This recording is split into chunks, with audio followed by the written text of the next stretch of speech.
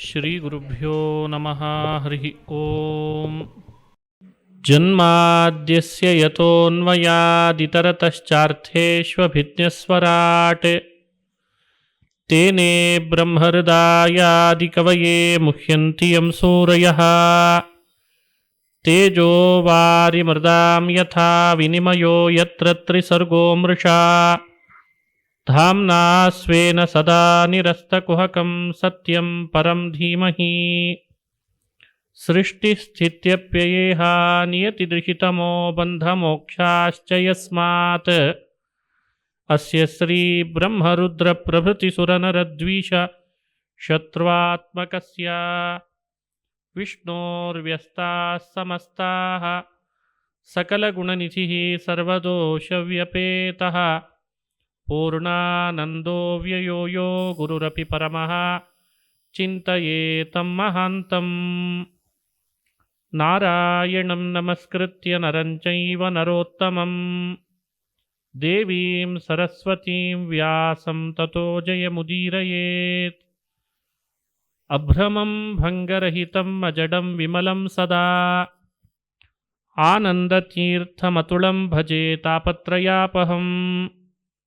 ಮೂಕೋಪಿ ಯತ್ಪ್ರಸಾದೇನ ಮುಕುಂದ ಶಯನಾಯತೆ ರಾಜರಾಜಾಯತೆ ರಿಕ್ತೋ ರಾಘವೇಂದ್ರಂ ತಮಾಶ್ರಯೇ. ಆಪಾದಮೌಲಿಪರ್ಯಂತಂ ಗುರುಣಾಮಾಕೃತಿಂ ಸ್ಮರೇತ್ ತೇನ ವಿಘ್ನಾಃ ಪ್ರಣಶ್ಯಂತಿ ಸಿದ್ಧ್ಯಂತಿ ಚ ಮನೋರಥಾಃ. ಶ್ರೀ ಹರಿವಾಯು ಗುರುಗಳ ಚರಣಾರವಿಂದಗಳಲ್ಲಿ ಭಕ್ತಿಪೂರ್ವಕ ಪ್ರಣಾಮಗಳನ್ನು ಅರ್ಪಿಸಿ ಶ್ರೀಮದ್ಭಾಗವತ ಮಹಾಪುರಾಣದ ದ್ವಿತೀಯ ಸ್ಕಂಧದಲ್ಲಿ ನಿನ್ನೆ ನಾವು ಬ್ರಹ್ಮನಾರದರ ಸಂವಾದವನ್ನು ಅನುಸಂಧಾನ ಮಾಡ್ತಾ ಬರ್ತಾ ಇದ್ವಿ. ಭಗವಂತ ಸೃಷ್ಟಿ ಯಾಕೆ ಮಾಡ್ತಾನೆ, ಸೃಷ್ಟಿಯಿಂದ ಪ್ರಯೋಜನ ಏನು ಅಂತ ವಿಷಯಗಳನ್ನು ತಿಳಿತಾ ಬಂದ್ವಿ. ಹಾಗೆ ಸೃಷ್ಟಿ ಹೇಗೆ ಮಾಡಿದ, ಅವ್ಯಕ್ತ ತತ್ವ, ಅದರಿಂದ ಮಹತ್ತತ್ವ, ಮಹತ್ತತ್ವದಿಂದ ಅಹಂಕಾರ ತತ್ವ, ಅಹಂಕಾರ ತತ್ವಗಳಲ್ಲಿ ಮೂರು ಪ್ರಭೇದ: ವೈಕಾರಿಕ, ತೈಜಸ, ತಾಮಸ. ವೈಕಾರಿಕ ಅಹಂಕಾರದಿಂದ ತತ್ವದೇವತೆಗಳನ್ನು, ತೈಜಸ ಅಹಂಕಾರದಿಂದ ಇಂದ್ರಿಯಗಳನ್ನು, ತಾಮಸ ಅಹಂಕಾರದಿಂದ ಪಂಚಭೂತಗಳನ್ನು ಸೃಷ್ಟಿ ಮಾಡಿದ. ಆಮೇಲೆ ಅಂಡ ಸೃಷ್ಟಿ ಮಾಡಿ ಬ್ರಹ್ಮಾಂಡ ಅಂತ ಮಾಡಿದ. ಚತುರ್ಮುಖ ಬ್ರಹ್ಮದೇವರಿಗೆ ಮುಂದಿನ ಸೃಷ್ಟಿ ನೀನು ಮಾಡು ಅಂತ ಆದೇಶ ಮಾಡಿದ್ದಂತೆ. ಬ್ರಹ್ಮದೇವರು ಸೃಷ್ಟಿ ಕಾರ್ಯ ಬೇಡ ಅಂತಂದರು. ಮೊದಲು ಸೃಷ್ಟಿ ಮಾಡಿದರೆ ಆ ಮಾಡಿದ ವಸ್ತುವಿನ ಮೇಲೆ ಅಭಿಮಾನ ಉಂಟಾಗ್ತದೆ. ಅಭಿಮಾನದಿಂದ ಮನುಷ್ಯ ಸಾಧನದಿಂದ ದೂರನಾಗ್ತಾನೆ. ಹಾಗಾಗಿ ಸೃಷ್ಟಿ ನಾನು ಮಾಡಲಾರೆ ಎಂದ್ರಂತೆ ಮೊದಲು ಚತುರ್ಮುಖ. ಬ್ರಹ್ಮದೇವರಿಗೆ ಭಗವಂತ ಉಪದೇಶ ಮಾಡಿದ, ಸೃಷ್ಟಿ ನೀನೇ ಮಾಡಬೇಕು, ಆದರೆ ಮಾಡಿದ ಸೃಷ್ಟಿ ನಿನಗೆ ಬಂಧಕ ಆಗಲ್ಲ, ನಾನೊಂದು ಅನುಸಂಧಾನ ಹೇಳ್ಕೊಡ್ತೇನೆ, ಅದನ್ನು ಇಟ್ಕೊಂಡು ಮಾಡು ಅಂತಂದ್ರಂತೆ. ಏನು ಅನುಸಂಧಾನ? ಭಾಗವತವನ್ನು 4 ಶ್ಲೋಕದಲ್ಲಿ ಹೇಳಿದ್ದಂತೆ ನಾರಾಯಣ. ಆವಾಗ 4 ಶ್ಲೋಕ ಸಾಕಾಯಿತು ಬ್ರಹ್ಮದೇವರಿಗೆ. ಅಹಮೇವಾಸಮೇವಾಗ್ರೇ ನಾನ್ಯದ್ಯತ್ ಸದಸತ್ಪರಂ ಪಶ್ಚಾದಹಂ ತ್ವಮೇತಚ್ಚ ಯೋವಶಿಷ್ಯೇತ ಸೋಸ್ಮ್ಯಹಂ. ನೋಡಿ, ಇದು 4 ಶ್ಲೋಕದಲ್ಲಿ ಭಾಗವತ ಹೀಗೆ ಪ್ರಾರಂಭ ಆಗ್ತದೆ. ಇದರ ಸಾರ ಏನು ಅಂದರೆ, ನಾರಾಯಣ ಹೇಳ್ತಾನೆ, ನೀನು ಮಾಡೋ ಪ್ರತಿ ಕಾರ್ಯದ ಹಿಂದೆ ನಾನಿದ್ದೇನೆ ಅನ್ನೋ ಅನುಸಂಧಾನ ನಿನಗಿರಲಿ ಅಂತಂದಂತೆ. ಬ್ರಹ್ಮದೇವರಿಗೆ ಹೇಳಿದ ಮಾತು, ಯಾವುದೇ ಕೆಲಸ ಮಾಡು, ಸೃಷ್ಟಿ ಮಾಡು, ಅದನ್ನು ವಿಸ್ತಾರ ಮಾಡು, ಬೇರೆ ಬೇರೆ ಪದಾರ್ಥಗಳನ್ನು ಹುಟ್ಟಿಸು, ಆದರೆ ಹುಟ್ಟಿಸಿದ ಪದಾರ್ಥದ ಹಿಂದೆ ನೀನು ಸ್ವತಂತ್ರನಲ್ಲ, ನಿನ್ನ ಹಿಂದೆ ನಾರಾಯಣನಿದ್ದಾನೆ. ಅವನ ಅಸ್ತಿತ್ವ ಯಾವಾಗಲೂ ನಿನ್ನ ಹಿಂದಿದೆ, ಅವನ ಕರ್ತೃತ್ವ ಯಾವಾಗಲೂ ಇದೆ. ಅವನಿದ್ದಾನೆ ಅಂತ ನೀನು ಯಾವುದಾದ್ರೂ ಕಾರ್ಯದಲ್ಲಿ ತೊಡಗಲಿಕ್ಕೆ ಆಗ್ತದೆ. ವೇದಗಳಲ್ಲಿ ಈ ರಹಸ್ಯ ಹೇಳಿದೆ. ನರತೆ ತ್ವತ್ಕ್ರಿಯತೆ ಕಿಂಚನಾರೇ. ಒಂದು ಹುಲ್ಕಡ್ಡಿ ಅಳಗಾಡ್ತದೆ ಅಂದರೆ ನಮಗೇನು ಅನ್ನಿಸ್ತದೆ? ಗಾಳಿ ಬಂತು ಅಳಗಾಡ್ತು ಅಂತ. ಆದರೆ ವೇದ ಹೇಳ್ತದೆ ಆ ಅಳಗಾಡದ ಹಿಂದೆ ದೇವರು ಅಳಗಾಡಿಸಿದಾನೆ ಅಂತ ತಿಳಿಬೇಕಂತ. ಹುಲ್ಕಡ್ಡಿ ಅಳಗಾಡಿಸೋದ್ರ ಹಿಂದೆಯೂ ದೇವರಿದ್ದಾನೆ ಅಂತ ವಿವರಣೆ ಕೊಟ್ಟ ಮೇಲೆ ಇನ್ನು ಲೋಕದಲ್ಲಿ ನಡೀತಾ ಇರುವಂಥ ಪ್ರತಿ ಕಾರ್ಯದ ಹಿಂದೆ ದೇವರಿದ್ದಾನೆ ಅಂತ ಪ್ರತ್ಯೇಕ ಹೇಳಬೇಕಾ? ತೇನ ವಿನ ತೃಣಮಪಿ ನ ಚಲತಿ ಅಂತಾರೆ. ತೇನ ವಿನ ಆ ಭಗವಂತ ಪ್ರೇರೇಪಿಸದೆ ಹೋದರೆ ತೃಣಮಪಿ ನ ಚಲತಿ, ಹುಲ್ಲೂ ಅಳಗಾಡ್ಲಾರ್ದು. ನಮ್ಮ ತಿಳುವಳಿಕೆ ಇದೆ, ಹುಲ್ಲು ಯಾಕೆ ಅಳಗಾಡ್ತು, ಗಾಳಿ ಬಂತು ಅಂತ. ವೇದ ತಿಳುವಳಿಕೆ ಕೊಡ್ತದೆ ಅಳಗಾಡಿಸಿದ್ರ ಹಿಂದೆ ದೇವರಿದ್ದಾನೆ ಅಂತ. ನೋಡಿ, ವೇದದ ವಿವರಣೆ ಕೊಟ್ಟದ್ದನ್ನು ಅರ್ಥೈಸ್ಕೊಳ್ಬೇಕು. ಮೊದಲು ಅನುಭವಕ್ಕೆ ಬರದೇ ಇರಬಹುದು. ಹುಲ್ಕಡ್ಡಿ ಅಳಗಾಡಿಸೋದ್ರ ಹಿಂದೆ ದೇವರಿದ್ದಾನೆ, ಸಮುದ್ರ ಬರೋದ್ರ ಹಿಂದೆ ದೇವರಿದ್ದಾನೆ, ನದಿ ಹರಿಯೋದ್ರ ಹಿಂದೆ ದೇವರಿದ್ದಾನೆ, ಆಕಾಶದಲ್ಲಿ ನಕ್ಷತ್ರಗಳು, ಸೂರ್ಯ, ಚಂದ್ರ ಅವುಗಳು ತಮ್ಮ ಕಕ್ಷೆಯಲ್ಲಿ ತಿರುಗಲಿಕ್ಕೆ ದೇವರಿದ್ದಾನೆ. ಇದೆಲ್ಲ ಮೊದಲು ನಮ್ಮ ಅನುಭವಕ್ಕೆ ಬರಲ್ಲ. ಯಾಕಂದರೆ ನಾವು ಏನು ಮಾಡಿದರೂ ವೈಜ್ಞಾನಿಕ ಕಾರಣಕ್ಕೆ ಹೇಳೋರು ಆಗಿಬಿಟ್ಟಿದ್ದೇವೆ ಇತ್ತೀಚೆಗೆ. ನಮಗೇನು ಬೇಕು ಅಂತ ಕೇಳಿದ್ರು ಸೈಂಟಿಫಿಕ್ ಆದ ರೀಸನ್ ಹೇಳಿ ಅಂತಾರೀಗ. ವೇದ ಋಷಿಗಳು, ಅದನ್ನು ಕಂಡುಕೊಂಡ ಋಷಿಗಳು, ತಪಸ್ವಿಗಳು ಸಾವಿರಾರು ವರ್ಷ ತಪಸ್ಸು ಮಾಡಿದ್ದಾರೆ ಗೆಡ್ಡೆ ಗೆಣಸು ತಿಂದುಕೊಂಡು. ಅವರು ಗುರುತ್ವಾಕರ್ಷಣದ ಬಗ್ಗೆ, ಮಳೆಗಳ ಬಗ್ಗೆ, ಮೋಡಗಳ ಬಗ್ಗೆ, ದೇವಲೋಕದ ಬಗ್ಗೆ, ಸ್ವರ್ಗದ ಬಗ್ಗೆ, ನರಕದ ಬಗ್ಗೆ ಎಷ್ಟು ಸಂಶೋಧನೆ ಮಾಡಿಕೊಂಡಿದ್ದಾರೆ, ತಿಳಿದಿದ್ದಾರೆ, ತಪಸ್ಸು ಮಾಡಿ ತಿಳಿದಿದ್ದಾರೆ. ಆದರೆ ನಮಗೆ ಆ ವಿಶ್ವಾಸ ಇಲ್ಲ. ಈಗ ಅದು ಅಳಗಾಡ್ತಾ ಇದೆ. ಏನು ಕೇಳಿದ್ರು ಸೈಂಟಿಫಿಕ್ ರೀಸನ್ ಹೇಳು ಅಂತಾರೆ. ನಾವು ಆ ಗಾಳಿ ತಾಗಿಸ್ಕೋಬಾರ್ದು. ಅದೊಂದು ಬಿರುಗಾಳಿ ಇದ್ದ ಹಾಗೆ ಯಾವಾಗಲೂ. ಅದು ಬರ್ತಾ ಬಿರುಗಾಳಿ ಜಾಸ್ತಿ ಆಯಿತು ಅಂದರೆ ಈ ಶ್ರದ್ಧೆ ಅನ್ನೋ ಸಣ್ಣ ಬಳ್ಳಿ ಅಳಗಾಡಿಬಿಡ್ತದೆ. ಇವತ್ತು ಆ ಸ್ಥಿತಿ ಬಂದಿದೆ. ಬ್ರಹ್ಮದೇವರ ಮಾತು ವೇದ ಉಪನಿಷತ್ತುಗಳ ಸಾರ. ಯಾವ ಕಾರ್ಯವೂ ಕೂಡ ಭಗವಂತನಿಲ್ಲದೆ ನಡಿಲಾರ್ದು ಅಂತಾರೆ. ಅವರಿಗೆ ಉಪದೇಶ ಮಾಡಿದ್ದು ನಾರಾಯಣ. ಇದೇ 4 ಶ್ಲೋಕದಲ್ಲಿ ಹೇಳುವ ಮಾತು.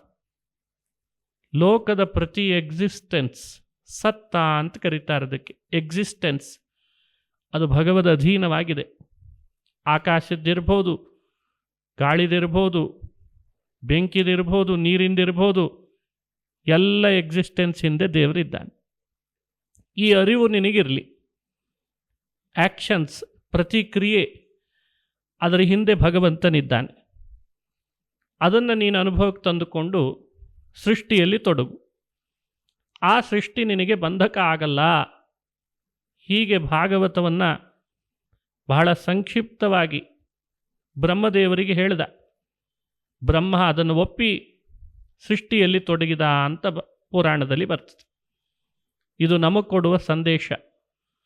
ನಾವು ಮಾಡ್ತಿರುವ ಪ್ರತಿ ಕಾರ್ಯಗಳಲ್ಲಿ ನಮ್ಮ ಹಿಂದೆ ಭಗವಂತನಿದ್ದಾನೆ ಅನ್ನೋ ವಿವೇಕದಿಂದ ಮಾಡಬೇಕು.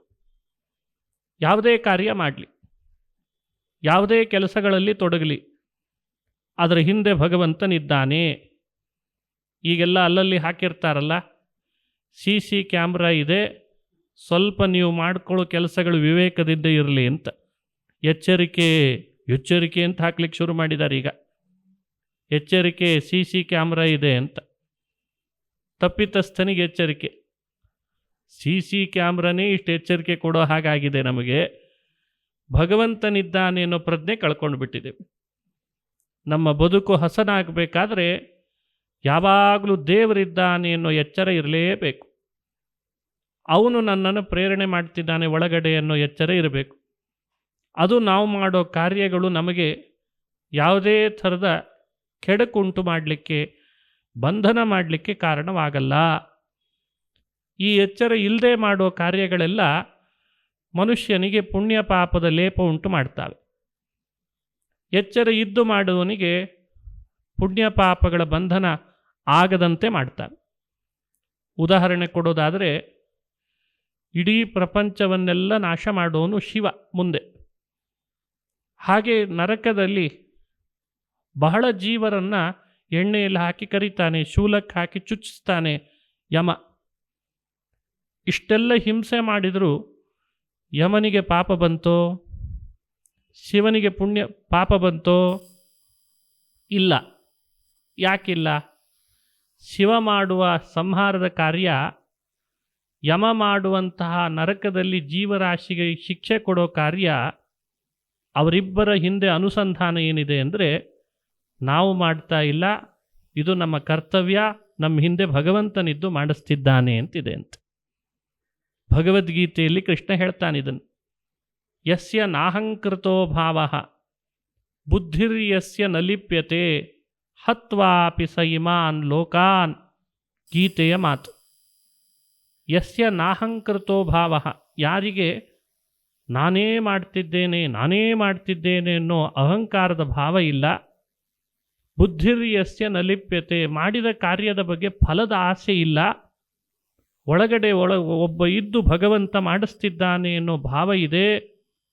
ಅವನು ಎಷ್ಟು ಜೀವರಾಶಿಗಳನ್ನು ಎಣ್ಣೆಯಲ್ಲಿ ಹಾಕಿ ಕರೆದರೂ, ಶೂಲಕ್ಕೆ ಚುಚ್ಚಿದ್ರು, ಜಗತ್ತನ್ನು ಸಂಹಾರ ಮಾಡಿದರೂ ಅವನಿಗೆ ಮಾತ್ರ ಯಾವುದೇ ಪಾಪದ ಲೇಪ ಇಲ್ಲ ಅಂತಾನೆ ಕೃಷ್ಣ. ಇದು ತತ್ವ. ನಾವು ಕೂಡ ಇದನ್ನು ಅಳವಡಿಸ್ಕೊಳ್ಳಿ ಅನ್ನಲಿಕ್ಕೆ ಈ ಸಂದೇಶ ಕೊಡ್ತದೆ. ಹೀಗೆ ಸೃಷ್ಟಿ ಮಾಡುವಾಗ ಬ್ರಹ್ಮ 4 ಶ್ಲೋಕದ ಭಾಗವತವನ್ನು ಕೇಳಿ ಭಗವಂತನ ಅಸ್ತಿತ್ವವನ್ನು, ಕರ್ತೃತ್ವವನ್ನು ತಿಳಿದು ಸೃಷ್ಟಿ ಮಾಡಲಿಕ್ಕೆ ತೊಡಗಿದ. ನೋಡಿ, ಅವರಿಗೆ 4 ಶ್ಲೋಕ ಸಾಕಾಯಿತು. ಆಮೇಲೆ ಅದನ್ನು ವಿಸ್ತಾರ ಮಾಡಿದರು. 50 ಶ್ಲೋಕದಷ್ಟಾಯ್ತಂತೆ. ಇದು ಸಾಲಲ್ಲ ಅಂತಾಯಿತು. ನಾರದರು ಬ್ರಹ್ಮದೇವರಿಗೆ ಕೇಳ್ತಾರೆ, ನೀವು 4 ಶ್ಲೋಕ ಹೇಳಿದ್ದು ಸಾಲಲ್ಲ, ಸ್ವಲ್ಪ ಜಾಸ್ತಿ ಬೇಕು ಅಂದರು. ಬ್ರಹ್ಮದೇವರಂದ್ರಂತೆ, ನನಗೆ ನಾರಾಯಣ ಹೇಳಿದ್ದು 4 ನನಗೆ ಸಾಕು, ಬೇರೆಯವರಿಗೆ ವಿಸ್ತಾರ ಬೇಕು ಅಂದರೆ ಕೆಳಗಡೆ ವೇದವ್ಯಾಸರಿದ್ದಾರೆ, ಅವ್ರ ಹತ್ರ ಹೋಗಿ ಕೇಳ್ಕೋ, ಜಾಸ್ತಿ ಮಾಡ್ತಾರೆ ಅಂತಂದ್ರಂತ. ಯಾಕಂದರೆ ಈಗ ಏನು ಕೇಳಿದ್ರು ಗೈಡ್ ಇದೆನಾ ಅಂತ ಕೇಳ್ತಾರೆ. ಈಗ ಟೆಕ್ಸ್ಟ್ ಬುಕ್ ಓದೋರು ಕಡಿಮೆ, ಎಲ್ಲ ಗೈಡ್ ಇಟ್ಕೊಂಡು ಓದಿ ಪಾಸ್ ಆಗೋರೇ ಜಾಸ್ತಿ. ಟ್ಯೂಷನ್ ಇಲ್ಲದೆ ಕಾಲೇಜಿಗೆ ಮಹತ್ವ ಇಲ್ಲ. ಈ ಸ್ಥಿತಿ ಇವತ್ತು ಬಂದಿದೆ. ಬ್ರಹ್ಮದೇವರು ಹೇಳಿದರು ನಾರದರಿಗೆ, ನೀವು ವ್ಯಾಸರನ್ನು ಪ್ರಾರ್ಥನೆ ಮಾಡಿಕೊಳ್ಳ್ರಿ, ಆ 4 ಶ್ಲೋಕ ವಿಸ್ತಾರ ಆಗಲಿ ಎಂದದ್ದಕ್ಕೆ 18,000 ಆಯ್ತಂತೆ. 4 ಇದ್ದದ್ದು 18,000 ಆಯಿತು. ಅಂದರೆ ತತ್ವ ಏನು? ಬಹಳ ಬುದ್ಧಿವಂತರಿಗೆ 4 ಮಾತಿನಲ್ಲಿ ಹೇಳಿದರೆ ತಿಳಿದು ಬಿಡ್ತದಂತೆ. ಈ ಮಧ್ಯಮ ವರ್ಗದವರಿಗೆ ಸ್ವಲ್ಪ ಜಾಸ್ತಿ ಬೇಕು. ದಡ್ರಿಗೆ ಎಷ್ಟು ಹೇಳಿದರೂ ಕಡಿಮೆ ಆಗ್ತದೆ ಅನ್ನಲಿಕ್ಕೆ ನಾವಾಗಿದ್ದೇವೆ ಅಂತ ಅರ್ಥ. ಅದರಲ್ಲಿಯೂ ತರತಮ ಭಾವ ಇದೆ ಅಂತ ತೋರಿಸಿದರು. ಆಮೇಲೆ ಬ್ರಹ್ಮದೇವರು ನಾರದರಿಗೆ ಉಪದೇಶ ಮಾಡ್ತಾ ಹೀಗೆ ತತ್ವಗಳನ್ನು ಹೇಳ್ತಾ ಬರ್ತಾರೆ. ಭಾಗವತದಲ್ಲಿ ಶುಕಾಚಾರ್ಯರು ಅದನ್ನು ಮುಂದುವರಿಸಿದರು ಸೃಷ್ಟಿಯ ಬಗ್ಗೆ ಹೇಳ್ತಾ. ಮೊದಲು ಬ್ರಹ್ಮದೇವರ ಸೃಷ್ಟಿಯಲ್ಲಿ 5 ಥರದ ಅವಿದ್ಯೆಯನ್ನು ಸೃಷ್ಟಿ ಮಾಡಿದ್ರಂತೆ. ತಮಸ್ಸು, ಮೋಹ, ಮಹಾಮೋಹ, ತಾಮಿಸ್ರ, ಅಂಧತಾಮಿಸ್ರ ಅಂತ 5 ಥರದ ತಪ್ಪು ತಿಳುವಳಿಕೆಗಳಲ್ಲಿ ವಿಭಾಗ ಇದೆ. ABCDE 5 ಥರದ್ದನ್ನು ಎಲ್ರಿಗೆ ಹಂಚೋ ಹಾಗೆ ಮಾಡಿದರು. ಮುಂದೆ ಸೃಷ್ಟಿಯಾಗುವ ಪ್ರಜೆಗಳಿಗೆಲ್ಲ ಇವುಗಳನ್ನು ಕೊಟ್ರಂತೆ. ತಮಸ್ಸು ಅಂದರೆ ತಪ್ಪು ತಿಳುವಳಿಕೆ, ತಮಸ್ಸು. ಮೋಹ, ಮಹಾಮೋಹ ಅಂದರೆ ಅದರದ್ದು ಮೇಲಿಂದಂತೆ. ಅಂದರೆ ತಪ್ಪು ತಿಳಿದಿರ್ತಾನೆ, ತಿಳಿದದ್ದನ್ನೇ ಸರಿ ಅಂತ ವಾದಿಸ್ತಾ ಇರುವಾಗ ಇನ್ಯಾರಾದರೂ ಬಂದು ಅಲ್ಲೋ ಅದನ್ನು ಯಾಕೆ ವಾದಿಸ್ತೀಯೋ, ಅದು ತಪ್ಪಲ್ವೇನೋ ಅಂದರೆ ಅದಕ್ಕೊಂದು ಕಾರಣ ಕೊಡ್ತಾನೆ ಮತ್ತೆ. ಅದು ಮಹಾಮೋಹ. ಹೀಗೆ ತಾಮಿಸ್ರ, ಅಂಧತಾಮಿಸ್ರ, ಅದರ ಮೇಲೆ ಆಗ್ರಹ. ನಾನು ತಿಳಿದದ್ದೇ ಸರಿ, ನಾನೇನು ಹೇಳಿದ್ನಲ್ಲ, ಪುಣ್ಯ ಇಲ್ಲ, ಪಾಪ ಇಲ್ಲ, ಅವೆಲ್ಲ ನೀವು ತಿಳ್ಕೊಂಡಿದ್ರಿ, ಅದು ತುಂಬ ಹಳೇ ಕಥೆ ಅವು. ಈ ಪುರಾಣ ಕೇಳಿ ಏನು ಮಾಡ್ತೀರಿ, ಏನು ಉಪಯೋಗ ಇಲ್ಲ ಇದರಿಂದ. ಯಾರಾದರೂ ಕೇಳಿದಾರ? ಅಷ್ಟು ಜನ ನೋಡಿ ದೊಡ್ಡ ದೊಡ್ಡ ಬಿಲ್ಡಿಂಗ್ ಕಟ್ಟಿಸಿದಾರಲ್ಲ, ಪುರಾಣ ಕೇಳಿ ಕಟ್ಟಿಸಿದ್ದ ಅವರೆಲ್ಲ. ಹೀಗೆ ಎಲ್ರಿಗೂ ಹೇಳೋದು, ತಾನು ತಿಳ್ಕೊಳ್ಳೋದು, ತಿಳಿದದ್ದನ್ನು ಸಮರ್ಥನೆ ಕೊಡೋದು, ಸಮರ್ಥನೆ ಕೊಡೋದಲ್ದೇನೆ ಅದಕ್ಕೆ ಕಾರಣವನ್ನು ಹೇಳಿ ಆಗ್ರಹಿಸೋದು, ತಾನು ಆಗ್ರಹ ಮಾಡೋದಲ್ಲದೆ ಮತ್ತೊಬ್ಬರಿಗೂ ಅದನ್ನೇ ಅವಲಂಬಿಸ್ರಿ ಅಂತ ಹೇಳೋದು. ಮತ್ತೆ ಇವೆಲ್ಲ 5 ಥರದ ಅವಿದ್ಯೆ. ಇದನ್ನು ಬ್ರಹ್ಮದೇವರೇ ಸೃಷ್ಟಿ ಮಾಡಿದರು ಅಂತದೆ. ಕೆಲವರಿಗೆ ಪ್ರಶ್ನೆ ಬರ್ತದೆ, ಇವನ್ನೇ ಮಾಡದೇ ಇದ್ದಿದ್ರೆ ನಾವ್ಯಾಕೆ ಚೆನ್ನಾಗಿರ್ತಿದ್ವಲ್ಲ ಅಂತ. ನೋಡಿ, ಸೃಷ್ಟಿಯಲ್ಲಿ ನಮಗೆ ಬೇಡವಾದದ್ದು, ನಮಗೆ ತುಂಬ ಹಿಜಿಟೇಷನ್, ನಮಗೆ ಬೇಡವಾದದ್ದು ಬಹಳ ಸೃಷ್ಟಿಯಾಗಿದೆ. ಯಾಕೆ ಮಾಡಿದ ದೇವರು ಅಂತ ಭಗವಂತನ ಮೇಲೆ, ಬ್ರಹ್ಮನ ಮೇಲೆ ಒಂದು ಆಕ್ಷೇಪ ಇದೆ. ಒಳ್ಳೆಯದನ್ನೇ ಸೃಷ್ಟಿ ಮಾಡಿಬಿಟ್ಟಿದ್ರೆ ನಾವೆಲ್ಲ ಒಳ್ಳೆಯವರಾಗೇ ಇದ್ಬಿಡ್ತಿದ್ವಿ. ಅದಕ್ಕೇನು ಉತ್ತರ? ಪುರಾಣಗಳನ್ನು ಆಳವಾಗಿ ಅಧ್ಯಯನ ಮಾಡಿದಾಗ ಅದು ಅರ್ಥ ಆಗ್ತದೆ. ಭಗವಂತನ ಸೃಷ್ಟಿಯಲ್ಲಿ ಬರೋ ಜೀವರಿದ್ದಾರಲ್ಲ, 3 ಥರ ಇದ್ದಾರಂತೆ. 3 ಥರದ ಜೀವರಿಗೂ ಭಗವಂತ ಸಾಧನೆ ಆಗಲಿ ಅಂತ ಇಚ್ಛೆ ಪಟ್ಟಿದ್ದಾನೆ. ನಿನ್ನೆ ಹೇಳುವ ವರ್ಷನ್ ಇತ್ತಲ್ಲ, ಅದಕ್ಕಿಂತ ಸ್ವಲ್ಪ ಮುಂದಿನ ವರ್ಷನ್ ಇದು. ಈ ಮುಂದಿನ ವರ್ಷನನ್ನು ಚೆನ್ನಾಗಿ ಅನುಸಂಧಾನ ಮಾಡಬೇಕು. ಆ 3 ಥರದವರು ಹೇಗಿದ್ದಾರೆ ಅಂತ ತಿಳಿಬೇಕು.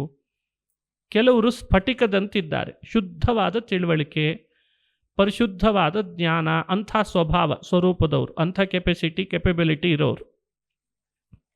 ಇನ್ನೊಂದಿದೆ ಬಿ, ಸ್ವಲ್ಪ ತಿಳುವಳಿಕೆ, ಸ್ವಲ್ಪ ತಪ್ಪು ತಿಳುವಳಿಕೆ.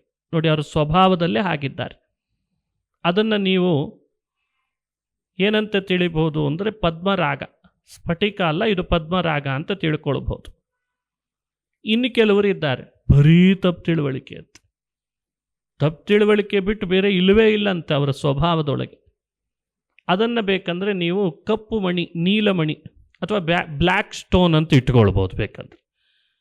ಹೀಗೆ ಸ್ಫಟಿಕದಂತೆ ಜೀವರು, ಕೆಂಪು ಮಣಿಗಳಂತೆ ಜೀವರು, ಕಪ್ಪು ಮಣಿಗಳಂತೆ ಜೀವರು. ಅವರವರ ಸ್ವಭಾವಕ್ಕನುಗುಣವೇ ಅವರಿಗೆ ಸಾಧನೆ ಆಗಬೇಕು. ಸುಖದೇ ಸ್ಫಟಿಕದಂತಿರೋರ ಸ್ವರೂಪದೊಳಗೆ ಸುಖನೇ ಇದೆ ಅಂತ. ಯಾರು ಕೆಂಪು ಮಣಿ ಅಂತಿದ್ದಾರಲ್ಲ, ಅವರಲ್ಲಿ ಸುಖ ದುಃಖ ಎರಡೂ ಮಿಶ್ರಣ ಇದೆ ಅಂತೆ ಸ್ವರೂಪದಲ್ಲಿ. ಯಾರು ಕಪ್ಪು ಮಣಿ ಅಂತಿದ್ದಾರಲ್ಲ, ಅವರಲ್ಲಿ ದುಃಖ ಮಾತ್ರ ಇದೆ ಅಂತ. ಈಗ ಇವರು ಎಲ್ಲರಿಗೂ ಸಾಧನೆ ಆಗಬೇಕು ಅಂತ ಸಂಕಲ್ಪಿಸಿದವನು ಭಗವಂತ, ಇಚ್ಛಿಸಿದವನು. ಅದಕ್ಕೆ ಆತ ಏನು ಮಾಡ್ತಾನೆ, ಸೃಷ್ಟಿಗೆ ತರುವಾಗ ಎಲ್ಲರನ್ನ ತರ್ತಾನೆ. 3 ಥರದವರನ್ನು ತರ್ತಾನೆ. ಯಾರು ಅಂತ ಈಗಲೇ ನಮ್ಮ ಯಾರಿಗೂ ಗೊತ್ತಾಗಲ್ಲ. ಅವನಿಗೆ ಗೊತ್ತಿದೆ, ನಮಗೆ ಗೊತ್ತಿಲ್ಲ. ಅವನಿಗೆ ಗೊತ್ತು. ಅದಕ್ಕೆ ಆತ ಏನು ಮಾಡ್ತಾನೆ, ಅವನಿಗೆ ಅರ್ಹತೆಗೆ ಅನುಗುಣ ಅವನಿಗೆ ಸಾಧನೆ ಆಗಲಿಕ್ಕೆ ಏನು ಬೇಕೋ ಎಲ್ಲ ಹುಟ್ಟಿಸಿದಾನಂತ, ಸೃಷ್ಟಿ ಮಾಡ್ತಾನಂತ. ಹಾಗಾಗಿ ತಪ್ಪು ತಿಳುವಳಿಕೆನೂ ಬೇಕು, ಸರಿಯಾದ ತಿಳುವಳಿಕೆಗಳೂ ಬೇಕು. ಒಳ್ಳೆಯವರು ಅಂತ ಅನಿಸ್ಕೊಂಡವರು ಸರಿಯಾದ ತಿಳುವಳಿಕೆಯನ್ನು, ಕೆಟ್ಟವರು ಅಂತ ಅನಿಸ್ಕೊಂಡವರು ತಪ್ಪು ತಿಳುವಳಿಕೆಯನ್ನು, ಮಧ್ಯಮರು ಎರಡನ್ನೂ ಅವಲಂಬಿಸಿ ಅವರವರಿಗೆ ಅನುಗುಣ ಸಾಧನೆ ಮಾಡ್ತಾರಂತೆ. ಇದೇ ನೋಡಿ ಸೃಷ್ಟಿಯ ಮತ್ತೊಂದು ವಿವೇಕ. ನಮಗೇನು ಅನ್ನಿಸ್ತದೆ, ಈ ತಪ್ಪು ತಿಳುವಳಿಕೆನೇ ಸೃಷ್ಟಿ ಮಾಡದೆ ಹೋಗಿದ್ರೆ ನಾವೆಲ್ಲ ಒಳ್ಳೆಯವರಾಗಿ ಬಿಡ್ತಿದ್ವಿ, ನಾವು ಯಾವಾಗಲೂ ಚೆನ್ನಾಗಿರ್ತಿದ್ವಿ ಅಂತ ನಮ್ಮ ಕಲ್ಪನೆ. ನಮಗೆ ಲೀಡರ್ಶಿಪ್ ಕ್ವಾಲಿಟಿ ಇಲ್ಲ ಅಂತ ಅರ್ಥ ಹಿಂಗೆ ಯೋಚನೆ ಮಾಡಿದರೆ. ಭಗವಂತ ಲೀಡರ್, ಅವನಿಗೆ ಗೊತ್ತಿದೆ ತಪ್ಪು ತಿಳುವಳಿಕೆಯನ್ನೇ ಅವಲಂಬಿಸಿ ತಪ್ಪುದಾರಿಗೆ ಹೋಗಿ ದುಃಖವನ್ನೇ ಅನುಭವಿಸಬೇಕಾದ ಜೀವರಿದ್ದಾರಲ್ಲ, ಅವರನ್ನು ನಾವು ಕರ್ಕೊಂಡು ಹೋಗ್ಲಿಕ್ಕಾಗ್ತದಾ? ದೇವರು ಅವರನ್ನು ಅಲ್ಲಿಗೇ ಕರ್ಕೊಂಡು ಹೋಗಬೇಕಾಗಿದೆ. ಅದಕ್ಕೆ ಅವರಿಗೋಸ್ಕರ ಅದನ್ನು ಮಾಡಿರ್ತಾನೆ. ಇನ್ನು ಕೆಲವರಿಗೆ ಎರಡನ್ನೂ ಅವಲಂಬಿಸಿ ಅವರು ಆ ದಾರಿಯಲ್ಲಿ ಹೋಗಬೇಕು. ಇದನ್ನು ಬೇರೆ ಬೇರೆ ಶಬ್ದಗಳಿಂದ ಫಿಲಾಸಫಿಯಲ್ಲಿ ಹೇಳ್ತದೆ, ವೇದಗಳಲ್ಲಿ, ವೇದಾಂತಗಳಲ್ಲಿ ಹೇಳ್ತದೆ ಈ ವಿಭಾಗವನ್ನು. ಮುಕ್ತಿಯೋಗ್ಯರು, ಸಂಸಾರಿಗಳು, ನಿತ್ಯ ಸಂಸಾರಿಗಳು, ತಮೋಯೋಗ್ಯರು ಅಂತ ಒಂದು ಕಡೆಯಲ್ಲಿ ವಿಭಾಗ ಮಹಾನುಭಾವರು ತೋರಿಸಿದ್ದಾರೆ. ಈ ವಿಭಾಗ ಇನ್ನೊಂದು ಹೆಸರಿನಿಂದ ಕರೆದ್ರು, ಸುಖ ಸ್ವರೂಪಿಗಳು, ಸುಖ ದುಃಖ ಮಿಶ್ರ ಸ್ವರೂಪಿಗಳು, ದುಃಖ ಸ್ವರೂಪಿಗಳು ಅಂತ ವಿಭಾಗ ಇನ್ನೊಂದು ಕಡೆ ತೋರಿಸಿದ್ರು. ನೀವು ಯಾವುದಾದ್ರೂ ಶಬ್ದದಿಂದ ಕರ್ಕೊಳ್ಬೋದು. ಈ ರಹಸ್ಯವನ್ನು ಅರ್ಥಕೊಂಡ್ರೆ ಪುರಾಣಗಳೆಲ್ಲ ಚೆನ್ನಾಗಿ ಅರ್ಥ ಆಗ್ಲಿಕ್ಕೆ ಶುರುವಾಗ್ತದೆ. ಹಾಗಾಗಿ ಸೃಷ್ಟಿಯ ಬಗ್ಗೆ ಅವಿದ್ಯೆ ಸೃಷ್ಟಿ ಮಾಡಿದ ಅಂತನ್ನೋದು ಸರಿನೇ. ವಿದ್ಯೆಗೆ ಬೇಕಾದ ವಿದ್ಯಾ ಸಾಧನ, ವೇದ ಮೊದಲಾದವುಗಳನ್ನು ಅಭಿವ್ಯಕ್ತಿಗೊಳಿಸಿದ ಅಂತ ಬರ್ತದೆ, ಅದು ಸರಿನೇ. ಯಾಕೆಂದರೆ ವಿದ್ಯೆಯನ್ನೇ ಅವಲಂಬಿಸಿ ಸರಿ ದಾರಿಗೆ ಹೋಗೋರು ಇದ್ದಾರಲ್ಲ, ಅವರಿಗೆ ಅದನ್ನು ಸೃಷ್ಟಿ ಮಾಡಿ ಕೊಟ್ಟಂತೆ. ಆಶ್ಚರ್ಯ. ಹೀಗೆ ಪುರಾಣ ಹೇಳುವಾಗ ಮೊನ್ನೆ ಒಬ್ಬರು ಕೇಳಿದರು, ಈ 3ರಲ್ಲಿ ನಾವೆಲ್ಲಿದ್ದೇವೆ ಹೇಳ್ರಿ ಅಂತಂದ್ರು ಅವರು. ಅದನ್ನು ತಿಳ್ಕೊಳ್ಳಿಕ್ಕೆ ಇಷ್ಟು ಅಧ್ಯಯನ, ಪುರಾಣ, ಶ್ರವಣ ಎಲ್ಲ ನಡೀತಾ ಇದೆ ಅಂತ. ಯಾರು ಯಾರು ಅಂತ ತಿಳಿದವನು ಮತ್ತೆ ಇಲ್ಲಿ ಇರಲಾರ, ಎಲ್ಲರ ಜೊತೆಗೆ ಅಷ್ಟು ಸುಲಭವಾಗಿ ಸಿಗಲಾರ. ಯಾರಿಗೂ ಇನ್ನು ತಿಳಿದಿಲ್ಲ ಅಂತ ನಾವೆಲ್ಲ ಇಲ್ಲೇ ಇದ್ದೇವಂತೆ.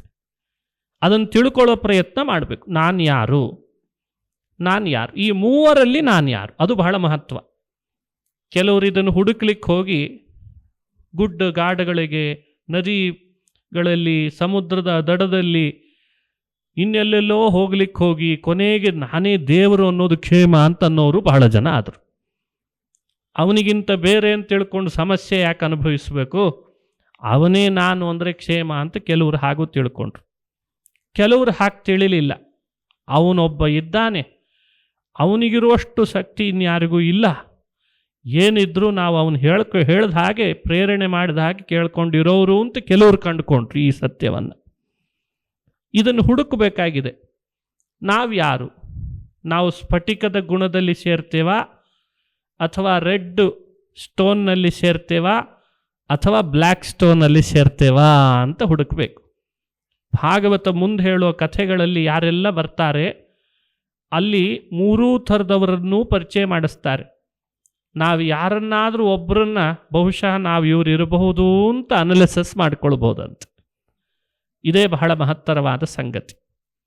ಸೃಷ್ಟಿ ಮುಂದುವರೆದಾಗ ಅವಿದ್ಯೆಯನ್ನು ಸೃಷ್ಟಿ ಮಾಡಿದ ಮೇಲೆ ಬ್ರಹ್ಮದೇವರು ತಮ್ಮ ಮನಸ್ಸಿನಿಂದ ಸೃಷ್ಟಿ ಮಾಡ್ತಾರೆ. ಮಾನಸ ಸೃಷ್ಟಿ ಅಂತ ಕರೀತಾರೆ ಅದಕ್ಕೆ. ಸನಕಂಚ ಸನಂದಂಚ ಸನಾತನ ಮಥಾತ್ಮಭೂಹು. ಸನಕ, ಸನಂದನ, ಸನಾತನ ಅಂತ ಅವರನ್ನು ಉದಾಹರಿಸ್ತದೆ. ನೀವು ಸೃಷ್ಟಿ ಮಾಡ್ರಿ ಅಂತ ಬ್ರಹ್ಮ ಅವರಿಗೆ ಹೇಳ್ದ. ಅವರಂತಾರೆ, ನಾವು ಸೃಷ್ಟಿ ಕಾರ್ಯದಲ್ಲಿ ಹೋಗಲ್ಲ, ನಾವು ಊರ್ಧ್ವರೇತಸ್ಕರಾಗ್ತೇವೆ, ಬ್ರಹ್ಮಚಾರಿಗಳಾಗಿರ್ತೇವೆ, ಅಖಂಡ ಭಗವಂತನ ಧ್ಯಾನ ಮಾಡ್ತೇವೆ ಅಂತ ಅವರು ಶಪಥ ಮಾಡಿದರು. ಬ್ರಹ್ಮದೇವರಂತಾರೆ, ಸೃಷ್ಟಿ ಮಾಡಿದ್ದೇ ನಿಮ್ಮನ್ನು ನಾನು, ನನಗೆ ವಿರುದ್ಧ ಮಾತನಾಡ್ತೀರಾ ಅಂತ. ಅವ್ರ ಮಾತು ಕೇಳಲಿಲ್ಲ. ನನಗೆ ವಿರುದ್ಧ ಮಾಡ್ತಾರೆ ಇವರು ಅಂತ ಅನಿಸಿ ಸಿಟ್ಟು ಬಂತು. ಅಂದ್ರೆ ಆವಾಗಿಂದ ಬಂದಿದೆ, ನಮ್ಮ ಮಕ್ಕಳು ನಮ್ಮ ಮಾತು ಕೇಳಲ್ಲ ಅಂತ. ನಾವೇ ಹುಟ್ಟಿಸಿದರೂ ನಮ್ಮ ಮಾತು ಕೇಳಲಿಲ್ಲ. ಆ ಕೂಡಲೇ ಸಿಟ್ಟು ಬ್ರಹ್ಮದೇವರ ಹುಬ್ಬಿನಿಂದ ಮತ್ತೊಂದು ಸೃಷ್ಟಿಗೆ ಕಾರಣ ಆಯ್ತಂತೆ. ನೋಡಿ, ದೊಡ್ಡವರಿಗೆ ಸೃಷ್ಟಿ ಮಾಡಲಿಕ್ಕೆ ಸಿಟ್ಟು ಒಂದು ಕಾರಣ ಆಗಿದೆ ಅನ್ನೋದು ರಹಸ್ಯ ಇಲ್ಲಿ. ಅದಕ್ಕೆ ಅವರು ಸಿಟ್ಟು ಮಾಡಿದರೆ ತಪ್ಪಲ್ಲ.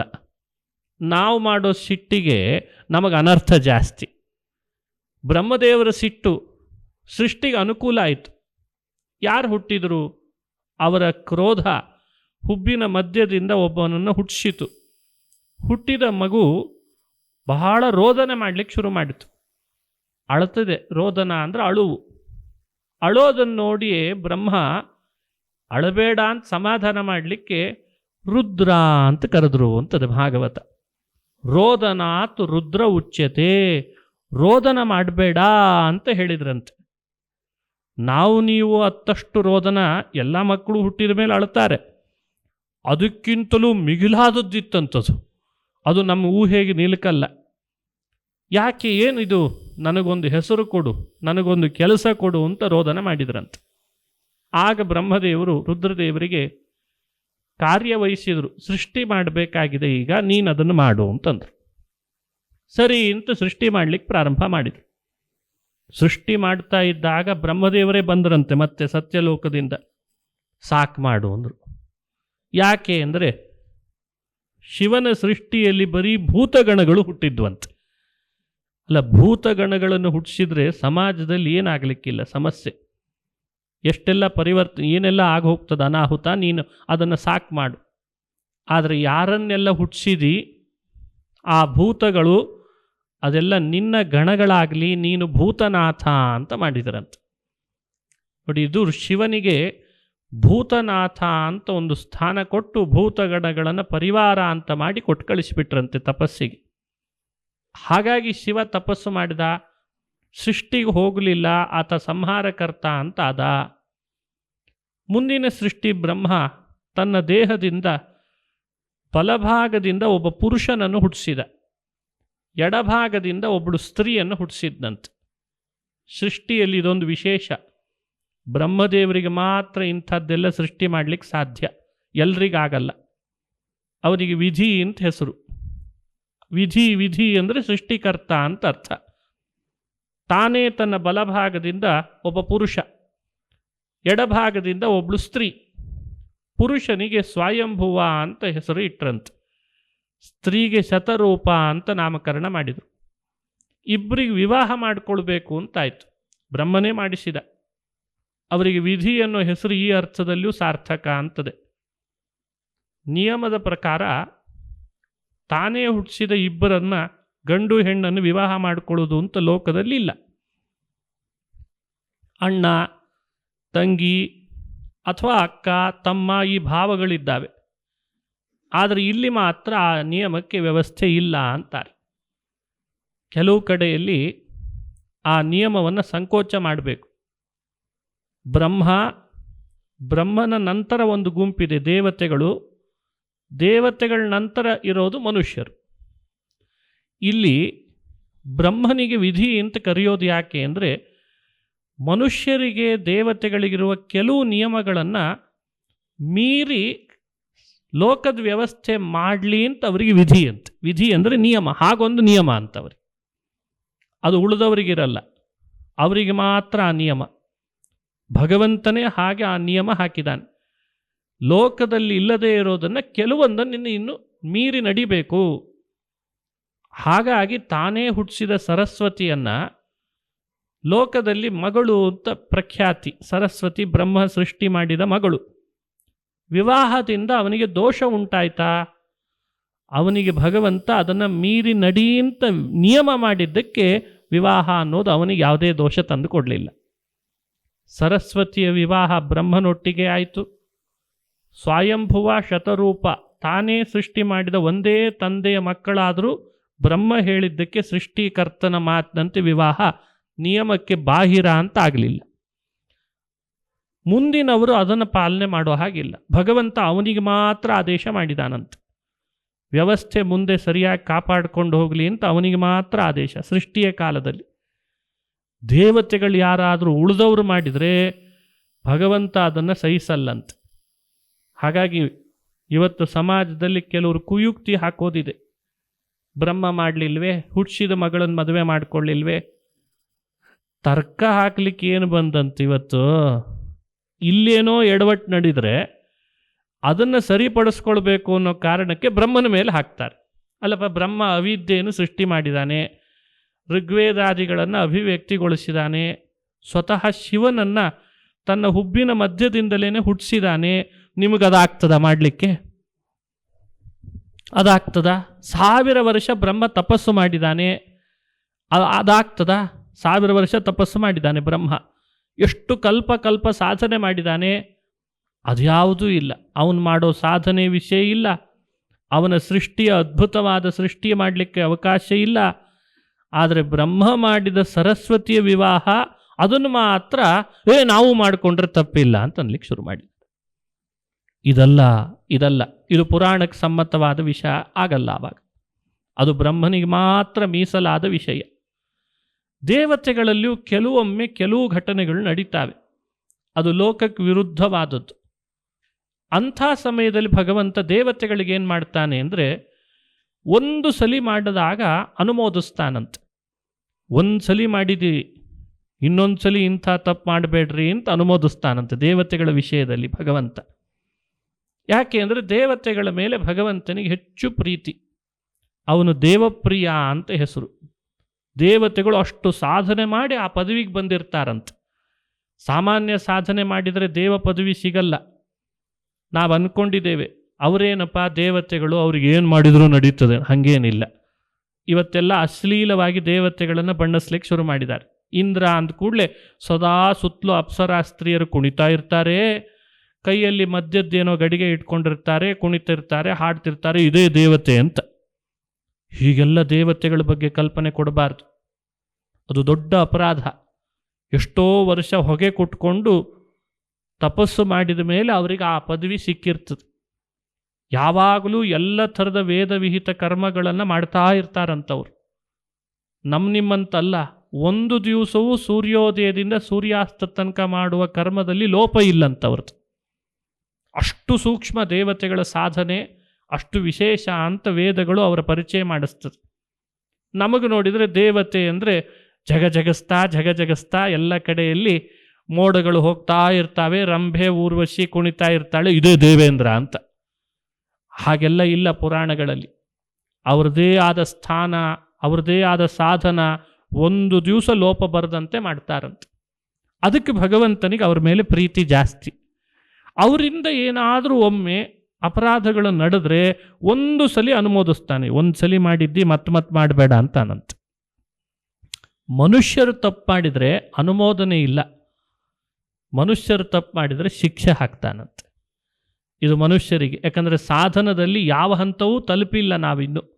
ದೇವತೆಗಳು ಒಂದು ಹಂತ ತಲುಪಿದ್ದಾರೆ, ಇದೇ ವ್ಯತ್ಯಾಸ ನೋಡಿ. ಬ್ರಹ್ಮ ಮಾಡಿದರೆ ಅವರಿಗೆ ಮಾಡು ಅಂತ ಭಗವಂತನೇ ಆದೇಶ ಮಾಡಿ ಮಾಡಿಸ್ತಾನೆ.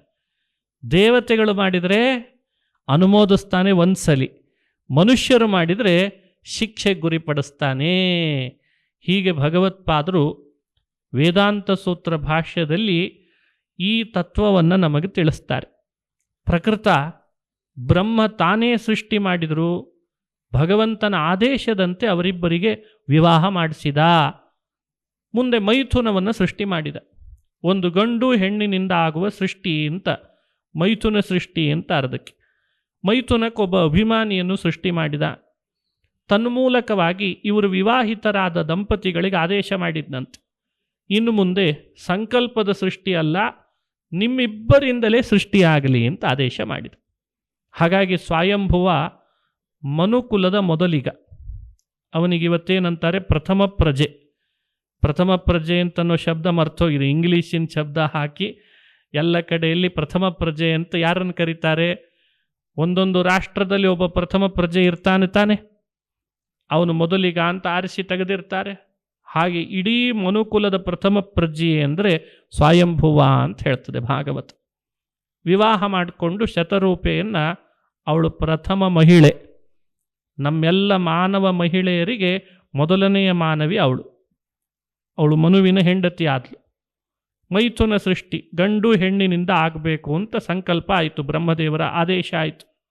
ಸೃಷ್ಟಿ ಮಾಡಲಿಕ್ಕೆ ಅಂತ ಹೊರಟ. ನೋಡಿದರೆ ಭೂಮಿ ಇಲ್ಲ. ಭೂಮಿ ನೀರಿನ ಮೇಲೆ ತೇಲ್ತಾ ಇದೆ. ಈ ಹಾಲಿನ ಮೇಲೆ ಕೆನೆ ಹೇಗಿರ್ತದೋ ಹಾಗೆ ಭೂಮಿ. ಅವತ್ತೇನಾಗಿದೆ, ಆ ಭೂಮಿ ಭಾರದಿಂದ ತನ್ನ ಕಕ್ಷೆ ಜಾರಿ ನೀರಿಗಿಳಿತಾ ಇದೆ ಅಂತ. ಈಗ ಭೂಮಿ ನೀರಿಗಿಳಿದ್ರೆ ಸೃಷ್ಟಿ ಎಲ್ಲಿ ಮಾಡಬೇಕು? ಬ್ರಹ್ಮದೇವರ ಬಳಿಗೆ ಬಂದ. ಬ್ರಹ್ಮದೇವರೇ, ಈ ಭೂಮಿ ನೀರಿಗಿಳಿತಾ ಇದೆ, ಸೃಷ್ಟಿ ನಾನು ಮಾಡೋದೆಲ್ಲಿ ಅಂತ ಕೇಳಿದ. ಬ್ರಹ್ಮದೇವರು ನೋಡಿದ ಕೂಡಲೇ ಭಗವಂತನನ್ನು ಶರಣು ಹೋದರು, ಮನಸಾ ಧ್ಯಾನ ಮಾಡಿದರು. ಭಗವಂತ ಬ್ರಹ್ಮದೇವರನ್ನು ನಿಮಿತ್ತ ಮಾಡಿ ತಾನೇ ವರಾಹ ಅಂತ ಆಗ ಅವತಾರ ಮಾಡಿದ. ಮುಖ ಮಾತ್ರ ವರಾಹಂದು, ಕೈ ಕಾಲುಗಳೆಲ್ಲ ಮನುಷ್ಯರಂತೆ ಇತ್ತು. ಆ ವರಾಹ ಸಣ್ಣ ರೂಪ ತಗೊಂಡಿದ್ದ, ಮೊದಲು ಆನೆ ಗಾತ್ರದಷ್ಟು ಬೆಳೆದು ಬಿಟ್ಟ. ವರಾಹನಾಗಿ ಬ್ರಹ್ಮದೇವರು ಸ್ತೋತ್ರ ಮಾಡ್ತಾ ಇರುವಾಗಲೇ ನೀರಿನ ಕೆಳಗೆ ತಾನು ಹೋದ. ನೀರಿನ ಕೆಳಗೆ ಹೋಗಿ ತನ್ನ ಕೋರೆಹಲ್ಲಿನಿಂದ ಭೂಮಿಯನ್ನು ಹಿಡಿದ, ಎತ್ತಿ ಮೇಲ್ ತಂದ. ಕಕ್ಷೆಗೆ ಜೋಡಿಸ್ಬೇಕು ಅಂತ ಕಕ್ಷೆ ಹತ್ರ ತಂದ. ಒಬ್ಬ ರಾಕ್ಷಸ ಬಂದ. ಅವನು ಸೃಷ್ಟಿ ಮಾಡ್ತಾ ಇದ್ದ ಬ್ರಹ್ಮದೇವರ ಬೆನ್ನಿನಿಂದ ಹುಟ್ಟಿದ್ನಂತೆ. ಬೆನ್ನಿನಿಂದ ಹುಟ್ಟಿದ ರಾಕ್ಷಸನಿಗೆ ಹಿರಣ್ಯಾಕ್ಷ ಅಂತ ಹೆಸರು. ಈ ಭೂಮಿ ಕಕ್ಷೆಗೆ ಜೋಡಿಸ್ತಿದ್ದಾನಲ್ಲ, ಇದು ಯಾವುದಿದು ಪ್ರಾಣಿ ಅಂತ ತಿಳ್ಕೊಂಡು ವರಾಹನನ್ನು ಒಂದು ಪ್ರಾಣಿ ಅಂತ ತಿಳ್ಕೊಂಡಂತೆ. ಅವನ ಜೊತೆ ಯುದ್ಧ ಮಾಡಿದ. ವರಾಹನಿಗೂ ಹಿರಣ್ಯಾಕ್ಷನಿಗೂ ಪರಸ್ಪರ ಯುದ್ಧ ಆಯಿತು. ಯುದ್ಧದಲ್ಲಿ ಹಿರಣ್ಯಾಕ್ಷನನ್ನು ಕೊಂದು ಭೂಮಿಗೆ ಮತ್ತೆ ಆತಂಕ ಬರದಂತೆ ಕಕ್ಷೆಗೆ ಜೋಡಿಸಿದ. ಇದು ವರಾಹ ಅವತಾರದಲ್ಲಿ ಇಲ್ಲೇ ಅಂತ ಭಾಗವತ ಹೇಳ್ತದೆ. ಹಾಗಾಗಿ ಭೂಮಿಯ ಮೇಲೆ ನಾವಿವತ್ತು ಕುಳಿತಿದ್ದೇವೆ ಅಂದರೆ ಇದು ವರಾಹನ ಅನುಗ್ರಹ. ಉದ್ಧೃತ ಶಿವರಾಹೇಣ ಕೃಷ್ಣೇನ ಶತಬಾಹುನ. ಭಗವಂತ ತನ್ನಿಂದಲೇ ಭೂಮಿಯನ್ನು ಉದ್ಧರಿಸಿ ನಮಗೆಲ್ಲ ಅನುವು ಮಾಡಿದ ಸೃಷ್ಟಿ ಮಾಡಲಿಕ್ಕೆ. ಮುಂದೆ ಭೂಮಿ ಮೇಲೆ ಕುಳಿತಾಗ ಬೆಳಗ್ಗೆ ಎದ್ದು ಕೂಡಲೇ ಭೂಮಿಯನ್ನು ಒಂದ್ಸಲಿ ಪ್ರಾರ್ಥನೆ ಮಾಡಬೇಕು. ಇದನ್ನು ಹೇಳಿಕೊಂಡು, ನೀನು ವರಾಹನಿಂದ ಕಕ್ಷೆಗೆ ಬಂದು ಸೇರಿದವಳು, ಉದ್ಧರಿಸಲ್ಪಟ್ಟವಳು, ನೀರಿನಿಂದ ಎತ್ತಿದವಳು, ನಿನ್ನ ಸ್ಪರ್ಶದಿಂದ ನಾನು ಉದ್ಧಾರ ಆಗಬೇಕು. ನೋಡಿದರೆ ನಿನ್ನ ಮೇಲೆ ಮಲ ಮೂತ್ರ ವಿಸರ್ಜನೆ ಮಾಡ್ತೀನಿ, ಪಾದದಿಂದ ತುಳಿತೀನಿ, ತಾಯಿ ನಿನ್ನನ್ನು ಕ್ಷಮಿಸಿಬಿಡು ಅಂತ ಕೇಳಬೇಕಂತ ದಿನನಿತ್ಯ. ನೋಡಿ, ಇವತ್ತಿನಿಂದ ನಾವು ಪ್ರಾರಂಭ ಮಾಡಬೇಕು. ದಿನಾ ಬೆಳಗ್ಗೆ ಏಳುವಾಗಲೇ ಭೂಮಿಯನ್ನು ಯಾರು ಪ್ರಾರ್ಥನೆ ಮಾಡ್ತಾರೆ ಅವರಿಗೆ ಕಾಲು ನೋವು ಬರಲ್ಲ, ಟೊಂಕದ ನೋವು ಬರಲ್ಲ, ಮಂಡಿ ನೋವು ಬರಲ್ಲ. ಇವತ್ತು ಕಾಮನ್ ಆಗಿದೆ ಅಲ್ವ ಎಲ್ಲ ನೋವು. ಇನ್ಮೇಲಿಂದಲಾದರೂ ಭೂ ಪ್ರಾರ್ಥನೆ ಮಾಡೋಣ. ಅವಳು ನಮ್ಮ ಎಲ್ಲ ಥರದ ನೋವುಗಳನ್ನು ಪರಿಹಾರ ಮಾಡ್ತಾಳೆ. ಅವಳು ವಿಷ್ಣು ಪತ್ನಿ. ಅವಳ ಸ್ಮರಣೆ ಹೇಗೆ ಮಾಡಬೇಕು ಅಂತ ಶಾಸ್ತ್ರಗಳು ಹೇಳ್ಕೊಡ್ತಾವೆ ನಮಗೆ. ಸಮುದ್ರ ಭೂಮಿಯ ವಸ್ತ್ರ. ಎಷ್ಟು ಸಮುದ್ರ ಇದೆ ನೋಡಿ, ಎಷ್ಟಿದೆ ಸಮುದ್ರ ಅಂತ ನೀವು ಇವತ್ತು ಮ್ಯಾಪ್ನಲ್ಲಿ ನೋಡ್ತೀರಿ, ಗೂಗಲ್ನಲ್ಲಿ ಚೆಕ್ ಮಾಡ್ತೀರಿ. ಆ ಎಲ್ಲ ಸಮುದ್ರ ಈ ಭೂದೇವಿಯ ವಸ್ತ್ರ. ಎಷ್ಟೆಲ್ಲ ಬೆಟ್ಟಗಳಿವೆ, ಅದು ಭೂದೇವಿಯ ಎದೆಯಂತೆ, ಸ್ತನಭಾಗಗಳಂತೆ. ಇದು ನಮಗೆ ಹೇಳಿಕೊಟ್ಟದ್ದು ಪ್ರಾಚೀನರು. ಸಮುದ್ರ ವಸನೇ ದೇವಿ ಪರ್ವತ ಸ್ತನ ಮಂಡಿತೆ ವಿಷ್ಣುಪತ್ನಿ ನಮಸ್ತುಭ್ಯಂ ಪಾದಸ್ಪರ್ಶಂ ಕ್ಷಮಸ್ವಮೇ. ಸಮುದ್ರವೇ ನಿನ್ನ ವಸ್ತ್ರವಾಗಿವೆ, ಬೆಟ್ಟ ಗುಡ್ಡಗಳು ನಿನ್ನ ಸ್ತನವಾಗಿವೆ. ಹೇ ವಿಷ್ಣುವಿನ ಪತ್ನಿ ಭೂಮಿ, ದಿನಾ ನಾನು ಪಾದದಿಂದ ನಿನ್ನನ್ನು ತುಳಿತೇನಲ್ಲ ತಾಯಿ, ಆ ಪಾದಸ್ಪರ್ಶ ನಿನ್ನಂಥ ಮಹಾನುಭಾವಳಿಗೆ ಮಾಡಬಾರ್ದು, ಮಾಡಿಬಿಡ್ತೇನೆ, ಆ ಅಪರಾಧವನ್ನು ನೀನು ಮನಸ್ಸು ಅಂತ ಕೇಳ್ಕೊಳ್ಬೇಕು. ಇದನ್ನು ನಾವು ಮಾಡಲೇಬೇಕು ಕಡ್ಡಾಯವಾಗಿ. ಯಾಕೆಂದರೆ ಭೂಮಿ ವರಾಹನ ಪತ್ನಿ, ಅವಳು ವರಾಹ ದೇವರು ಎತ್ತಿಟ್ಟರು, ವಿಷ್ಣುವಿನ ಪತ್ನಿ, ಅವನ ಉದ್ಧಾರದಿಂದ ಮೇಲೆ ಬಂದವಳು. ಅದಕ್ಕೆ ಅವಳನ್ನು ಪ್ರಾರ್ಥನೆ ಮಾಡ್ರಿ ಅಂತ ಹೇಳ್ತಾರೆ. ಇಂಥ ಭೂಮಿಯ ಮೇಲೆ ಸೃಷ್ಟಿ ಮುಂದುವರಿಬೇಕು ಅಂತ ಸ್ವಯಂಭೂಮನು ತನ್ನ ಪತ್ನಿ ಶತರೂಪಾದೇವಿಯಿಂದ 5 ಜನ ಮಕ್ಕಳನ್ನು ಹಡೆದ. 5 ಜನ ಮಕ್ಕಳ ಮೂಲಕವಾಗಿ ಸೃಷ್ಟಿ ಮುಂದುವರಿಸಿದ ಅಂತ ಬರ್ತದೆ. ಹೀಗೆ ವರಾಹಾವತಾರದ ಸ್ಮರಣೆ, ವರಾಹಾವತಾರದ ಸಂದೇಶ ಪ್ರತಿಯೊಬ್ಬರೂ ನೆನಪಿಟ್ಟುಕೊಳ್ಬೇಕು. ಏನು ವರಾಹಾವತಾರದಿಂದ ತಿಳಿದದ್ದು? ನೀರಿನಲ್ಲಿ ಮುಳುಗುತ್ತಾ ಇದ್ದರೆ ಅವರನ್ನು ಉದ್ಧರಿಸುವ ಜವಾಬ್ದಾರಿ ದೇವರು ಹೊತ್ತಿದ್ದಾನೆ ಅಂತ ಅರ್ಥ. ನಾವೆಲ್ಲ ಸಂಸಾರದ ನೀರಿನಲ್ಲಿ ಮುಳುಗುತ್ತಿದ್ದೇವೆ. ಅವತ್ತು ಭೂಮಿ ನೀರಿನಲ್ಲಿ ಮುಳುಗುತ್ತಾ ಇತ್ತು, ಇವತ್ತು ನಾವು ಸಂಸಾರದ ನೀರಿನಲ್ಲಿ ಮುಳುಗುತ್ತಾ ಇದ್ದೇವೆ. ದೊಡ್ಡ ಸಂಸಾರ ಸಾಗರ, ಇದೇನು ಸಾಧಾರಣ ಅಲ್ಲ. ಇಲ್ಲಿ ಮುಳುಗುವಾಗ ನಮ್ಮನ್ನು ಎತ್ತೋರು ಯಾರು? ನಾವು ಸಂಪಾದಿಸಿದ ಹಣ ನಮ್ಮನ್ನು ಎತ್ತಲ್ಲ, ನಮ್ಮ ಬಂಧುಗಳು ನಮ್ಮನ್ನು ಎತ್ತಲ್ಲ, ನಮ್ಮ ಸ್ನೇಹಿತರು ನಮ್ಮನ್ನು ಎತ್ತಲ್ಲ. ಒಬ್ಬನೇ ಎತ್ತೋದು, ಆ ವರಾಹರೂಪಿ ಭಗವಂತ ಎತ್ತಾನೆ. ಹಾಗಾಗಿ ವರಾಹರೂಪಿ ಭಗವಂತನಲ್ಲಿ ಯಾರು ಶ್ರದ್ಧೆ ಮಾಡ್ತಾರೆ, ಈ ಸಂಸಾರ ಸಾಗರದಿಂದ ಭೂಮಿಯಂತೆ ಅದನ್ನು ಎತ್ತುತ್ತಾನೆ, ಅವರನ್ನು ಉದ್ಧಾರ ಮಾಡ್ತಾನೆ ಅನ್ನೋ ಸಂದೇಶ ವರಾಹಾವತಾರದಿಂದ ಭಾಗವತ ತಿಳಿಸ್ತದೆ. ಇನ್ನು ರಾಕ್ಷಸ ಬಂದ ಹಿರಣ್ಯಾಕ್ಷ, ಯಾಕೆ ಭೂಮಿಯನ್ನು ಕಕ್ಷೆಗೆ ಜೋಡಿಸ್ತಿ, ನಾನು ಬೇಡ ಅಂತಿದ್ದೇನೆ ಅದನ್ನು ಅಂತ ಆತ ಬಂದ ವಿರೋಧಿಸ್ಲಿಕ್ಕೆ. ಅವರು ಈಗ ಭೂಮಿಯಲ್ಲಿ ಬಹಳ ಜನ ಇದ್ದಾರೆ. ಅವತ್ತು ಒಬ್ಬನೇ ಹಿರಣ್ಯಾಕ್ಷ ಉದ್ಧರಿಸುವಾಗ ಕಾಲು ಹಿಡಿದು ಎಳಿಲಿಕ್ಕೆ ಬಂದಿದ್ದಾನೆ. ಇವತ್ತು ತುಂಬ ಜನ ಹಿರಣ್ಯಾಕ್ಷರಿರ್ತಾರೆ. ಯಾರಾದರೂ ಒಬ್ಬನು ಉದ್ಧಾರ ಆಗ್ತಾನೆ, ಮೇಲೆ ಬರ್ತಾನೆ, ಎತ್ತರಕ್ಕೆ ಹೋಗ್ತಾನೆ, ಒಳ್ಳೆ ಸಮಾಜದಲ್ಲಿ ಪ್ರತಿಷ್ಠೆ ಗಳಿಸ್ಕೊಳ್ತಾನೆ ಅಂದ ಕೂಡಲೇ ಅವನನ್ನು ಕಾಲು ಹಿಡಿದು ಯಾಕೆ ಹೇಳ್ತಿ, ನಾನು ಎದ್ದಿಲ್ಲ ನೀನು ಹೇಳಬೇಡ ಅಂತ. ಅರೆ ನೀನು ಹೇಳದೇ ಇದ್ರೇನ, ನಾನು ನೀನು ಹೇಳಬೇಡ. ಇಂಥ ಹಿರಣ್ಯಾಕ್ಷರು ಬಹಳ. ಅವರನ್ನು ನಾವು ಎದುರಿಸುವಷ್ಟು ಶಕ್ತಿ ಇರಲ್ಲ. ವರಾಹನನ್ನು ಸ್ಮರಣೆ ಮಾಡಿದರೆ ಆ ಭೂಮಿಯನ್ನು ಉದ್ಧರಿಸುವಾಗ ಹಿರಣ್ಯಾಕ್ಷನನ್ನು ಹೇಗೆ ದಮನ ಮಾಡಿದ್ನೋ, ನಮ್ಮ ಏಳಿಗೆಯನ್ನು ಯಾರು ಸಹಿಸಲ್ಲ ಅವರನ್ನು ದಮನ ಮಾಡುತ್ತಾನೆ ಅನ್ನೋ ಸಂದೇಶ ವರಾಹಾವತಾರದಿಂದ ಕೊಡುತ್ತದೆ ಅಂತ ಅರ್ಥ. ಮನುಷ್ಯನಿಗೆ ಏಳಿಗೆ ಬಹಳ ಮುಖ್ಯ. ಧನದಿಂದ, ಗುಣದಿಂದ, ಧರ್ಮದಿಂದ, ವಿನಯದಿಂದ, ಭೂಮಿಯಿಂದ ಏಳಿಗೆ ಆಗಬೇಕು, ಪದವಿಯಿಂದ. ಈ ಏಳಿಗೆ ಮನುಷ್ಯನಿಗೆ ಬಹಳ ಮುಖ್ಯ. ಒಬ್ಬೊಬ್ಬರಿಗೆ ಒಂದೊಂದು ರೀತಿಯಿಂದ ಏಳಿಗೆ ಬೇಕು. ಅದು ಇಲ್ಲ ಅಂದರೆ ಮನುಷ್ಯ ಮೇಲೆ ಬರಲಾರ. ವರಾಹನನ್ನು ಯಾರು ಅವಲಂಬಿಸ್ತಾರೆ ಅವರಿಗೆ ಎಲ್ಲ ರೀತಿಯಿಂದ ಏಳಿಗೆ ಆಗ್ತದೆ. ಭೂಮಿ, ಅವನೇ ಭೂಮಿ ಎತ್ತಿಟ್ಟದ್ರಿಂದ ಭೂದೇವಿ ಅವನ ಅಧೀನಳು, ಒಳ್ಳೆ ಭೂಮಿಯ ಲಾಭ ಆಗ್ತದೆ. ಅದನ್ನು ಉದ್ಧರಿಸುವಾಗ ನೀರಿನಲ್ಲಿ ಮುಳುಗುತ್ತಾ ಇದ್ಲು. ನಾವು ನಮ್ಮ ಜೀವನದ ಕಷ್ಟದ ನೀರಿನಲ್ಲಿ ಮುಳುಗುತ್ತಿದ್ರೆ ಅದನ್ನು ಎತ್ತುವ ಜವಾಬ್ದಾರಿ ವರಾಹ ಹೊತ್ತಿರ್ತಾನೆ, ಅವನನ್ನು ಅವಲಂಬಿಸಿದ್ರು. ಭೂಮಿ ಅಂದರೆ ಬರೀ ಭೂಮಿ ಅಲ್ಲ, ಭೂಮಿಯೊಳಗೆ ಸಾಕಷ್ಟು ಸಂಪತ್ತಿದೆ, ಒಳ್ಳೊಳ್ಳೆ ರತ್ನಗಳಿವೆ, ಸಂಪತ್ತಿದೆ. ಹಾಗಾಗಿ ಭೂದೇವಿಯಂತೆ ಸಂಪತ್ತನ್ನು ಭಗವಂತ ವರಾಹ ನಮಗೆ ಕೊಡ್ತಾನೆ, ಧನದಿಂದ ಏಳಿಗೆಯನ್ನು ಉಂಟು ಮಾಡ್ತಾನೆ. ಹೀಗೆ ಧನದಿಂದ, ಗುಣದಿಂದ, ಪದವಿಯಿಂದ ನೋಡಿ, ಭೂಮಿ ಕಕ್ಷೆಯಿಂದ ಕೆಳಗಿಳಿದಿತ್ತು. ಕೆಲವರು ಬದುಕಿನೊಳಗೆ ಬೇಕಾದಷ್ಟು ಅರ್ಹತೆ ಇರ್ತದೆ, ಯಾರೋ ಮಾಡಿದಂತಹ ಕೆಟ್ಟ ಕೆಲಸದಿಂದ ಅವನು ತನ್ನ ಪದವಿಯಿಂದ ಕೆಳಗಿಳಿದಿರ್ತಾನೆ. ಹೀಗಾಗಿರ್ತದೆ ನಮ್ಮ ಜೀವನದೊಳಗೆ. ಯಾರೋ ಹೋಗಿ ಏನೋ ದೂರ ಹೇಳ್ತಾರೆ, ಯಜಮಾನ ಇವನನ್ನು ಕಿತ್ತಾಕಿಬಿಡ್ತಾನೆ, ಸಸ್ಪೆಂಡ್ ಮಾಡ್ತಾನೆ. ಹಾಗೆ ಕಕ್ಷೆಯಿಂದ ಕೆಳಗಿಳಿದಿತ್ತಂತೆ. ಅದು ಕೆಲವೊಮ್ಮೆ ಆಗ್ತದೆ ನಮ್ಮ ಬದುಕಿನೊಳಗೆ. ನಾವಿರಬೇಕಾದ ಪೊಸಿಷನ್ ಏನೋ ಬೇರೆ ಇರ್ತದೆ, ಅದರಿಂದ ಕೆಳಗಿಳಿದಿರ್ತೀವಿ. ವರಾಹನನ್ನು ಯಾರು ಚೆನ್ನಾಗಿ ಅವಲಂಬಿಸ್ತಾರೆ ಅವ್ರು ಯಾವ ಪೊಸಿಷನ್ನಲ್ಲಿರಬೇಕೋ ಆ ಪೊಸಿಷನ್ನಿಗೆ ಹೋಗಿ ಸೇರ್ತಾರೆ ಅಂತ ಅರ್ಥ. ಹೀಗೆ ಅನೇಕ ಸಂದೇಶಗಳನ್ನು ಒಳಗೊಂಡು ವರಾಹ ಅವತಾರವನ್ನು ಚಿಂತನೆ ಮಾಡಬೇಕು.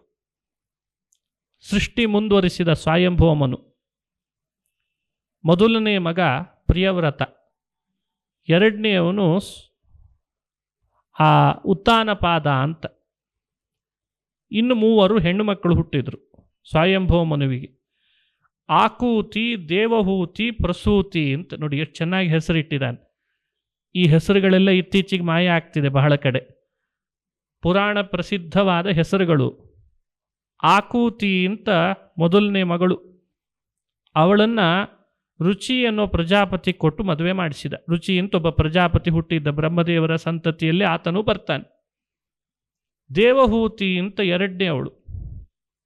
ಕರ್ದಮ ಅಂತ ಮತ್ತೊಬ್ಬ ಪ್ರಜಾಪತಿ. ಪ್ರಜಾಪತಿ ಅಂದರೆ ಆಗೆಲ್ಲ ಪ್ರಜಾ ಸಂತತಿಯನ್ನು ವೃದ್ಧಿ ಮಾಡಲಿಕ್ಕೆ ಯಾರು ಶ್ರಮ ವಹಿಸಿದ್ರಲ್ಲ ಅವರಿಗೆಲ್ಲ ಆ ಪ್ರಜಾಪತಿ ಅಂತ ಹೆಸರಂತೆ. ಯಾಕಂದ್ರೆ ಆಗಿನ್ನೂ ಸೃಷ್ಟಿ ಆಗ್ತಾ ಇದೆ, ಸೃಷ್ಟಿ ಕಾಲ ಹೇಳ್ತಾ ಇದ್ದೇನೆ. ಈ ರೀತಿ ಹೇಳಿದಾಗ ನಮ್ಮಲ್ಲಿ ಏನಾಗಿದೆ, ಬುದ್ಧಿವಂತಿಕೆ ಜಾಸ್ತಿ ಆಗಿದೆ. ಸೃಷ್ಟಿ ಆಗ್ತಾ ಇದೆ, ಅದು BC-ನ ಅಥವಾ ಕ್ರಿಸ್ತ ಶಕನ ಅಂತ ಕೇಳ್ತಾರೆ. ಅದೊಂದೇ ತಲೆ ಒಳಗೆ ನಮಗೆ. ಯಾಕಂದರೆ ಕ್ರಿಸ್ತ ಶಕಕ್ಕಿಂತ ಪೂರ್ವದಲ್ಲಿ ಶಿಲಾಯುಗ ಅಂತ ಒಂದು ಬರೆದಿಟ್ಟ ಒಬ್ಬ ಭೂಪ. ಪುರಾಣಗಳು, ವೇದಗಳು, ರಹಸ್ಯಗಳನ್ನು ಆ ಕಡೆ ಕಟ್ಟಿ ದೂರ ಎಸೆದು ಬಿಟ್ಟರು. ಅದಕ್ಕೆ ನಮ್ಮ ಬುದ್ಧಿ ಒಳಗೆ ಏನು ಅಂದರೆ, ಕ್ರಿಸ್ತನಕ್ಕಿಂತ ಪೂರ್ವದಲ್ಲೆಲ್ಲ ಶಿಲಾಯುಗ ಇತ್ತು, ಅನಾಗರಿಕ ಸಮಾಜ ಇತ್ತು ಅನ್ನೋ ತಪ್ಪು ತಿಳುವಳಿಕೆ ಇದೆ. ಹಾಗಲ್ಲ, ಇದು ಸೃಷ್ಟಿ, ಇದು ಭಗವಂತ ಮಾಡಿದ ಸೃಷ್ಟಿ. ಆ ಕಾಲ ಅದು ಅದ್ಭುತವಾದ ಕಾಲ. ಅದಕ್ಕೆ ನಿಗದಿತವಾಗಿ ವ್ಯವಸ್ಥೆ ಹೇಳಿದ್ದಾರೆ.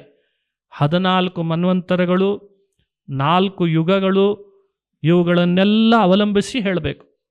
ಅದಕ್ಕೆ ವರಾಹಾವತಾರದ ವಿಶೇಷತೆಯನ್ನು ತಿಳಿಸಿದೆ ನಿಮಗೆ. ವರಾಹನಾಗಿ 2 ಬಾರಿ ಅವತಾರ ಮಾಡಿದ್ದಾನೆ ಭಗವಂತ. ಶ್ವೇತವರಾಹ, ನೀಲವರಾಹ ಅಂತ 2 ಬಾರಿ. ಭೂಮಿ ಕಕ್ಷೆಗೆ ತಾನಾಗೆ ಜಾರ್ತಾ ಇದ್ದದ್ದು ಸೃಷ್ಟಿಯ ಮೊದಲಂತೆ. ಆಮೇಲೆ ಏನಾಯಿತು, ಹಿರಣ್ಯಾಕ್ಷ ಸತ್ತವನು ವರಾಹನಿಂದ ಕಶ್ಯಪ ಋಷಿಗಳಿಂದ ಮತ್ತೆ ಹುಟ್ಟಿ ಬಂದ. ಹುಟ್ಟಿ ಭೂಮಿಯನ್ನು ಎಳಿಲಿಕ್ಕೆ ಶುರು ಮಾಡಿದ. ಮೊದಲನೇ ಬಾರಿ ಭೂಮಿಯನ್ನು ತಾನಾಗೆ ಮುಳುಗ್ತಾ ಇದ್ದದ್ದು ಸರಿ. 2ನೇ ಬಾರಿ ಎಳೆದು ಸುತ್ತಿದ, ಅದನ್ನು ನೀರಿಗೆ ಮುಳುಗಿಸ್ತೇನೆ, ಈಗ ಬರಲಿ ವಿಷ್ಣು ಅಂತಂದ. ಆಗಲೂ ವರಾಹನಾಗಿ ಬಂದು ಭೂಮಿಯನ್ನು ಪುನಃ ರಕ್ಷಿಸಿ ಎತ್ತಿ ಕಕ್ಷೆಗೆ ಜೋಡಿಸಿ ವರಾಹ ಹಿರಣ್ಯಾಕ್ಷನನ್ನು ಕೊಂದ ಅಂತ ಕಥೆ ಬರ್ತದೆ. ಆ ಮೊದಲನೇ ಬಾರಿ ಮಾಡಿದ ವರಾಹ ಅವತಾರವನ್ನು ಆದಿವರಾಹ ಅಂತ ಕರೀತದೆ ಭಾಗವತ. ಅದು ಸೃಷ್ಟಿಯ ಆದಿಯಲ್ಲಿ ಆದದ್ದು. ಮನ್ವಂತರದ ಪರಿಕಲ್ಪನೆ ಇನ್ನೂ ಕಡಿಮೆ ಇತ್ತು ಆವಾಗ.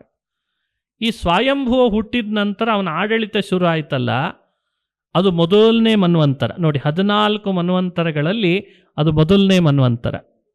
ಆ ಮೊದಲನೇ ಮನ್ವಂತರದ ಮುಂದುವರೆದ ಭಾಗದಲ್ಲಿ ಕಶ್ಯಪ ಪ್ರಜಾಪತಿ ಬಂದ, ಮರೀಚಿ ಋಷಿಗಳ ಮಗನಾಗಿ.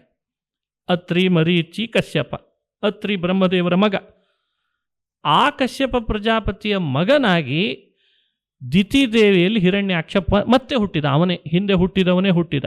ಮೊದಲನೇ ಬಾರಿ ಬ್ರಹ್ಮನ ಬೆನ್ನಿನಿಂದ ಹುಟ್ಟಿದ್ನಂತೆ, ಆಮೇಲೆ ಹುಟ್ಟಿದ. ಆಗಲೂ ಮತ್ತೆ ವರಾಹ ಅವತಾರ ಆಯಿತು.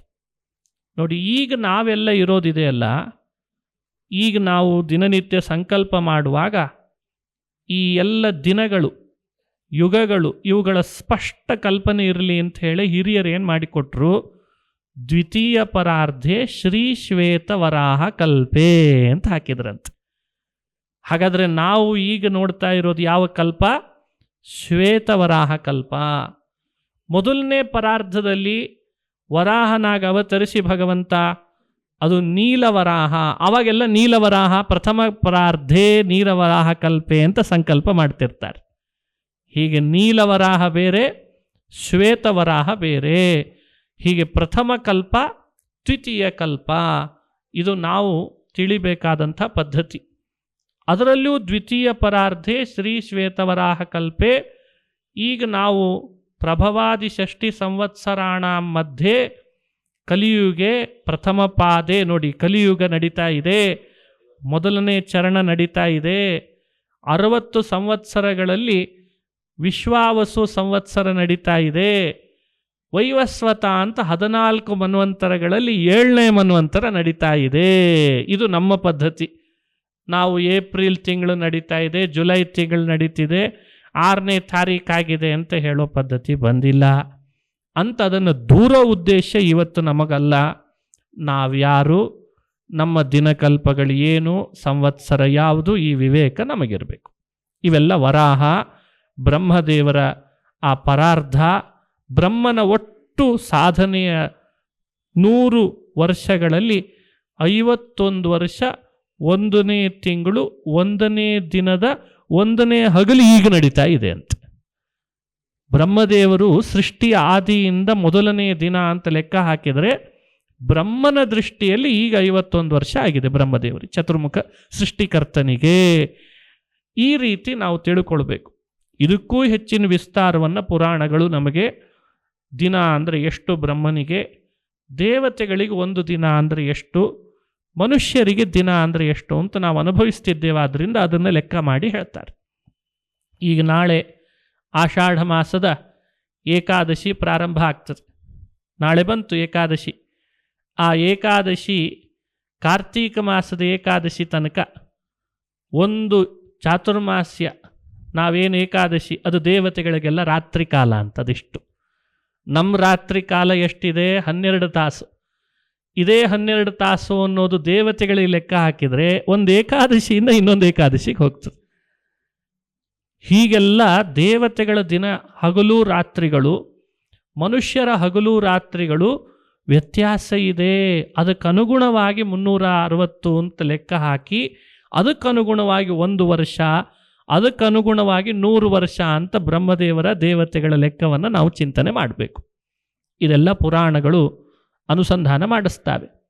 ಪ್ರಕೃತಕ್ಕೆ ಸಂಬಂಧಪಟ್ಟಂತೆ ಹೀಗೆ ಶ್ವೇತವರಾಹ, ನೀಲವರಾಹ ಅನ್ನೋ 2 ಅವತಾರಗಳು ನಮಗೆ ರಕ್ಷಣೆ ಕೊಡಲಿಕ್ಕೆ ಭಗವಂತ ಮಾಡಿದ್ದಾನೆ ಅಂತ ತಿಳಿಬೇಕು. ಅದೇ ರೀತಿ ದೇವಹೂತಿಯನ್ನು ಕರ್ದಮರಿಗೆ ಕೊಟ್ಟು ಮದುವೆ ಮಾಡಿಸಿದ. ಇನ್ನೊಬ್ಬ ಕೊನೆ ಮಗಳು ಪ್ರಸೂತಿ ದೇವಿ, ಅವಳನ್ನು ದಕ್ಷ ಅನ್ನೋ ಪ್ರಜಾಪತಿ ಕೊಟ್ಟು ಮದುವೆ ಮಾಡಿಸಿದ ಸ್ವಯಂಭೂಮನ್. ಆಕೂತಿ, ದೇವಹೂತಿ, ಪ್ರಸೂತಿ ಅಂತ 3 ಹೆಣ್ಣು ಮಕ್ಕಳನ್ನು ಮದುವೆ ಮಾಡಿಸಿದ. ಅದರಲ್ಲಿ ದೇವಹೂತಿ ದೇವಿ ಕರ್ದಮ ಪ್ರಜಾಪತಿಗಳನ್ನು ಮದುವೆ ಮಾಡಿಕೊಂಡ ಮೇಲೆ ಕಪಿಲ ಅಂತ ವಿಷ್ಣು ಅವತಾರ ಮಾಡಿದ್ದಂತೆ. ಸ್ವಯಂಭೂಮನುವಿನ ಭಾಗ್ಯ. ಅವನಿಗಿಬ್ಬರು ಹೆಣ್ಣು ಮಕ್ಕಳಲ್ಲಿ ವಿಷ್ಣುನೇ ಮೊಮ್ಮಗನಾಗಿ ಬಂದಿದ್ದಾನಂತೆ. ಮೊದಲನೇವಳಿದ್ದಾಳೆ ದೇವಹೂತಿ ಮತ್ತು ಆಕೂತಿ. ಆಕೂತಿ ದೇವಿಯಲ್ಲಿ ಯಜ್ಞ ಅಂತ ವಿಷ್ಣು ಅವತಾರ ಮಾಡಿದ. ದೇವಹೂತಿ ದೇವಿಯಲ್ಲಿ ಕಪಿಲ ಅಂತ ಅವತಾರ ಮಾಡಿದ. ಹಾಗಾದರೆ ಇಬ್ಬರು ಮೊಮ್ಮಕ್ಕಳು ವಿಷ್ಣುವಿನ ಅವತಾರ ಅಂತ ಭಾಗವತ ಹೇಳ್ತದೆ. ಒಂದು ಯಜ್ಞ, ಇನ್ನೊಂದು ಕಪಿಲ ಅಂತ ವಿವರಣೆ ಮಾಡ್ತದೆ. ಅದರಲ್ಲಿ ಕಪಿಲ ನಾಮಕ ವಿಷ್ಣು ತನ್ನ ತಾಯಿ ದೇವಹೂತಿ ದೇವಿಗೆ ಉಪದೇಶ ಮಾಡಿದ್ದಂತೆ. ಆ ಉಪದೇಶದ ವಿಷಯವನ್ನು ಕಪಿಲ ಗೀತೆ ಅಂತ ಭಾಗವತ ಹೇಳ್ತದೆ.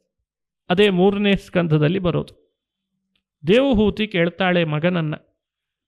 ಮಗ ಸರೋವರದಲ್ಲಿ ದಡದಲ್ಲಿ ಕುಳಿತಿದ್ದ. ಇವತ್ತಿಗೂ ಇದೆ. ಭಾರತ ದೇಶದ ಸಿದ್ಧಪುರ ಅಂತ ಒಂದು ಕ್ಷೇತ್ರ, ಇವತ್ತದನ್ನು ಮಾತೃಗಯ ಅಂತ ಕರೀತಾರೆ. ಅಲ್ಲಿ ಬಿಂದು ಸರೋವರ ಅಂತಿದೆ. ಬಿಂದು ಸರೋವರದ ಹೆಸರೇ ಬಿಂದು ಸರೋವರ. ನಾವು ಜೀವನದಲ್ಲಿ ಪುಣ್ಯ ಮಾಡೋದು ಬಿಂದುವಿನಷ್ಟೇ, ಆದರೆ ಅಲ್ಲಿ ಒಂದು ಬಾರಿ ಮುಳುಗಿದ್ರೆ ಸರೋವರದಷ್ಟು ಆಗ್ತದಂತೆ. ಅದಕ್ಕೆ ಅದರ ಹೆಸರು ಬಿಂದು ಸರೋವರ ಅಂತಾರೆ ಹಿರಿಯರು. ಪುಣ್ಯಂ ಬಿಂದು ಸರೋಯತ್ರ ಬಿಂದು ಮಾತ್ರಂ ಸರಸ್ಮೃತಂ. ನಿನ್ನ ಪುಣ್ಯ ಬಿಂದುವಿನಷ್ಟಿದ್ರೆ ಒಂದು ಬಾರಿ ಇಲ್ಲಿ ಬಂದು ಮುಳುಗಾಕು, ಸರೋವರದಷ್ಟು ಆಗ್ತದೆ. ಅದಕ್ಕಿದು ಬಿಂದು ಸರೋವರ ಅಂತಾರೆ. ಅಲ್ಲಿ ಭಗವಂತ ಕಪಿಲ ತಾಯಿಗೆ ಉಪದೇಶ ಮಾಡ್ತಾನೆ. ತಾಯಿ ಕೇಳ್ತಾಳೆ, ನಾನು ಕರ್ದಮರಂತಹ ಬ್ರಹ್ಮರ್ಷಿಗಳನ್ನು ಮದುವೆ ಮಾಡಿಕೊಂಡ್ರು ನನಗೆ ನೆಮ್ಮದಿ ಇಲ್ಲ ಅಂತಾಗಿದೆ. ಯಾವುದನ್ನು ಅವಲಂಬಿಸಿ, ಯಾವ ದಾರಿಯನ್ನು ಅವಲಂಬಿಸಿದರೆ ನನಗೆ ನೆಮ್ಮದಿ ಸಿಗ್ತದೆ ಹೇಳು ಅಂತ ಕೇಳ್ತಾಳೆ. ಅಷ್ಟು ದುಃಖ ಪಡ್ತಾ ಇದ್ದಾಳೆ. ಏನ ಸಂಭಾವ್ಯಮಾನೇನ ಪ್ರಪನ್ನಾಂಧನ್ ತಮಃ ಪ್ರಭೋ, ಯಾವ ದಾರಿಯಲ್ಲಿ ಹೋದರೆ ನಾನು ನೆಮ್ಮದಿಯಿಂದ ಇರ್ತೇನೆ ಹೇಳು. ಹೇಳಿ ಕೇಳಿ ನಾನು ಹೆಣ್ಣು, ಮನೆ ಒಳಗೆ ಮಕ್ಕಳು, ಯಜಮಾನ, ಬೇರೆ ಬೇರೆ ಕೆಲಸಗಳು, ಜವಾಬ್ದಾರಿ ಇವುಗಳನ್ನೇ ಮಾಡ್ತಾ ಇದ್ದೆ. ಮೇಲಾಗಿ ಯೌವನದಲ್ಲಿ ಯಜಮಾನನ ಜೊತೆಗೆ ವಿಹಾರ ಮಾಡಿದೆ. ಇಂದ್ರಿಯಗಳನ್ನು ತೃಪ್ತಿಪಡಿಸ್ಲಿಕ್ಕೆ ನೋಡಿದೆ, ಅದು ಯಾವುದು ತೃಪ್ತಿ ಕೊಡಲಿಲ್ಲ. ಅಸದಿಂದ್ರಿಯ ತರ್ಪಣಾತ್ ನಿರ್ವಿಣ್ಣಾತಿ ತರಾಂಭೂಮನ್ ಅಸದಿಂದ್ರಿಯ ತರ್ಪಣಾತ್. ಬಹಳ ನಿರ್ವಿಣ್ಣಳಾದೆ. ಇಂದ್ರಿಯಗಳನ್ನು ತೃಪ್ತಿಪಡಿಸ್ಲಿಕ್ಕೆ ಹೋದರೆ ಏನೂ ಸಿಗಲಿಲ್ಲ. ಹಾಗಾಗಿ ಈಗ ಅನ್ನಿಸ್ತಾ ಇದೆ, ಯಾವುದೋ ಒಂದು ದಾರಿ ಇದೆ, ಆ ದಾರಿ ಯಾವುದು ಅಂತ ನನಗೆ ತಿಳಿತಾ ಇಲ್ಲ ಕಪಿಲ, ನೀನು ನನಗದನ್ನು ಉಪದೇಶ ಮಾಡು ಅಂತ ಕೇಳಿದ್ಲಂತೆ. ಮೊದಲೇ ಈ ಪ್ರಶ್ನೆ ಯಜಮಾನ್ರ ಹತ್ರ ಕೇಳಿದ್ಲು, ಕರ್ದಮರ ಹತ್ರ. ಕರ್ದಮರು ಹೇಳಿದ್ರಂತೆ, ನಾನು ಉಪದೇಶ ಮಾಡೋದಲ್ಲ, ನಿನ್ನ ಮಗ ಉಪದೇಶ ಮಾಡ್ತಾನೆ, ಅವನ ಹತ್ರ ಕೇಳು ಅಂದಿದ್ರಂತೆ. ಹಾಗಾಗಿ ಕಾಯ್ತಾ ಇದ್ಲು, ಮಗ ಯಾವತ್ತು ಕೈಗೆ ಬರ್ತಾನೆ, ಅವನನ್ನು ಈ ಪ್ರಶ್ನೆ ಕೇಳಬೇಕು, ನನಗೆ ಉತ್ತರ ಕೊಡ್ತಾನೆ, ತತ್ವ ಹೇಳ್ತಾನೆ ಅಂತ ಕಾಯ್ತಾ ಇದ್ಲು. ಕೇಳಿದ್ಲು.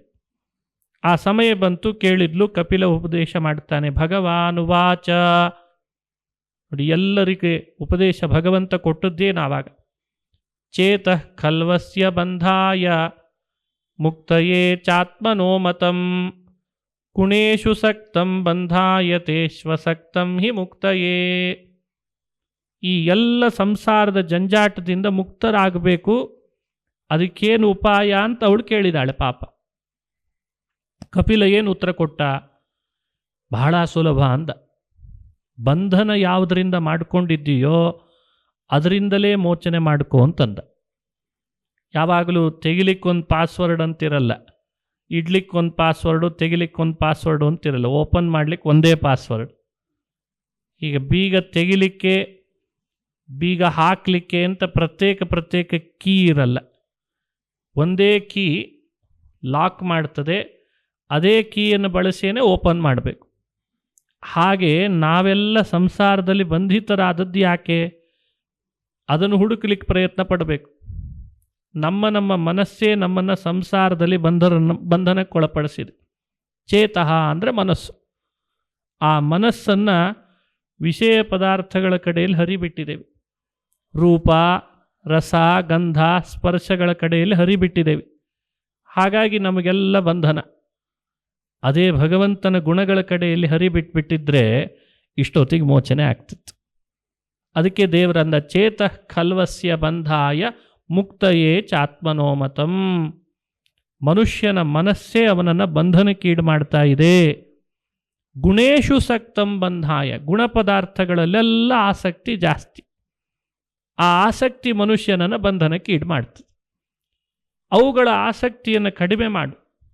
ಭಗವಂತನ ಕಡೆಯಲ್ಲಿ ಆಸಕ್ತಿ ಬೆಳೆಸ್ಕೋ, ಅವನ ಮಹಿಮೆಯಲ್ಲಿ ಆಸಕ್ತಿ ಬೆಳೆಸ್ಕೋ, ಅದೇ ನಿನಗೆ ಮೋಚನೆ ಮಾಡ್ತದೆ ಅಂತಂದ. ಪುನಃ ಕೇಳಿದ್ಲು. ಹೇಳೋದು ಸುಲಭ ಅಲ್ಲವಳು. ಆಸಕ್ತಿ ಇಲ್ಲಿ ಬೇಡ ಅಲ್ಲಿ ಬೇಕು ಅಂದರೆ ಇದು ಹೇಳೋದು ಸುಲಭ. ಆದರೆ ಭಗವಂತನ ಕಡೆ ಆಸಕ್ತಿ ಮೂಡೋದು ಹೇಗೆ? ಅವನು ಕಣ್ಣಿಗೆ ಕಾಣಲ್ಲ, ಕಿವಿಗೆ ನಿಲುಕಲ್ಲ, ಕೈಗೆ ಸಿಗಲ್ಲ, ಆಸಕ್ತಿ ಬೆಳೀಲಿ ಅಂತಂತಾರೆ. ನಮಗೆ ಮೊಬೈಲ್ ಆಸಕ್ತಿ ಬಿಡಲಿಕ್ಕೆ ಆಗ್ತಾ ಇಲ್ಲ, ಇನ್ನು ದೇವರಲ್ಲಿ ಆಸಕ್ತಿ ಬರೋದು ಹೇಗೆ? ಆ ಪ್ರಶ್ನೆಗೆ ಕಪಿಲ ಉತ್ತರ ಕೊಡ್ತಾನೆ. ಭಗವಂತನ ಕಡೆ ಆಸಕ್ತಿ ಹೆಚ್ಚಾಗಬೇಕಾದ್ರೆ ಸಜ್ಜನರ ಸಂಗ ಮಾಡು ಅಂತಂತ. ಸಜ್ಜನರ ಸಹವಾಸದಲ್ಲಿರು. ಸತಾಂ ಪ್ರಸಂಗಾತ್ ಮಮ ವೀರ್ಯ ಸಂಪದೋ ಭವಂತಿ ಹೃತ್ಕರ್ಣರಸಾಯನ ಕಥಾ ತಜ್ಜೋಷಣಾದಾಶ್ವಪವರ್ಗವರ್ತ್ಮನಿ ಶ್ರದ್ಧಾವತಿ ಭಕ್ತಿರನುಕ್ರಮಿಷ್ಯತಿ. ಭಾಗವತ ಬಹಳ ಸ್ವರಸ. ಎಷ್ಟು ಕೇಳಿದರೂ ಕೇಳಬೇಕಾಗ್ತದೆ, ಕೇಳಬೇಕು ಅಂತ ಅನ್ನಿಸ್ತದೆ, ಹೇಳಬೇಕು ಅಂತ ಅನ್ನಿಸ್ತದೆ. ಅಂಥ ಶ್ಲೋಕಗಳಿದ್ದಾವೆ. ಸಜ್ಜನರ ಪ್ರಸಂಗ ಅಂದರೆ ಸತಾಂ ಪ್ರಸಂಗಾತ್. ಸಾಧ್ಯವಾದಷ್ಟು ಸಮಯವನ್ನು ಸಜ್ಜನರ ಜೊತೆ ಕಳೀಲಿಕ್ಕೆ ಅಂತ ಮೀಸಲು ಮಾಡಬೇಕು. ಆವಾಗ ಅವರು ನಮ್ಮ ಬುದ್ಧಿಯನ್ನು ಪರಿವರ್ತನೆ ಮಾಡ್ತಾರೆ. ಅವರೊಟ್ಟಿಗೆ ಕಲಿಬೇಕು. ಬೆಳಗ್ಗೆಯಿಂದ ಅವರೇನು ಮಾಡ್ತಾರೆ ಅಂತ ನೋಡಬೇಕು. ನಾವು ಅದನ್ನು ಅಳವಡಿಸ್ಕೊಳ್ಬೇಕು. ಅವರ ಬಾಯಲ್ಲಿ ಬರೋ ನಾಮಗಳನ್ನು ಕಿವಿಯಲ್ಲಿ ಕೇಳಬೇಕು. ಯಾವುದಾದ್ರೂ ನಾಮ ನಾವು ಅಳವಡಿಸ್ಕೊಳ್ಬೇಕು ಬಾಯಲ್ಲಿ ಹೇಳೋದನ್ನು. ಅವ್ರು ಮಾಡೋ ಕೆಲಸಗಳಲ್ಲಿ ಎಷ್ಟು ನಿಷ್ಕಾಮವಾಗಿ ಮಾಡ್ತಾರೆ, ಹರಿಪ್ರೀತಿಯಾಗಲಿ ಅಂತ ಮಾಡ್ತಾರೆ, ಅದನ್ನು ನಾವು ಅವಲಂಬಿಸಬೇಕು. ಆಗ ಭಗವಂತ ನಮಗೆ ಪ್ರೀತನಾಗ್ತಾನೆ, ಅವನ ಕಡೆ ಆಸಕ್ತಿ ಮೂಡ್ತದೆ. ಸಜ್ಜನರ ಸಹವಾಸವೇ ಇಲ್ಲ ಅಂತಾಗಿಬಿಟ್ಟಿದೆ, ಸತ್ಸಂಗವೇ ಇಲ್ಲ ಅಂತಾಗಿದೆ. ದಾಸರೆಲ್ಲ ಅದನ್ನೇ ಕೇಳ್ಕೊಂಡ್ರಲ್ವೇ, ಸಜ್ಜನರ ಸಂಘ ಎಂದಿಗಾವುದೋ, ದುರ್ಜನರ ಸಂಘ ಬೇಡ ಸ್ವಾಮಿ, ಸಜ್ಜನರ ಸಂಘ ಕೊಡು ಅಂತ ಕೇಳ್ತಾರೆ. ಹೆಚ್ಚು ಸಜ್ಜನರ ಸಂಘದಲ್ಲಿದ್ದರೆ ಮನಸ್ಸು ನಿಶ್ಚಂಚಲವಾಗಿರ್ತದೆ, ಭಗವಂತನ ಕಡೆಗೆ ಯಾವಾಗಲೂ ಹರಿತದೆ. ಮಹಾತ್ಮರ ಸೇವೆ, ಮಹಾತ್ಮರ ಜೊತೆಗೂಡೋದು, ಅವರ ಒಡನಾಟ ಮನುಷ್ಯನಿಗೆ ಬಹಳ ಮುಖ್ಯ. ಗಂಧದ ಚಕ್ಕೆ ಸಣ್ಣದಿರ್ತದೆ, ಗಂಧದ ಕೊರಳು, ಸಾಣೆ ಕಲ್ಲಿಗೆ ಹಚ್ಚಿ ತಿಕ್ತಾರೆ, ಒಳ್ಳೆ ಗಂಧ ಬರ್ತದೆ. ಗಂಧ ಇರೋದು ಗಂಧದ ಕೊರಳಲ್ಲೇ, ಆದರೆ ತಿಕ್ಕಿ ತಿಕ್ಕಿ ತಿಕ್ಕಿ ಕಲ್ಲು ಗಂಧದಂತಾಗಿರ್ತದೆ. ನಾವೆಲ್ಲ ಸ್ವಲ್ಪ ಕಲ್ಲಿದ್ದ ಹಾಗೆ, ಸ್ವಲ್ಪೇನು ಪೂರ್ಣ, ನಾವೆಲ್ಲ ಕಲ್ಲಿದ್ದ ಹಾಗೆ. ಸಜ್ಜನರೆಲ್ಲ ಗಂಧದ ಕೊರಳಿದ್ದ ಹಾಗೆ. ಅವರ ಜೊತೆಗೆ ಹೋಗಿ ಅವರ ಸೇವೆಯಲ್ಲಿ ತೊಡಗಿ ಅವರ ಸಂಘದೊಳಗಿದ್ದು ಬಿಟ್ರೆ ಅದು ನಮ್ಮ ಸ್ಪರ್ಶ ಆದ ಹಾಗೆ. ಹೇಗೆ ಸಾಣೆ ಕಲ್ಲು ಗಂಧ ಆಗ್ತದೋ ನಮ್ಮಲ್ಲಿಯೂ ಭಗವಂತನ ಭಕ್ತಿಯ ಗಂಧ ಮೂಡ್ತದೆ ಅಂತ ಅರ್ಥ. ನಾವು ಸಾಣೆ ಕಲ್ಲಿಗೆ ಹಚ್ಚಿ ತಿಕ್ಕಿದ ಹಾಗೆ ತಿಕ್ಕಲಿಕ್ಕೆ ತಯಾರಿಲ್ಲ, ಸಜ್ಜನರ ಸನಿಹಕ್ಕೆ ಹೋಗ್ಲಿಕ್ಕೆ ತಯಾರಿಲ್ಲ, ಅವರ ಮಾತುಗಳನ್ನು ಕೇಳ್ತಾ ಇಲ್ಲ, ಅವರ ಮಾತು ಕೇಳಲಿಕ್ಕೆ ಪುರುಸೊತ್ತಿಲ್ಲ ಅಂತೀವಿ ನಾವಿವತ್ತು. ಮನುಷ್ಯನಿಗೆ ಪುರುಸೊತ್ತು ಜಾಸ್ತಿ ಆಗಬೇಕು. 2 ಗಂಟೆ ಕೊಟ್ಟಿದ್ದರೆ ಅಲ್ಲೂ ಒಂದು ನೈಟ್ ಶಿಫ್ಟ್ ಮಾಡಿಕೊಂಡು ಇನ್ನೂ ಸ್ವಲ್ಪ ಜಾಸ್ತಿ ದುಡ್ಡು ಗಳಿಸ್ತಿದ್ದೆ ಅಂತ ಕೆಲವ್ರಿಗೆ ಮೋಹ ಜಾಸ್ತಿ. ಎಲ್ಲರೂ ಹಾಗೆ ಅಂತಲ್ಲ, ಮನುಷ್ಯನಿಗೆ ಹಾಗಾಗಿದೆ. ಕೆಲವರಿಗೆಲ್ಲ ಹಾಗೆ, ಯಾವಾಗಲೂ ಬೇರೆ ಬೇರೆದೇ ಆಲೋಚನೆ. ಆದರೆ ಸಜ್ಜನರ ಜೊತೆಗೆ ಹೋಗಬೇಕು ಅಂತ ಅನಿಸಲ್ಲ. ಕಪಿಲ ಅದನ್ನು ಉಪದೇಶ ಮಾಡಿ ಹೇಳ್ತಾನೆ. ಒಂದು ಕಥೆ ಬರ್ತದೆ ಭಾಗವತದಲ್ಲಿ. ಹಿಂದೆ ಒಬ್ಬಳು ಹೆಣ್ಮಗಳಿದ್ಲಂತೆ. ಮನೆಯಲ್ಲಿ ಪಾತ್ರೆ ತೊಳೆದು ಮನೆ ಶುದ್ಧಿ ಮಾಡಿಕೊಂಡು ಮತ್ತೊಬ್ಬರ ಮನೆಗೆ ಹೋಗಿ ಮತ್ತೆ ಪಾತ್ರೆ ತೊಳೆದು ಶುದ್ಧಿ ಮಾಡಿ ಹೀಗೆ ಮನೆಗಳಲ್ಲೇ ಕೆಲಸ ಮಾಡಿಕೊಂಡು ತನ್ನ ಹೊಟ್ಟೆಪಾಡು ನಡೆಸ್ತಾ ಇದ್ಲು. ಒಂದು ಮಗು ಹುಟ್ಟಿತ್ತು, ಯಜಮಾನ ಇರಲಿಲ್ಲ. ಹುಟ್ಟಿದ ಮಗು ಬೆಳೀತಾ ಇದೆ, ಒಳ್ಳೆ ಸುಶಿಕ್ಷಿತನನ್ನು ಮಾಡಬೇಕು ಇವನ್ನ ಅಂತ ಅವಳಿಗೆ ಆಸೆ. ಯಾವ ತಾಯಿಗಿರಲ್ಲ? ಮಕ್ಕಳನ್ನು ಚೆನ್ನಾಗಿ ಓದಿಸ್ಬೇಕು, ಸಂಸ್ಕಾರ ಕೊಡಬೇಕು, ವಿದ್ಯಾವಂತನಾಗಬೇಕು ಅಂತ ಯಾವ ತಾಯಿಗಿರಲ್ಲ ಆಸೆ? ಅವಳಿಗೆ ಆಸೆ, ನನ್ನ ಹಾಗೆ ಆಗಬಾರ್ದು, ನನ್ನ ಮಗು ಒಳ್ಳೆ ಶಿಕ್ಷಣ ಪಡಿಬೇಕು ಅಂತ. ಆದರೆ ಮನೆ ಕೆಲಸಕ್ಕೆ ಹೋಗ್ಬೇಕು ಅವಳು, ಇಲ್ದಿದ್ರೆ ಹೊಟ್ಟೆ ಪಾಡು ನಡೀತಿರಲಿಲ್ಲ. ಅವಳು ದಿನಾ ದೇವ್ರ ಹತ್ರ ಕೇಳ್ಕೊಳ್ತಾ ಇದ್ಲು, ನನ್ನ ಮಗನ್ನು ಒಳ್ಳೆಯ ದಾರಿಗೆ ಹತ್ಸಪ್ಪ ಅಂತ. ಅವಳು ವಾಸ ಮಾಡ್ತಿದ್ದ ಊರಿಗೆ ಕೆಲವು ಸನ್ಯಾಸಿಗಳು ಬಂದರು, ಸಾಧುಗಳು, ಸಂತರು. ಆವಾಗ ಆಷಾಢ ಮಾಸ ಬಂತಂತೆ, ಮಳೆಗಾಲ. ಆಷಾಢ ಮಾಸದಲ್ಲಿ ಸಂತರು ಪ್ರಯಾಣ ಮಾಡೋ ಹಾಗಿಲ್ಲ, ಬೇರೆ ದಿನ ಎಲ್ಲ ಪ್ರಯಾಣ ಮಾಡಲೇಬೇಕು. ಒಂದು ರಾತ್ರಿ ಒಂದು ಊರಿನಲ್ಲಿದ್ದರೆ ಇನ್ನೊಂದು ರಾತ್ರಿ ಮತ್ತೊಂದು ಊರಿಗೆ ಹೋಗಿ ಕಳಿಬೇಕು ಅಂತ ಅವರಿಗೆ ನಿಯಮ. ಆದರೆ ಮಳೆಗಾಲದಲ್ಲಿ ಮಾತ್ರ ಮಳೆ ಬರ್ತಿರ್ತದೆ, ರಸ್ತೆಯಲ್ಲೆಲ್ಲ ಕೆಸರಿರ್ತದೆ, ಹುಳ ಹುಪ್ಪಡಿಗಳಿರ್ತಾವೆ, ನಡೆಯೋದ್ರಿಂದ ಅವುಗಳಿಗೆ ಹಿಂಸೆ ಆಗ್ತವೆ ಅಂತ ಸನ್ಯಾಸಿಗಳಿಗೆ, ಸಾಧುಗಳಿಗೆ ಈ 4 ತಿಂಗಳು ಮಾತ್ರ ಪ್ರಯಾಣ ನಿಷಿದ್ಧ. ಹಾಗಾಗಿ ಅವರು ಚಾತುರ್ಮಾಸ್ಯ ಅಂತ ವ್ರತ ಕೈಗೊಳ್ಳಬೇಕು. ಇದೇ ಊರಿಗೆ ಬಂದಿದ್ದಾರೆ, ಮಳೆಗಾಲ ಬಂತು. ಮುಂದೆ ಅವರು ಪ್ರಯಾಣ ಮಾಡೋ ಹಾಗಿಲ್ಲ, ಅಲ್ಲೇ ಸಂಕಲ್ಪ ಮಾಡಿದರು ಊರಿನಲ್ಲೇ. ಸಾಧುಗಳು ಊರು ಹೊರಗೆ ಒಂದು ಒಳ್ಳೆ ಕುಟೀರ ಕಟ್ಟಿಕೊಂಡು ನದಿಯಲ್ಲಿ ಸ್ನಾನ, ಬೆಳಗ್ಗೆ ಜಪ ತಪ ಧ್ಯಾನ, ಬಂದಂಥವರಿಗೆ ತತ್ವಗಳು ಉಪದೇಶ, ಸಾಯಂಕಾಲನೂ ಅವ್ರದ್ದೇ ಆಧ್ಯಾತ್ಮಿಕ ಮತ್ತು ತತ್ವೋಪದೇಶ, ಹೀಗೆ ದಿನಚರಿ. ಇವಳಿಗೆ ಗೊತ್ತಾಯಿತು ಯಾರೋ ಸಾಧುಗಳು ಬಂದಿದ್ದಾರೆ, ಸಂತರು, ನಮ್ಮ ಮಗನ ಇಷ್ಟು ಅವ್ರ ಹತ್ರ ಕರ್ಕೊಂಡು ಹೋಗೋಣ ಅಂತ ಅನಿಸ್ತು. ಹೋದ್ಲು, ಅವ್ರಿಗೆ ಬಿಟ್ಲು, ಅವರ ಮಗನನ್ನು ನಮಸ್ಕಾರ ಮಾಡಿ ಅವ್ರ ಹತ್ರ ಬಿಟ್ಲು. ಪ್ರಾರ್ಥನೆ ಮಾಡಿದ್ಲು ಕೈ ಮುಗಿದು, ಈ ನನ್ನ ಹುಡುಗನ್ನ ನಿಮ್ಮ ಉಡಿಗೆ ಹಾಕಿದ್ದೇನೆ, ನೀವೇನಾದರೂ ಮಾಡಿರಿ, ನಿಮ್ಮ ಒಟ್ಟಿಗೆ ಇರಲಿ ಅವನು ಅಂತಂದ್ರು. ಇರಲಿ ಅಂದ್ರಂತ ಅವರು. ಹರಿಪ್ರೇರಣೆ ಆಗಿದೆ, ನಿನಗೆ ತಂದು ಬಿಟ್ಟಿದ್ದಿ, ಇಲ್ಲೇ ಇದ್ದು ಬಿಡಲಿ ಅಂತಂದರು. 4 ತಿಂಗಳು ಕಳೆದಿದ್ದಾನೆ. ಅವ್ರು ಹೇಳುವಾಗ ಇವನು ಹೇಳ್ತಿದ್ದ, ಬೆಳಗ್ಗೆ ಅರುಣೋದಯಕ್ಕೆ ಅವರು ಹರಿನಾಮ ಹೇಳ್ತಿದ್ರು, ಇವನು ಹೇಳಲಿಕ್ಕೆ ಶುರು ಮಾಡಿದ. ನದಿ ಸ್ನಾನಕ್ಕೆ ಹೋದ್ರೆ ಇವನು ನದಿ ಸ್ನಾನಕ್ಕೆ ಹೋದ. ಸೂರ್ಯೋದಯ ತನಕ ಧ್ಯಾನ ಮಾಡ್ತಿದ್ರೆ ಇವನು ಅವ್ರ ಮುಂದೆ ಕುಳಿತಿರ್ತಿದ್ದ, ಸುಮ್ಮನೆ ಜಪ ಮಾಡ್ತಿದ್ರೆ ನೋಡ್ತಾ ಕೂತಿರ್ತಿದ್ದ. ಅವರು ಪರಸ್ಪರ ಏನಾದರೂ ದೇವರ ಬಗ್ಗೆ ಮಾತಾಡ್ತಾ ಇದ್ದರೆ ಕಿವಿಯಿಂದ ಕೇಳಿಸ್ಕೊಳ್ತಾ ಇದ್ದ. ಪ್ರವಚನಕ್ಕೆ ಅಂತ ಜನ ಬಂದಾಗ ಅವ್ರ ಜೊತೆಗೆ ತಾನು ಕೂತು ಪ್ರವಚನ ತತ್ವ ಕೇಳ್ತಾ ಇದ್ದ. ಮತ್ತೆ ಅವರು ಸ್ನಾನ ಮಾಡಿ ಪೂಜೆಗೆ ಹೋಗ್ತಾ ಇದ್ರೆ ಅದನ್ನೇ ನೋಡ್ತಾ ಇದ್ದ. ಹೀಗೆ 4 ತಿಂಗಳು ಕಳೆದ. 4 ತಿಂಗಳು ಕಳೆದ ಮೇಲೆ ಆ ಚಾತುರ್ಮಾಸ್ಯ ಮುಗೀತು. ಮುಂದೆ ಅವರು ಪ್ರಯಾಣ ಮಾಡಬೇಕಲ್ಲ. ಅವನ ವಿನಯ, ಅವನ ಶ್ರದ್ಧೆ, ಇವರನ್ನು ಅವನು ಅವಲಂಬಿಸಿದ್ದು. ಒಂದು ದಿವಸ ಸುಳ್ಳು ಹೇಳಲಿಲ್ಲ, ಕೆಟ್ಟದ್ದು ಮಾತಾಡಲಿಲ್ಲ, ಒಂದು ದಿವಸವೂ ಅಳ್ಳಿಲ್ಲ, ಅದು ಬೇಕು ಇದು ಬೇಕು ಅಂತ ಹಠ ಬರಲಿಲ್ಲ, ಸದಾ ದೇವರ ಧ್ಯಾನ ತತ್ಪರನಾಗಿಬಿಟ್ಟ. ಇದು ಬದಲಾವಣೆ. ಅವನನ್ನು ಕರೆದು ಹೇಳಿದ್ರಂತೆ, ಇಷ್ಟು ದಿನ ನಮ್ಮ ಜೊತೆಗಿದ್ದೆಲ್ಲ, ನಿನಗೊಂದು ಮಂತ್ರ ಕೊಡಬೇಕು ಅಂತ ಪ್ರೇರಣೆ ಆಗಿದೆ, ಕೊಡ್ತೇವೆ, ನೀನು ಅದನ್ನು ಯಾವಾಗಲೂ ಹೇಳು ಅಂತಂದು. ಆತ ಅಂದ, ನೀವು ಮಂತ್ರ ಕೊಟ್ಟರೆ ನನಗೇನಂತೆ, ಕೊಟ್ಬಿಡಿ ಅಂತಂದ. ಏನೋ ಮಂತ್ರ ಕೊಡು, ಸಣ್ಣ ವಯಸ್ಸು, ಏನೋ ಮಂತ್ರ ಕೊಡ್ತಾರೆ, ಬಾಯಲ್ಲಿ ಹೇಳಬೇಕು, ಸರಿ ಹೇಳ್ತೀನಿ, ಅದಕ್ಕೇನು ಖರ್ಚಿಲ್ಲ ಏನಿಲ್ಲ, ಹೇಳ್ರಿ ಅಂತಂದ. 12 ಅಕ್ಷರದ ಒಂದು ಮಂತ್ರ ಹೇಳಿದ್ರಂತೆ. ಓಂ ನಮೋ ಭಗವತೆ ವಾಸುದೇವಾಯ, ಓಂ ನಮೋ ಭಗವತೆ ವಾಸುದೇವಾಯ. ಅದನ್ನೇ ಬಾಯಲ್ಲಿ ಜಪಿಸ್ತಾನೆ ಜಪಿಸ್ತಾನೆ ಜಪಿಸ್ತಾನೆ. ಇದನ್ನು ಯಾವಾಗಲೂ ಹೇಳು ಕದ್ದ, ನೀನು ಬಿಡಬೇಡ ಇದನ್ನು ಅಂತ ಇಷ್ಟು ಹೇಳಿ ಅವರಲ್ಲಿದ ಹೊರಟೋದ್ರು. ಕೆಲವೇ ದಿನಗಳಲ್ಲಿ ಅವರ ತಾಯಿ ಯಾರ್ದೋ ಮನೆ ಕೆಲಸ ಮಾಡಿಕೊಂಡು ಮನೆ ಕಡೆಗೆ ಬರ್ತಿರುವಾಗ ಒಂದು ಹಾವು ಕಚ್ಚಿಬಿಡ್ತಂತೆ. ಅವಳು ತೀರೋದ್ಲು. ದೇಹ ಸಂಸ್ಕಾರ ಮಾಡಬೇಕು ಅಂತ ಮಾಡಿದ. ಆದರೆ ಕಣ್ಣಲ್ಲಿ ದುಃಖ ಪಡಲಿಲ್ಲ, ಮನಸ್ಸಿನಲ್ಲಿ ದುಃಖ ಇದೆ, ಕಣ್ಣೀರು ಹಾಕ್ತಾ ಕೂಡಲಿಲ್ಲ. ತಾಯಿ ಎಷ್ಟೇ ಆಗಲಿ ತಾಯಿ ಪಾಪ, ಯಾಕಂದರೆ ತತ್ವಗಳು ಉಪದೇಶ ಕೇಳಿದ್ನಲ್ಲ ಸಜ್ಜನರ ಬಾಯಿಂದ. ಹುಟ್ಟಿದವರಿಗೆ ಸಾವು, ಸತ್ತವರಿಗೆ ಹುಟ್ಟು ಎರಡೂ ತಪ್ಪಿದ್ದಲ್ಲ. ದೇಹದ ಸಂಬಂಧ, ದೇಹದ ವಿಯೋಗ ಮನುಷ್ಯನಿಗಿದ್ದೇ ಇದೆ, ಸಾಧನದ ದಾರಿ ಬೇರೆ ಇದೆ ಅಂತ ಅವನಿಗೆ ದೃಢ ಆಗಿತ್ತು ಮನಸ್ಸು.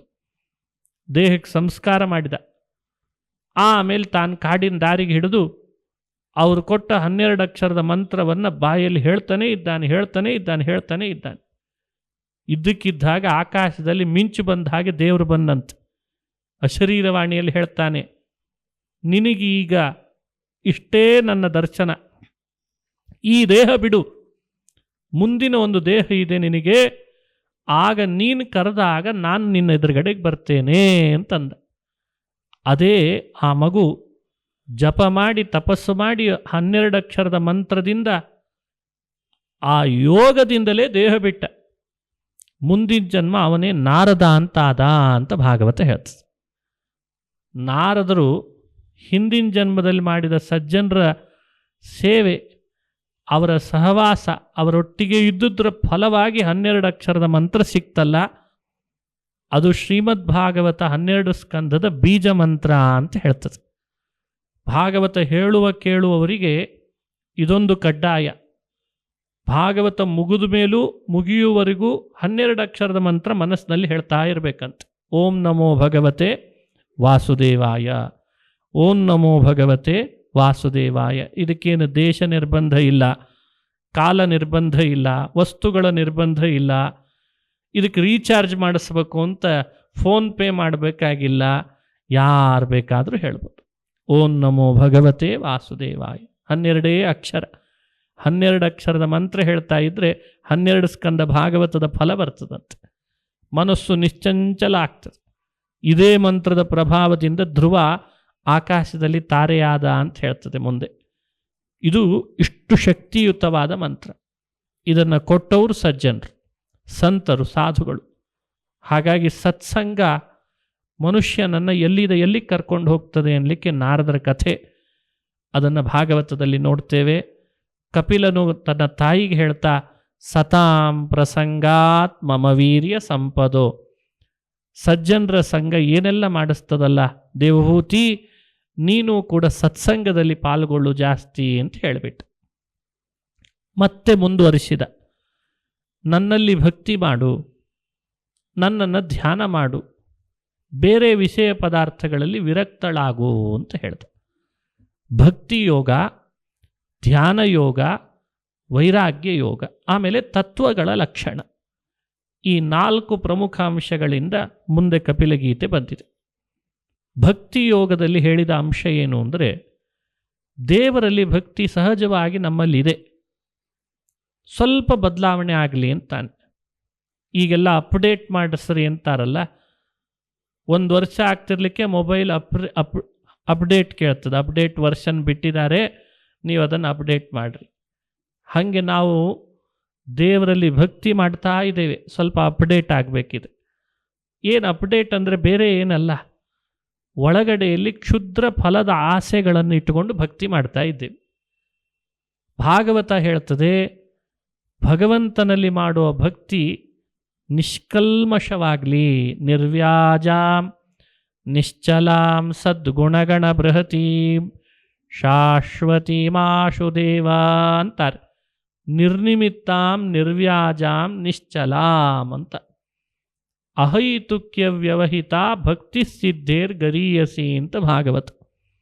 ಇಂಥದ್ದನ್ನು ಬೇಕು ಅಂತ ಬಯಸಿ ದೇವರಲ್ಲಿ ಭಕ್ತಿ ಮಾಡಬೇಡ. ಕೆಲವು ದಿನ ಏನೋ ಮಾಡಿರ್ತೀವಿ ನಾವು ಭಕ್ತಿ ದೇವರಲ್ಲಿ, ಆದರೆ ಇನ್ನು ಮುಂದಲಾದರೂ ಅದನ್ನು ಮಾಡಬೇಡ ಅಂತದೆ ಭಾಗವತ.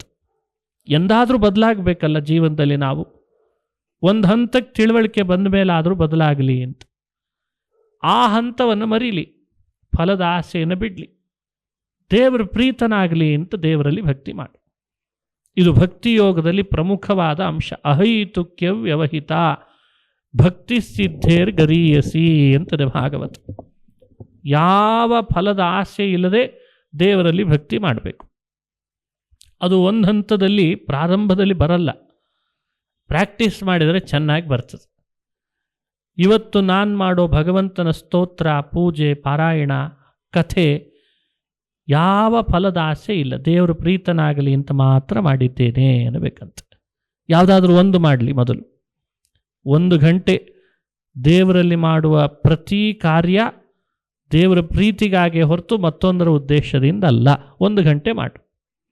ಆಮೇಲೆ ನಾಳೆಯಿಂದ ಅದನ್ನು ಬೇಕಂದರೆ, ನಾಳೆ ಬೇಡ, ಇನ್ನು ಮುಂದಿನ ವರ್ಷದಿಂದ ಬೇಕಂದ್ರೆ ಅದನ್ನು ಅಪ್ಗ್ರೇಡ್ ಮಾಡಿದರೆ ಸಾಕು. ಅದಕ್ಕೆ ಫಲ ಜಾಸ್ತಿ.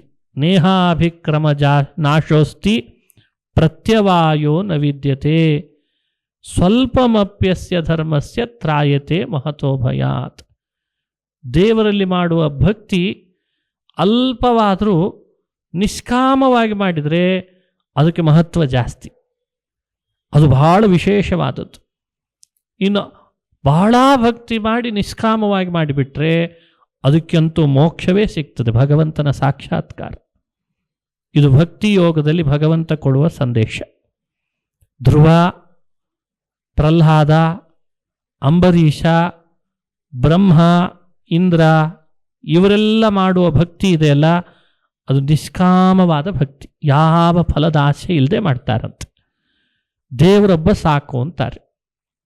ನಾವೆಲ್ಲ ಮಾಡ್ತಿರೋ ಭಕ್ತಿ ಇದೆಯಲ್ಲ, ಯಾವ್ಯಾವುದೋ ಚಿಕ್ಕ ಚಿಕ್ಕ ಫಲ, ಅದು ಬರ್ತಾನೆ ಇರ್ತದೆ ನಮಗೆ, ಅದು ನಮ್ಮ ಸಲುವಾಗಿ ಅದು ಕಾಯ್ತಿರ್ತದೆ. ನಾವದನ್ನು ಮಾಡಿ ವ್ಯರ್ಥ ಮಾಡ್ತೇವಂತೆ. ಅದು ಬೇಡ ಅಂತ ಭಾಗವತ ಹೇಳ್ತದೆ. ಬರಲೇಬೇಕಾದದ್ದು ನಿನ್ನ ಕರ್ಮಾನುಸಾರ. ಸುಖವೂ ಸರಿ, ಸುಖ ಭೋಗಗಳು, ಸುಖ ಸಾಧನಗಳು ಸರಿ, ಬಂದೇ ಬರ್ತಾವೆ. ದುಃಖವೂ ಸರಿ, ದುಃಖ ಸಾಧನಗಳು ಸರಿ, ಅವು ನಿನ್ನ ಹತ್ರ ಬಂದೇ ಬರ್ತಾವೆ. ಅದರ ಸಲುವಾಗಿ ದೇವರಲ್ಲಿ ಭಕ್ತಿ ಮಾಡಿ ಸಮಯ ಯಾಕೆ ವ್ಯರ್ಥ ಮಾಡ್ತಿ? ಮಾಡೋದೇ ಮಾಡ್ತಿ ಭಕ್ತಿ ಅಂದಮೇಲೆ ದೇವರ ಪ್ರೀತಿಗಾಗಿಯೇ ಮಾಡಿಬಿಡು. ಉಳಿದೇನು ಅನುಭವಿಸಬೇಕು ಅಂತಿದೆ ಅದನ್ನು ದೇವರು ನೋಡ್ಕೊಳ್ತಾನೆ ಆವಾಗ. ಇದು ಭಕ್ತಿ ಯೋಗದಲ್ಲಿ ಹೇಳಿರುವಂಥ ವಿಶೇಷ. ಧ್ಯಾನ ಯೋಗ, ಭಗವಂತನನ್ನು ದಿನನಿತ್ಯ ಧ್ಯಾನ ಮಾಡಲಿ ಅಂತಾನೆ ಕಪಿಲ. ಹೇಗೆ ಧ್ಯಾನ ಮಾಡಬೇಕು? ದಿನಾ ಒಂದು ಆಸನದಲ್ಲಿ ಕೂಡಬೇಕಂತ, ಒಂದು ಕಡೆ ಸುಖಾಸನದಲ್ಲಿ, ಸ್ವಸ್ತಿಕದಲ್ಲಿ, ಪದ್ಮಕದಲ್ಲಿ, ಯಾವುದಾದ್ರೂ ಸರಿ, ಅವರವರಿಗೆ ಉಚಿತವಾದ ಆಸನ. ಇಂದ್ರಿಯಗಳನ್ನು ಹರಿಬಿಡಬಾರ್ದು. ಸ್ವಲ್ಪ ಉಸಿರಾಟವನ್ನು ನಿಯಂತ್ರಣಕ್ಕೆ ತರಬೇಕು. ಉಸಿರಾಟ ನಿಯಂತ್ರಣಕ್ಕೆ ತರದಿದ್ದರೆ ಧ್ಯಾನ ಆಗಲ್ಲ. ಭಗವಂತ ನಮ್ಮ ಹೃದಯದಲ್ಲಿ ಒಂದು ಕಮಲ ಕೊಟ್ಟಿದ್ದಾನೆ, ಅದು ಯಾವಾಗಲೂ ಮೊಗ್ಗಾಗಿಬಿಟ್ಟಿದೆ. ಅದನ್ನು ಅರಳಿಸ್ಬೇಕು. ಹೃದಯದ ಕಮಲ ಅರಳಬೇಕಾದ್ರೆ ಹೊರಗಿನ ಕಿರಣ ಬಿದ್ದರೆ ಉಪಯೋಗ ಇಲ್ಲ. ಒಳಗಡೆಯಲ್ಲಿ ಒಂದೊಳ್ಳೆ ಕಿರಣ ಬೀರಿಸ್ಬೇಕಂತ. ಯಾವುದು ಕಿರಣ? ಇಂಥ ಪುರಾಣ, ಒಳ್ಳೆಯ ತತ್ವಗಳು, ಅವುಗಳ ಶ್ರವಣ ಮಾಡ್ತಾ ಇದ್ದರೆ ಹೃದಯದ ಕಿರಣ ಅರಳುತ್ತದಂತೆ. ಹೃದಯ ಕಿರಣ ಜಾಗೃತ ಆಗಲಿಕ್ಕೆ ಬೇರೆ ಯಾವ ಉಪಾಯ ಇಲ್ಲ. ಜ್ಞಾನದ ಕಿರಣದಿಂದಲೇ ಹೃದಯ ಕಮಲ ಅರಳಬೇಕು. ಹೃದಯ ಕಮಲ ಅರಳಿದರೆ ಮಾತ್ರ ಭಗವಂತನ ಧ್ಯಾನ ಮಾಡಲಿಕ್ಕೆ ಆಗ್ತದೆ. ಈಗೆಲ್ಲ ಬಹಳ ಜನ ಯೋಗ ಪಟುಗಳಾಗ್ಲಿಕ್ಕೆ ಶುರು ಮಾಡಿದ್ದಾರೆ. ಕಲ್ಟ್ ಫಿಟ್ ಆಗ್ತದಷ್ಟೇ. ಬಹಳ ಕಡೆ ಜಿಮ್ ಮಾಡ್ತಾರೆ, ಹೃದಯ ಕಮಲ ಅರಳಲ್ಲ. ಹೃದಯ ಕಮಲ ಅರಳಬೇಕಾದ್ರೆ ಆಧ್ಯಾತ್ಮಿಕ ಸಾಧನೆ ಮಾಡಬೇಕು. ಮೂಲಾಧಾರ, ನಾಭಿಕಮಲ, ಹೃದಯ ಕಮಲ, ಕಂಠಕಮಲ, ಭ್ರೂಮಧ್ಯ ಕಮಲ, ಶಿರಃ ಕಮಲ ಅಂತ ಕಮಲಗಳು ಇಟ್ಟಿದ್ದಾನೆ ನಮ್ಮ ದೇಹದೊಳಗೆ. ಎಲ್ಲ ಕಮಲಗಳನ್ನು ಈಗಲೇ ಅರಳಿಸ್ತೇವೆ ಅಂತಲ್ಲ, ಹೃದಯ ಕಮಲವನ್ನು ಮಾತ್ರ ಅರಳಿಸೋ ಪ್ರಯತ್ನ ಮಾಡಬೇಕು.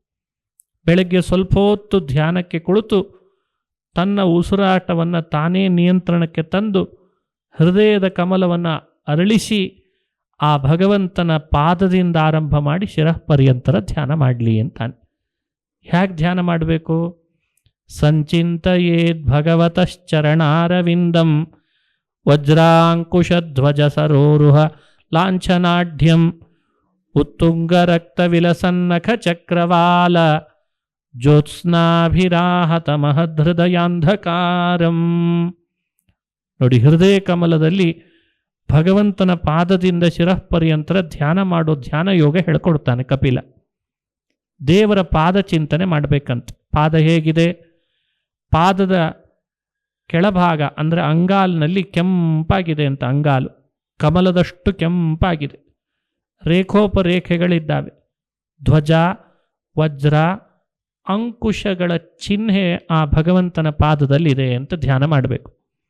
ಅದೇ ಪಾದದಿಂದ ತೊಳೆದು ಭೂಮಿಗೆ ಇಳಿದ ಗಂಗೆ, ಆ ಗಂಗೆಯನ್ನು ತಲೆ ಮೇಲೆ ಶಿವ ಹೊತ್ತಿದ್ದಾನೆ ಅಂತ ಗಂಗಾಧರನಾಗಿದ್ದಾನೆ.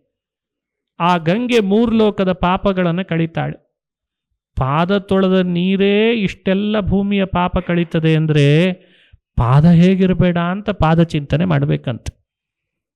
ಪಾದದಲ್ಲಿ ಬಲಪಾದ ಸು, ಎಡಪಾದ ವ. ಭಗವಂತನ ಕೋಮಲವಾದ ಬಲಪಾದ ಚಿಂತನೆ ಮಾಡಿದರೆ ಸುಖ ಸಿಗ್ತದಂತೆ, ನೆಮ್ಮದಿ ಸಿಗ್ತದೆ. ಎಡಪಾದ ಚಿಂತನೆ ಮಾಡಿದರೆ ಜ್ಞಾನ ಸಿಗ್ತದಂತೆ. ನೋಡಿ, ನೆಮ್ಮದಿ ಜ್ಞಾನ ಎರಡನ್ನೂ ಕೊಡುವ ಶಕ್ತಿ ದೇವರ ಪಾದದಲ್ಲಿದೆ. ಅಂಥ ಪಾದ ಅಂತ ಪಾದ ಚಿಂತನೆ ಮಾಡಬೇಕು. ಪಾದದ ಮೇಲ್ಭಾಗ ಪ್ರಪದ, ಮುಂಭಾಗದಲ್ಲಿರುವಂತಹ ಉಗುರುಗಳು, ಒಂದೊಂದು ಉಗುರುಗಳಲ್ಲಿ ಸೂರ್ಯರಷ್ಟು ಪ್ರಕಾಶ ಬರ್ತಾ ಇದೆ ಅಂತ. ಈ ಪಾದದ ಉಗುರಿನ ಪ್ರಕಾಶ ಧ್ಯಾನ ಮಾಡಿ ದೇವತೆಗಳು ತಮ್ಮ ಹೃದಯದ ಅಜ್ಞಾನ ಕಳೆದುಕೊಳ್ತಾ ಇದ್ದಾರಂತೆ. ಹಾಗಾಗಿ ನಾವು ದಿನಾ ಪಾದ ಚಿಂತನೆ ಮಾಡಿದರೆ ಆ ಪಾದದ ನಖಗಳಲ್ಲಿ ಬರುವ ಕಾಂತಿ ನಮ್ಮ ಹೃದಯದ ಅಜ್ಞಾನದ ಕತ್ತಲೆಯನ್ನು ಕಳೀತದೆ ಅಂತ ಧ್ಯಾನ ಮಾಡಬೇಕಂತೆ. ಪ್ರಪದ ಮೇಲ್ಭಾಗದಲ್ಲಿ ಆಮೆ ತಾಂಬೇಲ್ನಂತಿದೆ ಅಂತ ಧ್ಯಾನ ಮಾಡು. ಗುಲ್ಫ, ಭಗವಂತನ ಎರಡೂ ಪಾದದ ಬಲಪಾದ ಎಡಪಾದಗಳಲ್ಲಿರುವ ಗುಲ್ಫ ಅದನ್ನು ಚಿಂತನೆ ಮಾಡು. ಮೇಲ್ಭಾಗದ ಮೊಣಕಾಲು, ಲಕ್ಷ್ಮಿ ತನ್ನ ತೊಡೆ ಮೇಲಿಟ್ಟುಕೊಂಡು ತನ್ನ ಯಜಮಾನ ನಾರಾಯಣನ ಪಾದ ಒತ್ತಾಳಂತೆ. ಪಾದ ಒತ್ತುವಾಗ ಮೊಣಕಾಲು ಒತ್ತಾಳೆ. ಒಂದು ದಿವಸವೂ ಅವಳಿಗೆ ಬೇಡ ಅಂತ ಅನ್ನಿಸ್ಲಿಲ್ಲಂತೆ. ಯಜಮಾನನ ಪಾದ ದಿನ ದಿನ ಏನು ಒತ್ತೋದು ಅಂತ ಆಲಸ್ಯ ಮಾಡಲ್ಲ. ಜಾನುದ್ವಯಂ ಜಲಜಲೋಚನಯಾ ಜನನ್ಯ. ಜಗತ್ತಿನ ತಾಯಿ ಮಹಾಲಕ್ಷ್ಮಿ ತನ್ನ ತೊಡೆ ಮೇಲೆ ಭಗವಂತನ ಮೊಣಕಾಲಿರಿಸಿ ದಿನಾ ಸೇವೆ ಮಾಡ್ತಾ ಇದ್ದಾಳಂತೆ. ಆ ಸೇವೆಯ ಪ್ರಭಾವದಿಂದ ಇವತ್ತು ಜಗತ್ತಿನ ತಾಯಿಯಾಗಿ ಮೆರೀತಿದ್ದಾಳೆ ಅಂತ ಧ್ಯಾನ ಮಾಡಬೇಕಂತೆ. ಮೊಣಕಾಲು, ಭಗವಂತನ ಮಂಡಿ, ತೊಡೆಗಳು ಲೋಕದಲ್ಲಿ ಎಲ್ಲೂ ಇಲ್ಲ ಅಷ್ಟು ಬಲ ಭಗವಂತನ ತೊಡೆಯಲ್ಲಿದೆ ಅಂತ ಧ್ಯಾನ ಮಾಡಬೇಕು. ಸತ್ವನಿಧಿ, ಭಗವಂತ ಹುಟ್ಟಂಥ ಪೀತಾಂಬರ ಹಾಗೂ ನಿತಂಬ, ದೇವರ ನಿತಂಬ ಪ್ರದೇಶದಲ್ಲಿ ದೇವರು ಕಟ್ಟಿದ ಕಾಂಚಿ, ನಡುಪಟ್ಟಿ, ಇವನ್ನೆಲ್ಲ ಧ್ಯಾನ ಮಾಡಲಿ ಅಂತ ಹೇಳ್ತದೆ. ದೇವರು ಹೇಗೆ ವಸ್ತ್ರ ಹುಟ್ಟಿದ್ದಾನೆ, ಸ್ವಲ್ಪವೂ ಅದಲು ಬದಲು ಆಗ್ತಾ ಇಲ್ಲಂತೆ ಆ ವಸ್ತ್ರ, ಅಷ್ಟು ಚೆನ್ನಾಗಿ ಹುಟ್ಟಿದ್ದಾನೆ. ಅದು ಪೀತಾಂಬರ ಹುಟ್ಟಿದಾನಂತೆ. ನಮ್ಮಲ್ಲಿ ಅಂತಿರ್ತಾರೆ ರಿಂಕಲ್ಸ್ ಬರಬೇಕು ಅಂತ, ಹಾಗೆ ನೀರಿಗೆ ಹಾಕಿದ್ದಾನೆ ಭಗವಂತ ಅಂತ ಭಾಗವತ ಹೇಳ್ತದೆ. ಅಷ್ಟು ಚೆನ್ನಾಗಿ ಹುಟ್ಟಿದ್ದಾನೆ, ಬಹಳ ಶಿಸ್ತುಬದ್ದು ಭಗವಂತ ಅಂದರೆ ಸಾಧಾರಣ ಅಲ್ಲ, ಹೃದಯದಲ್ಲಿದ್ದಾನೆ ನೋಡಿ. ಆ ಪೀತಾಂಬರ, ನಡುಪಟ್ಟಿ, ಹಾಗೆ ಭಗವಂತನ ನಾಭಿ, ತೆಳುವಾದ ಉದರದ ಮಧ್ಯದಲ್ಲಿರುವ ನಾಭಿ ಚಿಂತನೆ ಮಾಡಬೇಕು. ತೆಳುವಾದ ಉದರ, ಆ ಉದರದೊಳಗೆ 14 ಲೋಕ ಹೊಟ್ಟಿದ್ದಾನೆ, ಅದಕ್ಕೆ ಅವನಿಗೆ ಜಗದುದರ ಅಂತ ಹೆಸರು ಬಂದಿದೆ ಅಂತ ಉದರ ಚಿಂತನೆ ಮಾಡಬೇಕಂತೆ. ಆ ಉದರದ ಮಧ್ಯದಲ್ಲಿರುವ ನಾಭಿ ಮಡುವಿನಂತಿದೆ. ಆ ನಾಭಿಯಿಂದ ನಾಳದ ಮೂಲಕ ಮೇಲ್ಭಾಗದಲ್ಲಿ ಒಂದು ಕಮಲ ಇದೆ. ಆ ಕಮಲದಲ್ಲಿ ಚತುರ್ಮುಖ ಬ್ರಹ್ಮ 4 ಮುಖದಿಂದ 4 ವೇದ ಹೇಳ್ತಾ ಸ್ತೋತ್ರ ಮಾಡ್ತಾ ಇದ್ದಾನೆ ಅಂತ ನಾಭಿ ಚಿಂತನೆ ಮಾಡಬೇಕು. ನಾಭಿಯ ಮೇಲ್ಭಾಗದಲ್ಲಿ ತ್ರಿವಳಿಗಳು, 3 ರೇಖೆಗಳು, ಭಗವಂತನ ಉದರದಲ್ಲಿರುವ ರೇಖೆಗಳನ್ನು ಬಹಳ ಸೂಕ್ಷ್ಮವಾಗಿ ಸ್ಫುಟವಾಗಿ ಎಲ್ಲರಿಗೆ ಕಾಣುವಂತೆ ಇರುವ ರೇಖೆಗಳಿದ್ದಾವೆ ಅಂತ ಧ್ಯಾನ ಮಾಡಬೇಕು. ಅದರ ಮೇಲ್ಭಾಗ ವಕ್ಷಸ್ಥಳ, ವಿಶಾಲವಾದ ಎದೆ, ಆ ಎದೆಯಲ್ಲಿ ಅನೇಕ ಹಾರಗಳನ್ನು, ಪದಕಗಳನ್ನು, ನವರತ್ನ ಖಚಿತವಾದ ಮುತ್ತಿನ ಹಾರಗಳನ್ನೆಲ್ಲ ಧರಿಸಿದ್ದಾನೆ ಅಂತ ಧ್ಯಾನ ಮಾಡಬೇಕು. ವಕ್ಷಸ್ಥಳದಲ್ಲಿ ಲಕ್ಷ್ಮಿ ಶ್ರೀವತ್ಸ ಅನ್ನೋ ಚಿಹ್ನೆಯಿಂದ ಸನ್ನಿಹಿತಳಾಗಿದ್ದಾಳೆ. ಆ ವಕ್ಷಸ್ಥಳದ ಲಕ್ಷ್ಮಿಯ ಕೃಪಾ ಕಟಾಕ್ಷ ಧ್ಯಾನ ಮಾಡ್ತಾ ಇರುವ ನನ್ನ ಮೇಲೆ ಈಗಲೂ ಬೀಳ್ತಾ ಇದೆ ಅಂತ ಚಿಂತನೆ ಮಾಡಬೇಕು. ಹಾಗೆ ವಿಶಾಲವಾದ ವಕ್ಷಸ್ಥಳ, ಸಜ್ಜನರ ಮೇಲೆ ಎಷ್ಟು ಭಗವಂತ ಕರುಣೆ ಇಟ್ಟಿದ್ದಾನೆ, ಆ ವಿಶಾಲ ವಕ್ಷಸ್ಥಳದಿಂದ ಅದನ್ನು ಸೂಚನೆ ಮಾಡ್ತಾನೆ ಅಂತ ಧ್ಯಾನ ಮಾಡಬೇಕು. ಭಗವಂತನ ಕಂಠ, ಶಂಖದಂತೆ ಇರುವಂಥ ಕಂಠ, ಕಂಠದಲ್ಲಿ ಮತ್ತೆ ಪುನಃ 3 ರೇಖೆಗಳು. ಶಂಖದಲ್ಲಿ 3 ರೇಖೆಗಳಿರಲ್ವೇ, ಹಾಗೆ ಭಗವಂತನ ಕಂಠದಲ್ಲಿ ಶಂಖದಂಥ 3 ರೇಖೆಗಳಿದ್ದಾವೆ ಅಂತ ಧ್ಯಾನ ಮಾಡಬೇಕು. ಕಂಠದ ಕೆಳಭಾಗದಲ್ಲಿ 12 ಸೂರ್ಯರನ್ನು ಹೋಲುವಂತಹ ಕೌಸ್ತುಭ ಅನ್ನುವಂಥ ಮಣಿ, ಭಗವಂತ ಅದನ್ನು ಆಭರಣವಾಗಿ ಧರಿಸಿದ್ದಾನೆ. ಅದರ ಪ್ರಕಾಶ ದಿಕ್ಕುಗಳನ್ನು ಬೆಳಗುತ್ತಾ ಇದೆ ಅಂತ ಧ್ಯಾನ ಮಾಡಬೇಕು. ಭಗವಂತನ ಹೆಗಲುಗಳು, ಹಾಗೆ ಭುಜಗಳಿಗೆ ಕಟ್ಟಿದಂತಹ ನಾಗಾಭರಣಗಳು, 4 ಕೈಗಳು, 4 ತೋಳುಗಳಿಗೆ ಹಾಕಿದಂಥ ಕಡಗ, ಭಗವಂತನ ಅಂಗೈಗಳಲ್ಲೆಲ್ಲ ಸೂರ್ಯನಂತೆ ಬರ್ತಾ ಇರುವ ಪ್ರಕಾಶ, ಶಂಖ, ಚಕ್ರ, ಗದ, ಪದ್ಮ ಅಥವಾ ಖಡ್ಗ, 4 ಭುಜಗಳಲ್ಲಿ 4 ಆಯುಧಗಳನ್ನು ಭಗವಂತ ಧರಿಸಿದ್ದಾನೆ ಅಂತ ಧ್ಯಾನ ಮಾಡಬೇಕು. ಶಂಖ ಚಿಂತನೆ ಮಾಡಿದರೆ ನಾವು ಎಷ್ಟೇ ಪಾಪಗಳನ್ನು ಮಾಡಿದರೂ ಪವಿತ್ರರಾಗ್ತೇವಂತೆ. ಶಂಖ ಪವಿತ್ರತೆಯ ಸಂಕೇತ. ಚಕ್ರ ಚಿಂತನೆ ಮಾಡಿದರೆ ನಮ್ಮೆಲ್ಲ ಅಜ್ಞಾನದ ಕತ್ತಲೆ ಕಳೀತದಂತೆ. ಖಡ್ಗ ಚಿಂತಿಸಿದರೆ ಪಾಪಗಳ ಬೆಟ್ಟವನ್ನು ಕತ್ತರಿಸ್ತಾನೆ. ಗದಾ ಚಿಂತನೆ ಮಾಡಿದರೆ ಶತ್ರುಗಳ ಬಾಧೆಯನ್ನು ದೂರ ಮಾಡ್ತಾನೆ. ಪದ್ಮ ಚಿಂತನೆ ಮಾಡಿದರೆ ನಮ್ಮ ಹೃದಯವನ್ನು ಮೃದುವಾಗಿ ಮಾಡ್ತಾನೆ ಅಂತ ಅರ್ಥ. ಶಂಖ, ಚಕ್ರ, ಈ ಆಯುಧಗಳು ಭಗವಂತ ಧರಿಸಿದ್ದನ್ನು ದಿನಾ ಧ್ಯಾನ ಮಾಡಬೇಕಂತ. ಹೀಗೆ ದೇವರ ಮುಖದ ಆ ಕಾಂತಿ, ವದನಾರವಿಂದಂ ಸಂಚಿಂತಯೇದ್ ಭಗವತಃ ವದನಾರವಿಂದಂ ಅಂತ ಮುಖವನ್ನು ಚಿಂತನೆ ಮಾಡಬೇಕು. ಹೇಗಿದೆ ಆ ಮುಖ ಅಂದರೆ, ಅನಂತ ಚಂದ್ರರ ಲಾವಣ್ಯ ಭಗವಂತನ ಮುಖದಲ್ಲಿದೆ ಅಂತ. ಕಮಲದಂಥ ಮುಖ ಅಂತ ಹೇಳ್ತದೆ. ಕೆಳತುಟಿ ಮೇಲ್ತುಟಿ, ಪದ್ಮರಾಗಮಣಿ ಕೆಂಪು ಹೇಗೋ ಭಗವಂತನ ತುಟಿಗಳು ಅಷ್ಟೇ ಕೆಂಪಾಗಿದ್ದಾವೆ. ಯಾವಾಗಲೂ ಮುಗುಳು ನಗುತ್ತಾ ಇದ್ದಾನೆ ಅಂತ ಅವನ ಮಂದಹಾಸವನ್ನು ಧ್ಯಾನ ಮಾಡ್ತಿರಬೇಕು. ದಾಳಿಂಬೆಯ ಬೀಜದಂತೆ ಭಗವಂತನ ದಂತಪಂಕ್ತಿಗಳಿದ್ದಾವೆ ಅಂತ ಧ್ಯಾನ ಮಾಡಬೇಕಂತೆ. ಸಂಪಿಗೆ ಅಂತ ನಾಸಿಕ, ಬಿಲ್ಲಿನಂತೆ ಬಾಗಿದ ಹುಬ್ಬು, ಆ ಹುಬ್ಬಿನ ಕೆಳಭಾಗದಲ್ಲಿ ಕೆನ್ನೈದಿಲೆಯಂತೆ ಅರಳಿದಂಥ ಕಣ್ಣುಗಳನ್ನು ಧ್ಯಾನ ಮಾಡಬೇಕು. ಆ ಕಣ್ಣಿನಲ್ಲಿ ಕರುಣಾರಸ ತುಂಬಿ ಹರಿತಾ ಇದೆ, ವಿಶಾಲವಾದ ಕಣ್ಣು, ಆ ಕರುಣಾ ದೃಷ್ಟಿ ನನ್ನ ಮೇಲೆ ಹರಿಸ್ತಿದ್ದಾನೆ ಅಂತ ಚಿಂತನೆ ಮಾಡಬೇಕು. ಆಯತಾಭ್ಯಾಂ ವಿಶಾಲಾಭ್ಯಾಂ ಶೀತಲಾಭ್ಯಾಂ ಕೃಪಾನಿಧೆ ಕರುಣಾರಸ ಪೂರ್ಣಾಭ್ಯಾಂ ಲೋಚನಾಭ್ಯಾಂ ವಿಲೋಕಯ. ಕರುಣಾರಸಪೂರಿತವಾದ ಈ ಲೋಚನ ಕಣ್ಣಿನಿಂದ ನನ್ನನ್ನು ಹರಿಸು ಸ್ವಾಮಿ ಅಂತ ಧ್ಯಾನ ಮಾಡಬೇಕಂತೆ. ಹೀಗೆ ಕಣ್ಣಿನ ಚಿಂತನೆ.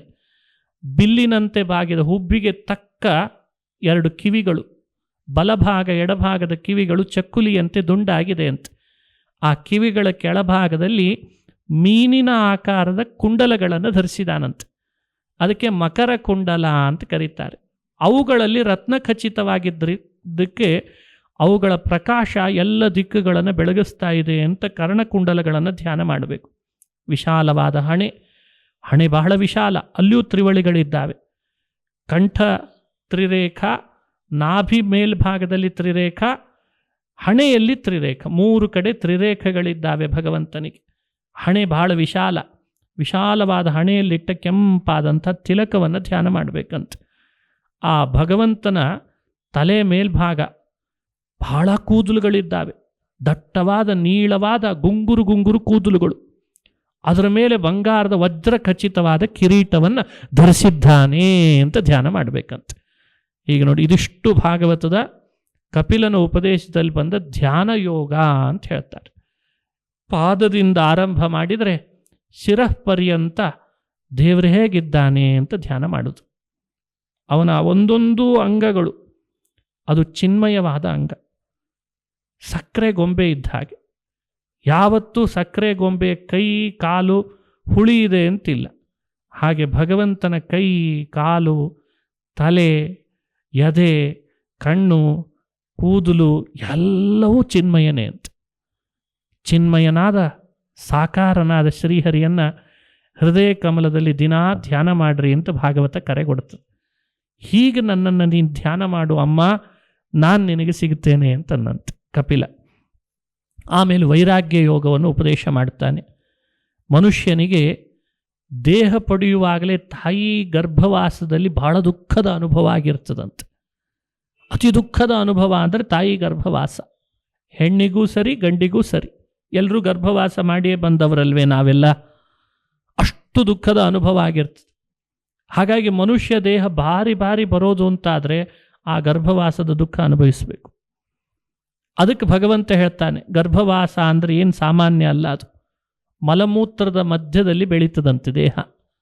ತಾಯಿ ತಿಂದಂಥ ಆಹಾರ, ಮಲ ಮೂತ್ರ ಕಫ ಎಲ್ಲ ಸೇರಿ ಈ ದೇಹ ಬೆಳೆದಿರ್ತದೆ.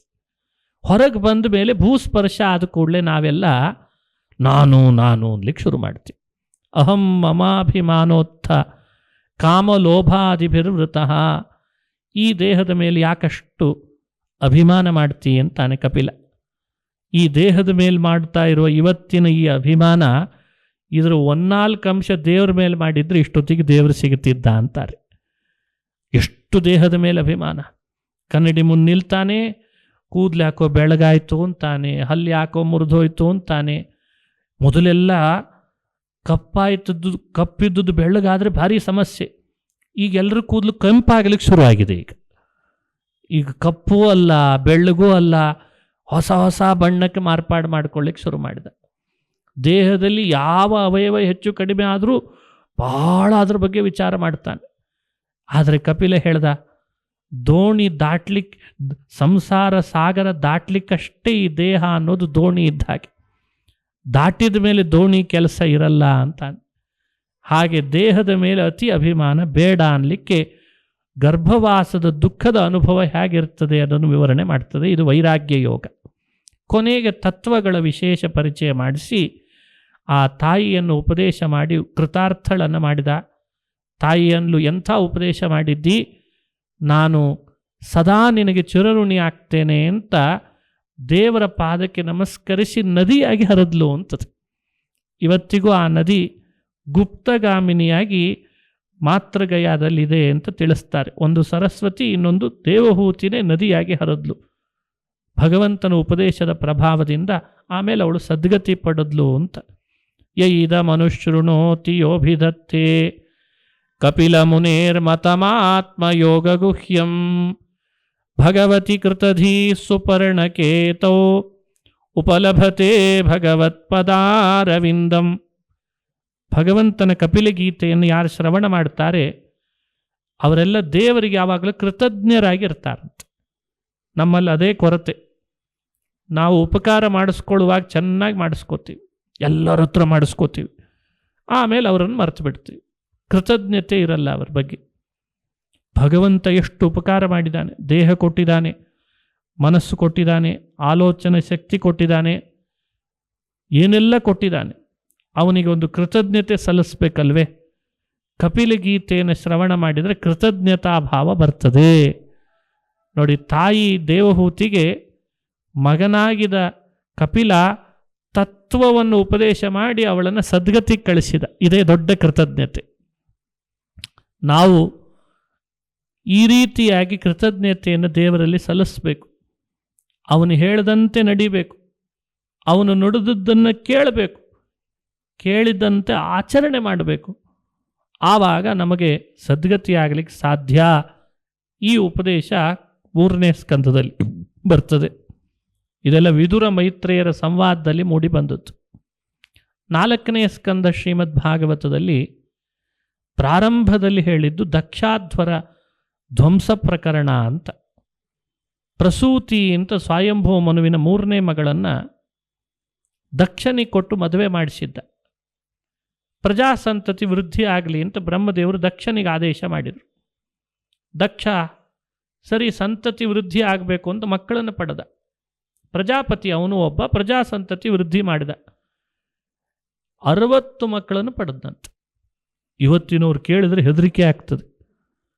ಪುರಾಣಗಳಲ್ಲಿ ಇಂಥ ಚರಿತ್ರೆಗಳನ್ನು ಬಹಳ ಹೇಳ್ತಾರೆ. ಸಾವಿರಾರು ಮಕ್ಕಳು ಪಡೆದಿದ್ದರಂತೆ.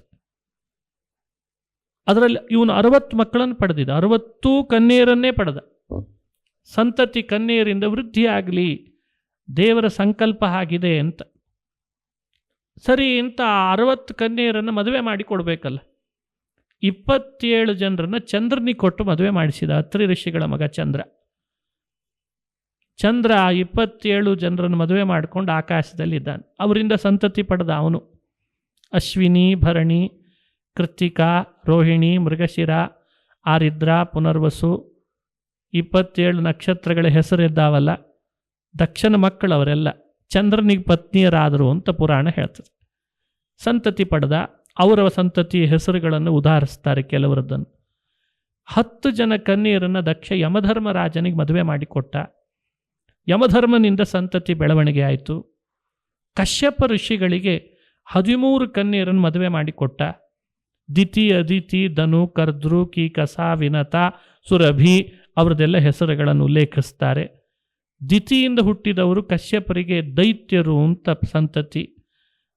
ಅದಿತಿಯಲ್ಲಿ ಹುಟ್ಟಿದವರೆಲ್ಲ ದೇವತೆಗಳು, ಆದಿತ್ಯರು ಅಂತ ಧನುವಿನಲ್ಲಿ ಹುಟ್ಟಿದವರು ದಾನವರು ಅಂತ ಆದರು. ಕರ್ದ್ರು ಅಂತ ಒಬ್ಳಿದ್ಲು, ವಿನತ ಅಂತ ಇನ್ನೊಬ್ಳು. ಕಶ್ಯಪರಿಗೆ ಕರ್ದ್ರುನಲ್ಲಿ ಹುಟ್ಟಿದ್ದು ಈ ಹಾವು, ಚೇಳು, ನೆಲದ ಮೇಲೆ ಹರಿದಾಡ್ತಾವಲ್ಲ ಅವೆಲ್ಲ ಕರ್ದ್ರುವಿನಿಂದ ಹುಟ್ಟಿದ್ವಂತೆ ಸಂತತಿ. ಪಶು ಪಕ್ಷಿ ಪ್ರಾಣಿಗಳಂತೆ ಇವುಗಳು ಹುಟ್ಟಿದ್ವು. ವಿನತಾಳಲ್ಲಿ ಪಕ್ಷಿ ಗರುಡ, ಅದಕ್ಕೆ ಅವನಿಗೆ ವೈನತೇಯ ಅಂತ ಹೆಸರು ಬಂತು.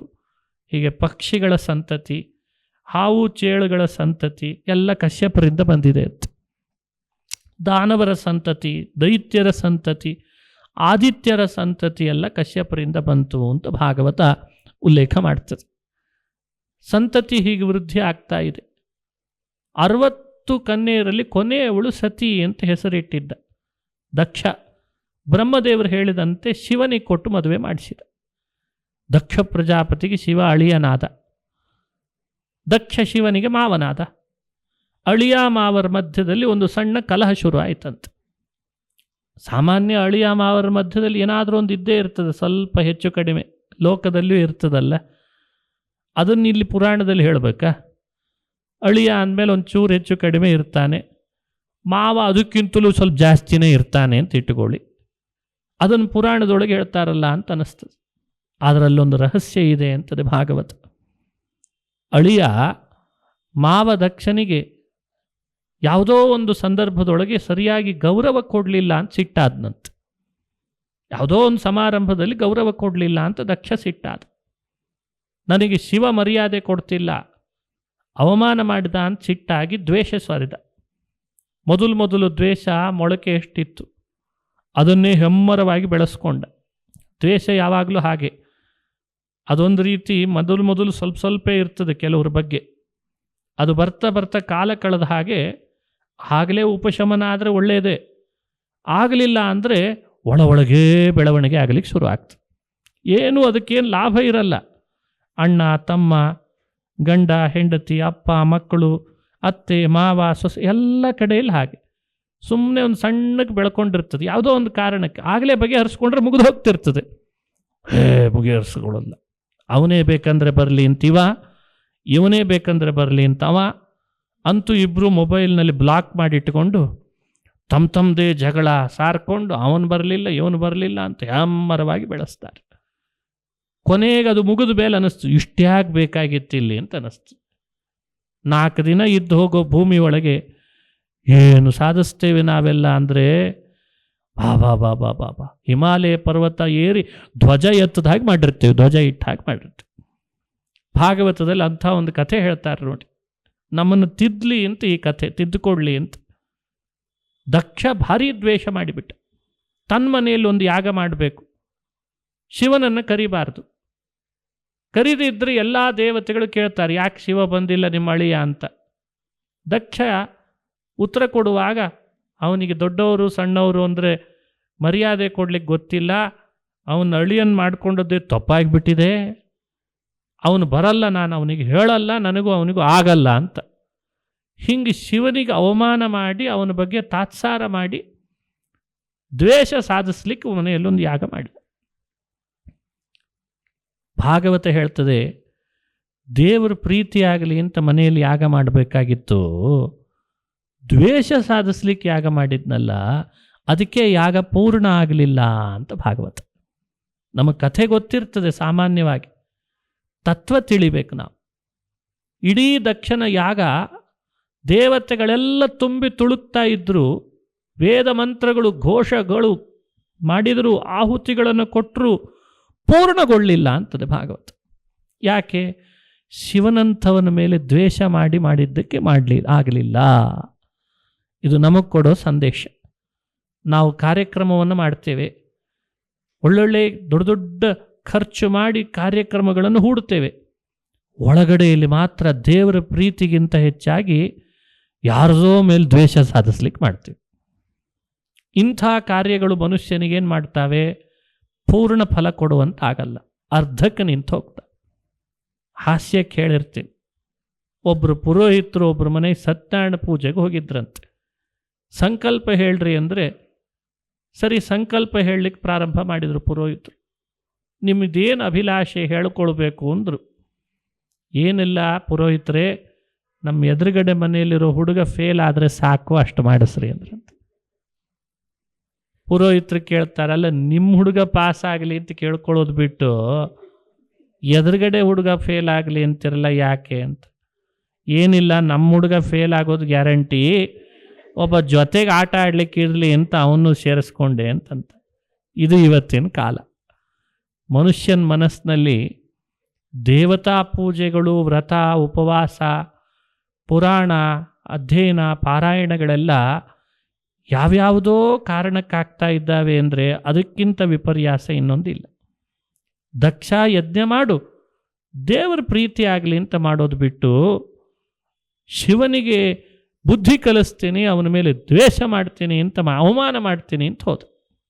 ಇದು ಅವನ ಯಜ್ಞ ಅರ್ಧಕ್ಕೆ ನಿಲ್ಲಕ್ಕೆ ಕಾರಣ ಆಯಿತು ಅಂತ ಭಾಗವತ ಹೇಳ್ತದೆ. ಎಚ್ಚರಿಕೆ ಕೊಟ್ಟದ್ದು ನಮಗೆಲ್ಲ. ಎರಡನೇ ಸಂದೇಶ, ದಕ್ಷ ತನ್ನ ಮನೆಯಲ್ಲಿ ಯಾಗ ಮಾಡೋದಕ್ಕೆ ಸತಿಗೆ ಹೇಳಲಿಲ್ಲ, ಶಿವನಿಗೆ ಆಹ್ವಾನ ಕೊಡಲೇ ಇಲ್ಲ. ಸತಿ ಹೋಗಲೇಬೇಕು ಅಂತ ಹಠ ಮಾಡಿ ಬಂದ್ಲು. ಶಿವ ಬರಲಿಲ್ಲ, ಸತಿ ಮಾತ್ರ ಬಂದ್ಲು. ಶಿವ ಬರದೇ ಇದ್ದರೂ ಶಿವನಿಗೆ ಹಾಕಬೇಕಾದ ಆಹುತಿ ದಕ್ಷ ಹಾಕಲೇಬೇಕಿತ್ತಲ್ಲ ಯಜ್ಞದಲ್ಲಿ. ಬೇರೆ ಬೇರೆ ದೇವತೆಗಳಿಗೆ ಆಹುತಿ ಹಾಕ್ತಿದ್ದಾನೆ. ಸತಿ ಕುಳಿತಿದ್ದಾಳೆ ಅಲ್ಲೇ, ಅವಳು ನೋಡ್ತಾ ಇದ್ದಾಳೆ ಯಾರ್ಯಾರಿಗೆ ಆಹುತಿ ಹಾಕ್ತಾ ಇದ್ದಾನೀತ ಅಂತ. ಇಂದ್ರನಿಗೆ ಹಾಕಿದ, ಚಂದ್ರನಿಗೆ ಹಾಕಿದ, ಸೂರ್ಯನಿಗೆ ಹಾಕಿದ, ಅಗ್ನಿಗೆ ಹಾಕಿದ, ಶಿವನಿಗೆ ಹಾಕುವ ಆಹುತಿಯ ಸಂದರ್ಭ ಬಂತು. ಎಲ್ಲ ಋತ್ವಿಜರಿಗೆ ಹೇಳ್ದ, ಅವನಿಗೆ ಬೇಡ ಬೇರೆ ಅವನಿಗೆ ಹಾಕ್ರಿ ಅಂತಂದಂತೆ. ಆಗ ಸತಿ ಎದ್ದು ನಿಂತು. ನೋಡಿ, ಮಹಿಳೆಯರು ಯಾವಾಗ ಪ್ರತಿಭಟನೆ ಮಾಡಬೇಕು ಅಂತ ಭಾಗವತ ಹೇಳಿಕೊಡ್ತದೆ. ರಿಸರ್ವೇಷನ್ನಿಗೆ ಪ್ರತಿಭಟನೆ ಸತಿ ಮಾಡಲೇ ಇಲ್ಲ. ಅವಳು ಪ್ರತಿಭಟನೆ ಯಾಕೆ ಮಾಡ್ತಾ ಇದ್ದಾಳೆ? ವೇದದಲ್ಲಿ ಹೇಳಿದಂತೆ ಆಹುತಿಗಳನ್ನು ಹಾಕಬೇಕಾದದ್ದು ನಿನ್ನ ಕರ್ತವ್ಯ. ವೇದದಲ್ಲಿ ಹೇಳಿದಂತೆ ಯಜ್ಞ ಮಾಡ್ತಿದ್ದಿ, ಆಹುತಿಗಳನ್ನು ವೇದದಲ್ಲಿ ಹೇಳಿದ ಕ್ರಮದಲ್ಲೇ ಹಾಕಬೇಕಲ್ವ? ಶಿವ ನಿನಗೆ ಬೇಕೋ ಬೇಡವೋ ಮಾಡ್ತಿರೋದು ಯಜ್ಞ ತಾನೆ. ಅದಕ್ಕೆ ವಿರುದ್ಧವಾಗಿ ನೀನು ಶಿವನಿಗೆ ಆಹುತಿ ಹಾಕದೆ ಮುಂದುವರಿತಾ ಇದ್ದಿ, ಇದು ಅನ್ಯಾಯ ಅಂತ ಎದ್ದು ನಿಂತುಬಿಟ್ಲಂತೆ. ನೋಡಿ, ವೇದಕ್ಕೆ ವಿರುದ್ಧವಾಗಿ ನಡ್ಕೊಂಡದ್ದಕ್ಕೆ ಸತಿ ಪ್ರತಿಭಟನೆ ಮಾಡ್ತಾಳೆ. ಮನೆಯಲ್ಲಿ ಹೀಗೂ ಯಾರಾದರೂ ಹೆಣ್ಮಕ್ಳು ಪ್ರತಿಭಟನೆ ಮಾಡಿದ್ದು ಕೇಳಿರ?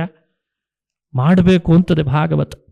ಧರ್ಮ, ದೇವರು, ದಾನ, ಯಜ್ಞ ಇವುಗಳಲ್ಲಿ ಲೋಪದೋಷ ಮಾಡಿದರೆ ಯಜಮಾನ ಎದ್ದು ನಿಂತು ಹೇಳಬೇಕಂತೆ. ಆವಾಗ ಮನೆಯಲ್ಲಿ ಸರಿಯಾಗಿ ಧರ್ಮ ಉಳಿಸ್ಲಿಕ್ಕೆ ಸಾಧ್ಯ ಆಗ್ತದೆ. ಸತಿ ಅವತ್ತೇ ಅದನ್ನು ಮಾರ್ಗದರ್ಶನ ಮಾಡ್ತಾಳೆ. ನೀ ನನ್ನ ತಂದೆನೇ ಇರ್ಬೋದು, ಆದರೆ ನಮ್ಮ ಯಜಮಾನಿಗೆ ಆಹುತಿ ಕೊಡ್ತಾ ಇಲ್ಲ, ಎಚ್ಚರಿಕೆ ಇರಲಿ ಅಂತಂದ್ಲಂತೆ. ಅವಳ ಮಾತು ಹೇಳ್ತೇನೆ ನೋಡ್ರಿ. ಅವಳೇನಂತಾಳ ಆವಾಗ? ಅನಾದೃತ ಯಜ್ಞ ಸದಸ್ಯಧೀಶ್ವರಿ ಚುಕೋಪಲೋಕಾನಿವ ದಕ್ಷತೀರುಷಾ. ಅವಳು ಒಬ್ಳು ಯಜ್ಞ ನಡೀತಾ ಇದ್ದರೆ ದೇವತೆ ಅಂತೆ. ನಾವು ನಮ್ಮ ಮನೆಯಲ್ಲಿ ಯಜ್ಞ ಮಾಡಿದರೂ ಅನೇಕ ದೇವತೆಗಳು ಆ ಯಜ್ಞದ ಸದಸ್ಯರಾಗಿರ್ತಾರೆ. ಅದರಲ್ಲಿ ಸತಿನೂ ಒಬ್ಬಳು ಸದಸ್ಯಳು. ಹಾಗಾಗಿ ದಕ್ಷನ ಮನೆ ಯಜ್ಞದಲ್ಲಿಯೂ ಅವಳು ದೇವತೆ, ಸದಸ್ಯಳು. ಅವಳು ಮುಂದೆ ಅನ್ಯಾಯ ನಡೀತಾ ಇದೆ. ಅವಳಿಗೆ ಅದು ಸಹಿಸ್ಲಿಕ್ಕೆ ಆಗಲಿಲ್ಲ. ಅದಕ್ಕೆ ಧರ್ಮ ವಿರುದ್ಧ ನಡೀತಾ ಇದೆ ಅಂತ ಸ್ವಲ್ಪ ಕಣ್ಣು ಇನ್ನೊಂಚೂರು ಕಿಸುರು ಮಾಡಿಕೊಂಡಿದ್ರೆ ದಕ್ಷ ಅಲ್ಲೇ ಸುಟ್ಟೋಗ್ತಿದ್ದ ಅಂತದೆ ಭಾಗವತ. ಆದರೆ ಹರಿಸಂಕಲ್ಪ ಇಲ್ಲ ಅಂತ ಕಣ್ಣಿನಿಂದ ಬೆಂಕಿ ಸೃಷ್ಟಿ ಮಾಡಲಿಲ್ಲಂತೆ ಸತೀದೇವಿ. ಶಿವ ಮಾಡಲಿ ಅಂತ ಇದ್ದದ್ದಕ್ಕೆ ಸುಮ್ಮನೆ ಇದ್ಲಂತೆ. ಆದರೆ ಹೇಳಬೇಕಾದ ಧರ್ಮ ಹೇಳಿದ್ಲು ಅಂತದೆ ಭಾಗವತ. ಏನು ಹೇಳಿದ್ಲು ಅವಳು? ಸತಿ ಹೇಳ್ತಾಳೆ, 2 ಅಕ್ಷರದ ನಾಮ ಶಿವ, ಭವ, ಮೃಡ, ಹರ, ಎಲ್ಲ 2 ಅಕ್ಷರ. ಶಿವ, ಭವ, ಹರ, ಮೃಡ 2 ಅಕ್ಷರದ ನಾಮ ಹೇಳಿದ್ರೇ ಲೋಕದ ಪಾಪಗಳು ಕಳಿತಾನೆ ಅಂತಿದೆ. ಅಂಥ ಶಿವನನ್ನು ದ್ವೇಷ ಮಾಡ್ತಿದ್ಯಲ್ಲೋ ದಕ್ಷ, ನಿನಗೇನು ಹೇಳಬೇಕು ಅಂತ ಕೇಳ್ತಾಳೆ. ಯದ್ವ್ಯಕ್ಷರಂ ನಾಮ ಗಿರೇರಿತಂ ನೃಣಾಂ, ಭಾಗವತದ ಶ್ಲೋಕ. ಸತಿ ಹೇಳ್ತಾ ಇರೋದು ಯದ್ವ್ಯಕ್ಷರಂ ನಾಮ, 2 ಅಕ್ಷರದ ನಾಮ ನಮ್ಮ ಯಜಮಾನನ ಹೆಸರು ತಗೊಳ್ಬಾರ್ದು ಅಂತಿದೆ. ನಿಜವಾದ ಸತಿ ತನ್ನ ಪತಿಯ ಹೆಸರನ್ನು ಉದಾಹರಿಸಬಾರ್ದಂತೆ. ಗುರೋರ್ನಾಮ ನಗೃಹೀಯಾತ್, ಶಿಷ್ಯ ಪದೇ ಪದೇ ತನ್ನ ಗುರುಗಳನ್ನು ಹೆಸರಿಟ್ಟು ಕರಿಬಾರ್ದಂತೆ, ಹೆಸರಿಸಬಾರ್ದು. ಹಾಗೆ ಹೆಂಡತಿಯಾದವಳು ತನ್ನ ಯಜಮಾನನ ಹೆಸರನ್ನು ಹೇಳಬಾರ್ದಂತೆ. ಯಜಮಾನ ಅಂತ ಇಷ್ಟೇ ಹೇಳಬೇಕೇ ಹೊರತು ಹೆಸರಿಟ್ಟು ಹೇಳಬಾರ್ದು ಅಂತಿದೆ. ಇದೆಲ್ಲ ನಮ್ಮ ಸಂಪ್ರದಾಯ, ನಮ್ಮ ಆಚಾರ. ಇವತ್ತೆಲ್ಲ ಎಲ್ಲರೂ ಹೆಸರು ಹೇಳಲಿಕ್ಕೆ ಶುರು ಮಾಡಿದ್ದಾರೆ. ಈಗ ಬಹಳ ಘೋರ ಆಗಿದೆ ಈಗ ಕಾಲ. ಗುರೋರ್ನಾಮ ನಗೃಹೀಯಾತ್, ಶಿಷ್ಯನಿಗೆ ಕರ್ತವ್ಯ ಗುರುಗಳ ಹೆಸರಿಟ್ಟು ಕರಿಬೇಡ, ಹೆಂಡತಿಗೆ ಗಂಡನ ಹೆಸರಿಟ್ಟು ಕರಿಬೇಡ ಅಂತ ಹೇಳ್ತದೆ. ಇಬ್ರಿಗೂ ಶ್ರೇಯಸ್ಸಾಗಲ್ಲ ಹೆಸರಿಟ್ಟು ಕರೆದ್ರೆ. ಶಿಷ್ಯ ಪದೇ ಪದೇ ತಮ್ಮ ಗುರುಗಳನ್ನು ಹೆಸರು ಹೇಳ್ತಾ ಹೇಳ್ತಾ ಕರಿಬಾರ್ದು. ಗುರುಗಳನ್ನು ಗುರುಗಳೇ ಅಂತ ಹೇಳೇ ಅನ್ಬೇಕಂತೆ. ಇದು ಆಚಾರ. ಅದಕ್ಕೆ ಸತಿ ಏನು ಮಾಡ್ತಾಳೆ? ತಮ್ಮ ಯಜಮಾನನ ಹೆಸರನ್ನು ಬೇರೆ ರೀತಿ ಉಲ್ಲೇಖ ಮಾಡ್ತಾಳೆ. ಹೇಗೆ ಉಲ್ಲೇಖಿಸ್ತಾಳೆ? ಹೆಸರು ಆಗಿರಬೇಕು, ಹೆಸರಿನಿಂದ ತಾನು ಕರೆದಿರಬಾರ್ದು. 2 ಅಕ್ಷರದ ನಾಮದ ನನ್ನ ಯಜಮಾನನನ್ನು ದ್ವೇಷ ಮಾಡ್ತೀಯಾ ಅಂತ ಕೇಳಿದ್ಲಂತೆ.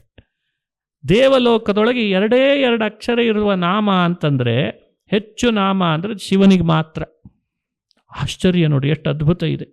ಶಿವ ಶಿವೇತಿ ಶಿವೇತಿ ಶಿವೇತಿ ವೈ, ಭವ ಭವೇತಿ ಭವೇತಿ ಭವೇತಿ ವಾ, ಹರ ಹರೇತಿ ಹರೇತಿ ಹರೇತಿ ವೈ ಮೃಡೇತಿ ಮೃಡೇತಿ ಮೃಡೇತಿ ವಾ. ಎಲ್ಲ ಶಿವನಾಮ. ಇವಿಷ್ಟು ಶಿವನಾಮನೆ. 2 ಅಕ್ಷರ ಹೇಳಿದರೆ ಸಾಕಂತೆ, 2 ಅಕ್ಷರ. ಅಂಥ ನಾಮಕ್ಕೆ ಇಷ್ಟು ಶಕ್ತಿ ಇದೆ ಅಂದರೆ ಇನ್ನು ಶಿವನಿಗೆ ಎಷ್ಟು ಶಕ್ತಿ ಇರಬೇಡ. ಎಷ್ಟು ಮಹಾತ್ಮ ಆತ. ಅಂಥವನನ್ನು ದ್ವೇಷ ಮಾಡ್ತಿದ್ದೀಯಲ್ಲ ದಕ್ಷ, ನಿನ್ನಿಂದ ಬಂದ ಈ ದೇಹ ನನಗೆ ಬೇಡ ಅಂತ ಅಂದ್ಬಿಟ್ಲಂತ. ಮಹಾತ್ಮರನ್ನು ದ್ವೇಷ ಮಾಡ್ತಿದ್ರೆ ಅವರ ಸನಿಹದಲ್ಲಿ ಇರಬಾರ್ದು ಅಂತಿದೆ. ಕಿವಿಯಿಂದ ಕೇಳಿಸ್ಕೊಳ್ಬಾರ್ದು. ಅವರ ನಾಲಿಗೆ ಕತ್ತರಿಸ್ಬೇಕು ಅಂತ ಹೇಳೂ ಇದೆ ಶಕ್ತಿ ಇದ್ದರೆ. ಮಹಾತ್ಮರನ್ನು ದ್ವೇಷ ಮಾಡೋರ ಸನಿಹದಲ್ಲಿ ಬೇಡ ಅಂತಿದೆ. ನಿನ್ನಂಥ ಮಹಾತ್ಮ ದ್ವೇಷಿ ನನಗೆ ದೇಹ ಕೊಟ್ಟ ಅಂತ ಹೇಳ್ಕೊಳ್ಳಿಕ್ಕೆ ನನಗೆ ಲಜ್ಜೆ ಆಗ್ತದೆ. ಮಾಡ್ತಿರೋದು ಅನ್ಯಾಯ, ತಪ್ಪು ಮಾಡ್ತಿದ್ದಿ ನೀನು, ವೇದಕ್ಕೆ ವಿರುದ್ಧ ನಡ್ಕೊಳ್ತಿದ್ದಿ, ನನಗೆ ಬೇಡ ನಿನ್ನ ಈ ಸಂಬಂಧ ಅಂತ ತನ್ನ ದೇಹದೊಳಗೆ ಅಗ್ನಿ ಸೃಷ್ಟಿ ಮಾಡಿ ಅದೇ ಆ ಅಗ್ನಿಯಿಂದ ತನ್ನ ದೇಹವನ್ನು ಆಹುತಿಯಾಗಿ ಕೊಟ್ಟುಕೊಂಡು ಪ್ರಾಣ ಬಿಟ್ಬಿಟ್ಲಂತೆ. ಶಿವನಿಗೆ ಗೊತ್ತಾಯಿತು. ಶಿವ ವೀರಭದ್ರನಾದ. ವೀರಭದ್ರನಾಗಿ ಬಂದು ದಕ್ಷನ ಯಜ್ಞವನ್ನೆಲ್ಲ ಚಂಡಾಡಿ ಯಾರ್ಯಾರು ಅವನಿಗೆ ಸಹಾಯ ಮಾಡ್ತಿದ್ರು ಅವರ ಹಲ್ಲು ಉದುರಿಸಿದ, ಕೈ ಮುರಿದ, ಕಾಲು ಮುರಿದ, ಎಲ್ಲರೂ ಇಂಜ್ಯೂರ್ಡ್ ಆದ್ರಂತೆ. ಮತ್ತು ಶಿವನಿಗೆ ವಿರೋಧ ಮಾಡಿದರೆ ಮತ್ತೇನಾಗಲಿಕ್ಕಿಲ್ಲ. ಮೃತ್ಯುಂಜಯ ಆತ. ಅಂಥ ಶಿವನನ್ನು ವಿರೋಧ ಮಾಡ್ತಿದ್ದವನು ದಕ್ಷ. ಅವನಿಗೆ ಸಹಾಯಕರಾಗಿ ನಿಂತಿದ್ರಂತೆ ಇವರೆಲ್ಲ ದೇವತೆಗಳು. ಅವರಿಗೆಲ್ಲ ಒಂದೊಂದು ರೀತಿ ಅನಾಹುತ ಆಯಿತು. ದಕ್ಷ ಯುದ್ಧ ಮಾಡಲಿಕ್ಕೆ ಬಂದ. ಶಿವ ವೀರಭದ್ರನಾಗಿ ಯುದ್ಧ ಮಾಡಿ ಆಮೇಲೆ ಅವನ ತಲೆ ಕತ್ತರಿಸಿ ಆ ರುಂಡವನ್ನು ಆಹುತಿ ಹಾಕಿಬಿಟ್ಟ. ಮುಂಡ ಕೆಳಗಡೆ ಬಿದ್ದೋಯ್ತು. ದಕ್ಷನ ಮುಂಡ ಬಿದ್ದಿದೆ, ರುಂಡವನ್ನು ಆಹುತಿ ಕೊಟ್ಬಿಟ್ಟ ವೀರಭದ್ರ. ಆಮೇಲೆ ತಾನು ತಪಸ್ಸಿಗೆ ಅಂತ ಕೂತ್ಕೊಂಡ ಹೋಗಿ ಬ್ರಹ್ಮದೇವರು ಬಂದರು. ತಪಸ್ಸು ಮಾಡ್ತಿದ್ದ ಶಿವನಿಗೆ ಹೇಳ್ತಾರೆ, ನಾನೇ ನಿನಗೆ ಕನ್ಯೆ ಕೊಡಿಸಿದ್ದೋ ಶಿವ, ನಿಮ್ಮ ಮಾವ ಆತ, ತಪ್ಪೇನೋ ಮಾಡಿದ್ದ ನಿಜ, ತಲೆ ಕತ್ತರಿಸಿದ್ದೀ, ಹೊಸದೊಂದು ತಲೆ ಅಂಟಿಸು ಅಂದ್ರಂತೆ. ಕಾಡಿನಲ್ಲಿ ಒಂದು ಆಡು, ಅದರ ತಲೆ ಕತ್ತರಿಸಿ ತಂದು ಇದಕ್ಕೆ ಜೋಡಿಸಿದ್ರಂತೆ. ಜೋಡಿಸಿದ ಕೂಡಲೇ ಚಿಗುರ್ತಾ ಮುಂಡಕ್ಕಿಟ್ರು. ಅದಕ್ಕೆ ಆತ ಬಸ್ತ ಮುಖ ಅಂತ ಆದ ಅಂತ ಭಾಗವತ ಹೇಳ. ಬಸ್ತ ಅಂದರೆ ಆಡು. ಆಡಿನ ತಲೆ ಬಂತಂತೆ ದಕ್ಷನಿಗೆ. ಎದ್ದು ನಿಂತ, ಅದೇ ಆಡಿನ ತಲೆ ಇಟ್ಟುಕೊಂಡೆ ಶಿವನ್ ಮುಂದೆ ಬಂದು ಕೈ ಮುಗಿದ, ಅಳಿಯನಿಗೆ ನಮಸ್ಕಾರ ಮಾಡಿದ. ಭೂಯಾನ್ ಅನುಗ್ರಹ ಅಹೋ ಭವತಾ ಕೃತೋ ಮೇ ದಂಡಸ್ತ್ವಯಾ ಮೈಭೃತಃ ಯದಪಿ ಪ್ರಲಬ್ಧ. ಭೂಯಾನ್ ಅನುಗ್ರಹ, ಭಾಳ ದೊಡ್ಡ ಅನುಗ್ರಹ ಮಾಡಿದಿ ಶಿವ ಮಹಾದೇವ. ಇದೇ ಹಳೆಯ ತಲೆ ಇದ್ದಿದ್ರೆ ಇನ್ನೂ ಎಷ್ಟು ಜನ ಮಹಾತ್ಮರಿಗೆ ದ್ರೋಹ ಮಾಡ್ತಿದ್ಯೋ ಏನೋ, ಹೊಸ ತಲೆ ಅಂಟಿಸಿದ್ದೇ ಒಳ್ಳೇದಾಯಿತು ಅಂತಂದ. ಬಹಳ ತಪ್ಪು ನಡೆಯೋದ್ರಿಂದ ತಡೀತಲ್ಲ, ಬಹಳ ಜನರಿಗೆ ದ್ರೋಹ ಮಾಡೋದ್ರಿಂದ ತಡೀತಲ್ಲ, ಹೊಸ ತಲೆ ಅಂಟಿಸಿದಿ, ತಪ್ಪಾಗಿದೆ, ಕ್ಷಮಿಸ್ಬಿಡು ಅಂತ ಕೇಳ್ಕೊಂಡ. ಆಮೇಲೆ ದಕ್ಷನ ಬಗ್ಗೆ ಶಿವ ಶಾಂತನಾದ. ಆದರೆ ಸತಿ ಇಲ್ಲ ಅಂತ ಆದ್ಲು. ಶಿವನ ಬಳಿ ಸತಿ ಇದ್ಲು, ಅವನಿಗಿಲ್ಲ ಅಂತ ಆದ್ಲು. ದಕ್ಷ ತನ್ನ ಮಗಳನ್ನು ಕಳ್ಕೊಂಡ ಅನ್ನೋ ದುಃಖ ಉಳಿತು ಅವನಿಗೆ, ಬಹಳ ದುಃಖ, ಮಗಳನ್ನು ಕಳ್ಕೊಂಡಲ್ಲ ಅಂತ. ಅದೇ ಸತಿ ಹಿಮವತ್ ಪರ್ವತದ ಮಗಳಾಗಿ ಮತ್ತೆ ಹುಟ್ಟಿದ್ಲಂತೆ. ಆಗ ಅವಳಿಗೆ ಪಾರ್ವತಿ ಅಂತ ಹೆಸರು ಬಂತು. ಆ ಪಾರ್ವತಿ ತಪಸ್ಸು ಮಾಡಿ ಪುನಃ ಶಿವನನ್ನು ವಿವಾಹ ಮಾಡಿಕೊಂಡ್ಳು. ಶಿವ ಪಾರ್ವತಿ ಕಲ್ಯಾಣ ಅಂತಾರೆ. ಮೊದಲು ಸತಿ, ಆಮೇಲೆ ಪಾರ್ವತಿ. ಪಾರ್ವತಿಯಾದಾಗಲೂ ಶಿವನೇ ಯಜಮಾನ, ಸತಿಯಾದಾಗಲೂ ಶಿವನೇ ಯಜಮಾನ ಅಂತ ವಿವರಣೆ ಮಾಡ್ತಾರೆ. ಹೀಗೆ ಸತಿಯ ಕಥೆ. ಆದರೆ ದಕ್ಷನಿಗೆ ಮಾತ್ರ ಸತಿ ತನ್ನ ಮಗಳಾದವಳನ್ನು ಕಳ್ಕೊಂಡೆ ಅನ್ನೋ ದುಃಖ ಯಾವಾಗಲೂ ಉಳಿತಂತೆ. ಯಾಕೆ? ಮಹಾತ್ಮರಾದ ಶಿವನನ್ನು ದ್ರೋಹ ಮಾಡಿದ್ರಿಂದ ಈ ದುಃಖ ದಕ್ಷನಿಗೆ ಯಾವಾಗಲೂ ಉಳಿತಂತೆ. ನೋಡಿ, ನಮ್ಮ ಬದುಕಿನಲ್ಲಿ ನಮಗಿಂತ ಹಿರಿಯರನ್ನು, ತಂದೆ ತಾಯಿ, ಗುರುಗಳು, ಆಚಾರ್ಯರು, ಅಂಥವರನ್ನು ದ್ರೋಹ ಮಾಡಿದರೆ, ಅವರನ್ನು ನಿಂದಿಸಿದರೆ ನಮ್ಮ ಬದುಕಿನ ಉದ್ದಕ್ಕೂ ದುಃಖ ಕಾಡ್ತದಂತೆ. ದಕ್ಷನಿಗೆ ಅವನು ಬದುಕಿನ ಉದ್ದಕ್ಕೂ ತನ್ನ ಮಗಳನ್ನು ಕಳ್ಕೊಂಡೆ ಅನ್ನೋ ದುಃಖ ಉಳಿದ್ಬಿಡ್ತು. ಹಾಗಾಗಿ ಮನುಷ್ಯ ಇವತ್ತು ಬಹಳ ದುಃಖ ಅನುಭವಿಸೋದ್ರ ಹಿಂದೆ ಅವನು ಮಾಡುವ ಮಹಾತ್ಮರ ದ್ರೋಹ ಕಾರಣ. ಅದನ್ನು ಮಾಡಬಾರ್ದು ಅನ್ನೋ ಎಚ್ಚರಿಕೆ ಕೊಡಲಿಕ್ಕೆ ಈ ಕಥೆಯನ್ನು ಭಾಗವತ ಹೇಳ್ತಾರೆ. ಮಹಾತ್ಮರನ್ನು ನಿಂದಿಸಬೇಡ, ಮಹಾತ್ಮರನ್ನು ಬೈಬೇಡ, ಕೆಡಕು ಮಾಡಬೇಡ ಅವರಿಗೆ. ಅವರನ್ನು ಯಾವತ್ತೂ ಕೂಡ ಅಣಕಿಸ್ಬೇಡ. ಇದೆಲ್ಲ ಕಥೆಯ ಸಂದೇಶ ನಾವಿಲ್ಲಿ ತಿಳ್ಕೊಳ್ಬೇಕು. ಇದರ ಮಧ್ಯದಲ್ಲಿ ಕೆಲವು ಇನ್ನಿಷ್ಟು ತತ್ವಗಳನ್ನು ಹೇಳ್ತದೆ, ನಮಗೆ ಬೇಕಾದ ತತ್ವಗಳನ್ನು. ಸತಿ ಕೇಳ್ತಾಳೆ, ಸತಿ ದಕ್ಷನ ಮನೆಗೆ ಹೋಗೋಕ್ಕಿಂತ ಮೊದಲೇ ಕೇಳ್ತಾಳೆ ಶಿವನನ್ನು, ನಮ್ಮ ಅಪ್ಪನಿಗೆ ಬಾರಿ ಬಾರಿ ನೀವು ಗೌರವ ಕೊಡ್ತಾನೆ ಇರ್ತಿದ್ರಿ ನೋಡಿದೆ ನಾನು, ಅವತ್ತೊಂದು ದಿವಸ ಯಾಕೆ ಕೊಡಲಿಲ್ಲ ಅಂತ ಕೇಳಿದ್ಲಂತೆ. ಶಿವ ಉತ್ತರ ಕೊಡಬೇಕಲ್ಲ ಅವಾಗ. ಯಾವತ್ತೋ ಒಂದು ದಿವಸ ಕೊಡದೇ ಇದ್ದದಕ್ಕೆ ಇಷ್ಟೆಲ್ಲ ಸಮಸ್ಯೆ. ಮೊದಲೆಲ್ಲ ಬಾರಿ ಬಾರಿ ಕೊಟ್ಟಿದ್ದಾನೆ ಶಿವ, ಯಾಕೆ ಕೊಡಲಿಲ್ಲ? ಅದಕ್ಕೆ ಶಿವ ಉತ್ತರ ಕೊಟ್ಟ, ನೋಡು ಸತಿ, ನಿಮ್ಮ ಅಪ್ಪನಿಗೆ ನಮಸ್ಕಾರ ಮಾಡಬಾರ್ದು ಅಂತಿಲ್ಲ, ಮಾಡ್ತಿದ್ದೆ ಹಿಂದೆಲ್ಲ, ಈಗ ಯಾಕೆ ಮಾಡಲಿಲ್ಲ ಅಂದರೆ ಅವನೊಳಗೆ ಪ್ರತಿ ಬಾರಿ ಹಿಂದೆ ಮಾಡಿದಾಗ ನಮಸ್ಕಾರ ಶಿವ ನನಗೆ ಮಾಡ್ತಿಲ್ಲ, ನನ್ನ ಒಳಗಿರೋ ದೇವರಿಗೆ ಮಾಡ್ತಿದ್ದಾನೆ ಅಂತ ಸ್ವೀಕಾರ ಮಾಡ್ತಿದ್ದಂತೆ. ಆದರೆ ಅವತ್ತು ಸಭೆಗೆ ಬಂದಾಗ ದಕ್ಷ ನನಗೇ ನಮಸ್ಕಾರ ಮಾಡ್ತಿದ್ದಾನೆ ಶಿವ, ಮಾಡ್ತಾನೀಗ ಅಂತ ಭಾವಿಸಿ ಬಂದಿದ್ದ.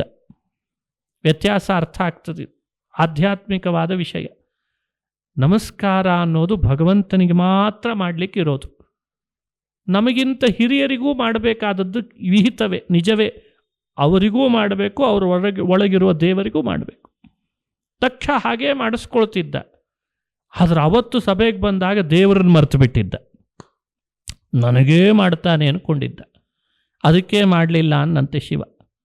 ಸತಿ ಕೇಳ್ತಾಳೆ, ನಮ್ಮಪ್ಪನ ಮನಸ್ಸಿನೊಳಗೆ ದೇವರು ಮರ್ತೋಗಿದ್ದ ಅಂತ ನಿಮಗೆ ಹೇಗೆ ಗೊತ್ತಾಯಿತು ಅಂತ ಕೇಳಿದ್ಲಂತೆ. ಇವು ಯಾರ್ದಾದ್ರೂ ಮನಸ್ಸಿನಲ್ಲಿ CC ಕ್ಯಾಮ್ರಾ ಇಡ್ಲಿಕ್ಕಾಗ್ತದಾ? ಶಿವನಿಗೆ ಕೇಳ್ತಾಳೆ ಸಹಜವಾಗಿ ಸತಿ, ನಮ್ಮ ಅಪ್ಪನ ಮನಸ್ಸಿನಲ್ಲಿ ಹೀಗೇ ಇತ್ತು ಅಂತ ನಿಮಗೆ ಹೇಗೆ ಗೊತ್ತಾಯಿತು? ಅದಕ್ಕೆ ಶಿವ ಹೇಳ್ತಾನೆ, ಕಾರಣ ಯಾರಿಗೆ 6 ಮದ ಬಂದಿರ್ತಾವೆ ಅವರು ದೇವರನ್ನು ಮರೆತು ಬಿಡ್ತಾರಂತೆ. 6 ಮದಗಳು ಮನುಷ್ಯನನ್ನು ದೇವರನ್ನು ಮರೆಸ್ತದೆ. ಅದಕ್ಕೆ 6 ಮದ ಬರದಂತೆ ನೋಡ್ಕೊಳ್ಬೇಕಂತೆ. ಆ್ಯಂಟಿ ವೈರಸ್ ಅಂತ ಒಂದು ಸಾಫ್ಟ್ವೇರ್ ಹಾಕ್ತಾರೆ ಮೊಬೈಲಲ್ಲಿ, ವೈರಸ್ ಬರದೇ ಇರೋ ಹಾಗೆ ವೈರಸ್ ಡಿಟೆಕ್ಟ್ ಮಾಡಬೇಕು. ಹಾಗೆ ನಮಗೂ ಕೂಡ ಇದೊಂದು ವೈರಸ್ ಡಿಟೆಕ್ಷನ್ ಯಾವಾಗಲೂ ಇಟ್ಕೊಳ್ಬೇಕಂತ. ಆ 6 ಯಾವುದು ವೈರಸ್ಸು ಅಂದರೆ ಅದನ್ನು ವಿವರಣೆ ಮಾಡಿದ ಶಿವ. ವಿದ್ಯಾಮದ, ತಪಸ್ಸಿನ ಮದ, ವಿತ್ತದ ಮದ, ಶರೀರದ ಮದ, ಕುಲದ ಮದ, ಹಾಗೆ ರೂಪದ ಮದ. ಈ 6 ಮದ ಮನುಷ್ಯನನ್ನು ಕೆಡಿಸ್ತದಂತೆ. ವಿದ್ಯಾ, ತಪೋ, ವಿತ್ತ, ವಪುಹು, ವಯಃ, ಕುಲೈಹಿ. 6 ಮದ ಮನುಷ್ಯನಿಗೆ ವೈರಸ್. ವಿದ್ಯೆ ಬೇಕು, ಏಳಿಗೆಯನ್ನು ಉಂಟು ಮಾಡ್ತದೆ. ಆದರೆ ವಿದ್ಯೆ ಬಿಟ್ಟು ಬೇರೆ ರೀತಿ ನಾವು ಮದಕ್ಕೆ ಒಳಗಾದ್ವಿ ಅಂದರೆ ಅದು ನಮ್ಮನ್ನು ನಾಶ ಮಾಡ್ತದೆ. ನಮ್ಮೆಲ್ಲರ ಮನಸ್ಸು ಒಂದು ಭೂಮಿ ಇದ್ದ ಹಾಗೆ. ಆ ಮನೋಭೂಮಿಕೆಯಲ್ಲಿ ವಿದ್ಯೆಯ ಬೆಳೆ ಬೆಳೆಯುವಾಗ ಸಮಸ್ಯೆ ಏನು ಅಂದರೆ ಜೊತೆಗೆ ಕಳೆ ಬಂದೇ ಬರ್ತದೆ. ಕಳೆ ತೆಗಿತಾ ಇರಬೇಕು, ಬೆಳೆ ಬೆಳೀತಾ ಇರಬೇಕಷ್ಟೆ. ಯಾವುದೇ ಭೂಮಿಯಲ್ಲಿ ಬೆಳೆ ಬೆಳೆದ್ರೆ ಜೊತೆಯಲ್ಲಿ ಹೊಟ್ಟು, ಅದ್ರ ಜೊತೆಗೆ ಭತ್ತ ಬೆಳೆದ್ರೇ ಭತ್ತದ ಜೊತೆಗೆ ಸಿಪ್ಪೆ ಬಂದಿರ್ತದೆ. ಆಮೇಲೆ ಒಳಗೆ ಅಕ್ಕಿ ಇರ್ತದೆ. ಹೊಟ್ಟು ತೆಗಿಬೇಕು, ಸಿಪ್ಪೆ ತೆಗಿಬೇಕು, ಆಮೇಲೆ ಅಕ್ಕಿ ಉಪಯೋಗಿಸ್ಬೇಕಷ್ಟೆ. ಹಾಗೆ ನಮ್ಮ ಮನಸ್ಸು ಒಂದು ಭೂಮಿ. ಅಲ್ಲಿ ವಿದ್ಯೆ, ತಪಸ್ಸು ಇವೆಲ್ಲ ಬೆಳಿಲಿಕ್ಕೆ ಅಂತ ದೇವರು ಕೊಟ್ಟಿದ್ದಾನೆ. ಆದರೆ ಜೊತೆಗೆ ಮದ ಬಂತು ಅಂದರೆ ಅದನ್ನು ಆಗಾಗ ಡಿಟೆಕ್ಟ್ ಮಾಡ್ತಾ ಇರಬೇಕು. ಆ್ಯಂಟಿ ವೈರಸ್ ಹಾಕ್ಕೊಂಡು ಮದ ಬರದಂತೆ ನೋಡ್ಕೊಳ್ಬೇಕು. ದಕ್ಷನಿಗೇನಾಗಿದೆ, ವಿದ್ಯೆ ಬಂದಿದೆ, ಜೊತೆಯಲ್ಲಿ ಮದ ಬಂದಿತ್ತಂತೆ.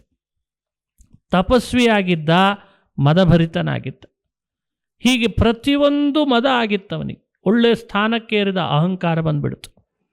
ಹಾಗಾಗಿ ಅವನಿಗೆ ದೇವರಿಗಿಂತ ಹೆಚ್ಚು ತನ್ನ ಸ್ಥಾನ, ಪದವಿ, ಸನ್ಮಾನ, ಗೌರವ ಇದೇ ಜಾಸ್ತಿ ಆಯಿತು, ಪ್ರತಿಷ್ಠೆ. ಶಾಸ್ತ್ರ ಸ್ಮೃತಿ ಪಟಳದಲ್ಲಿ ಉಳಿಲಿಲ್ಲ. ಭಗವಂತ ನನ್ನೊಳಗೊಬ್ಬನಿದ್ದಾನೆ, ಇದನ್ನೆಲ್ಲ ಕೊಡಿಸ್ತಿದ್ದಾನೆ ಅನ್ನೋ ಭಾವ ಬರಲಿಲ್ಲ. ಯಾರೇ ಗೌರವ ಕೊಡ್ತಾರೆ, ಸನ್ಮಾನ ಮಾಡ್ತಾರೆ, ಅವನು ಹೊಗಳ್ತಾರೆ ಅಂದರೆ ನನ್ನೇ ಹೊಗಳ್ತಾರೆ ಅಂತ ಅಹಂಕಾರ ಪಟ್ಟ. ಶಿವ ಅದನ್ನು ವಿವರಣೆ ಮಾಡಿದ ಸತಿಗೆ. ನೋಡು ಸತಿ, ಈ 6 ಮದ ನಿಮ್ಮ ಅಪ್ಪನಿಗೆ ಬಂದಿತ್ತು, ಅದಕ್ಕೆ ನಾನು ಅವತ್ತು ಎದ್ದು ನಿಂತವನಿಗೆ ಗೌರವ ಕೊಡಲಿಲ್ಲ, ಇದರಲ್ಲಿ ನಂದೇನು ತಪ್ಪಿದೆ ಅಂತ ಕೇಳಿದ್ರಂತೆ. ಎಷ್ಟು ಅದ್ಭುತವಾದ ವಿವರಣೆ. ಯಾವತ್ತೂ ಮದಭರಿತರಾಗಬಾರ್ದು. ಮದಭರಿತರಾದರೆ ನಮಗಿಂತ ಹಿರಿಯರು ತಮ್ಮ ಹತ್ರನೇ ಸೇರಿಸಲ್ಲ.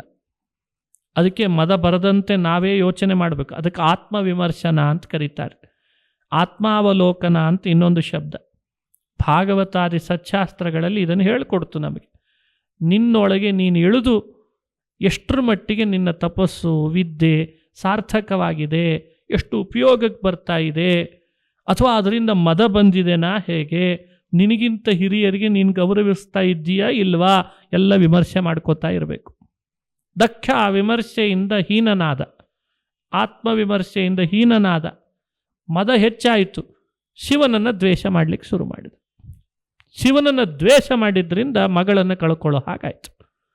ನೋಡಿ, ಹಿರಿಯರನ್ನು ದ್ವೇಷ ಮಾಡೋದ್ರ ಹಿಂದೆ ಒಳಗೆ ಬರುವ ಮದವೇ ಕಾರಣ. ಮದದಿಂದ ಅನಾಹುತಗಳು ಹೆಚ್ಚು.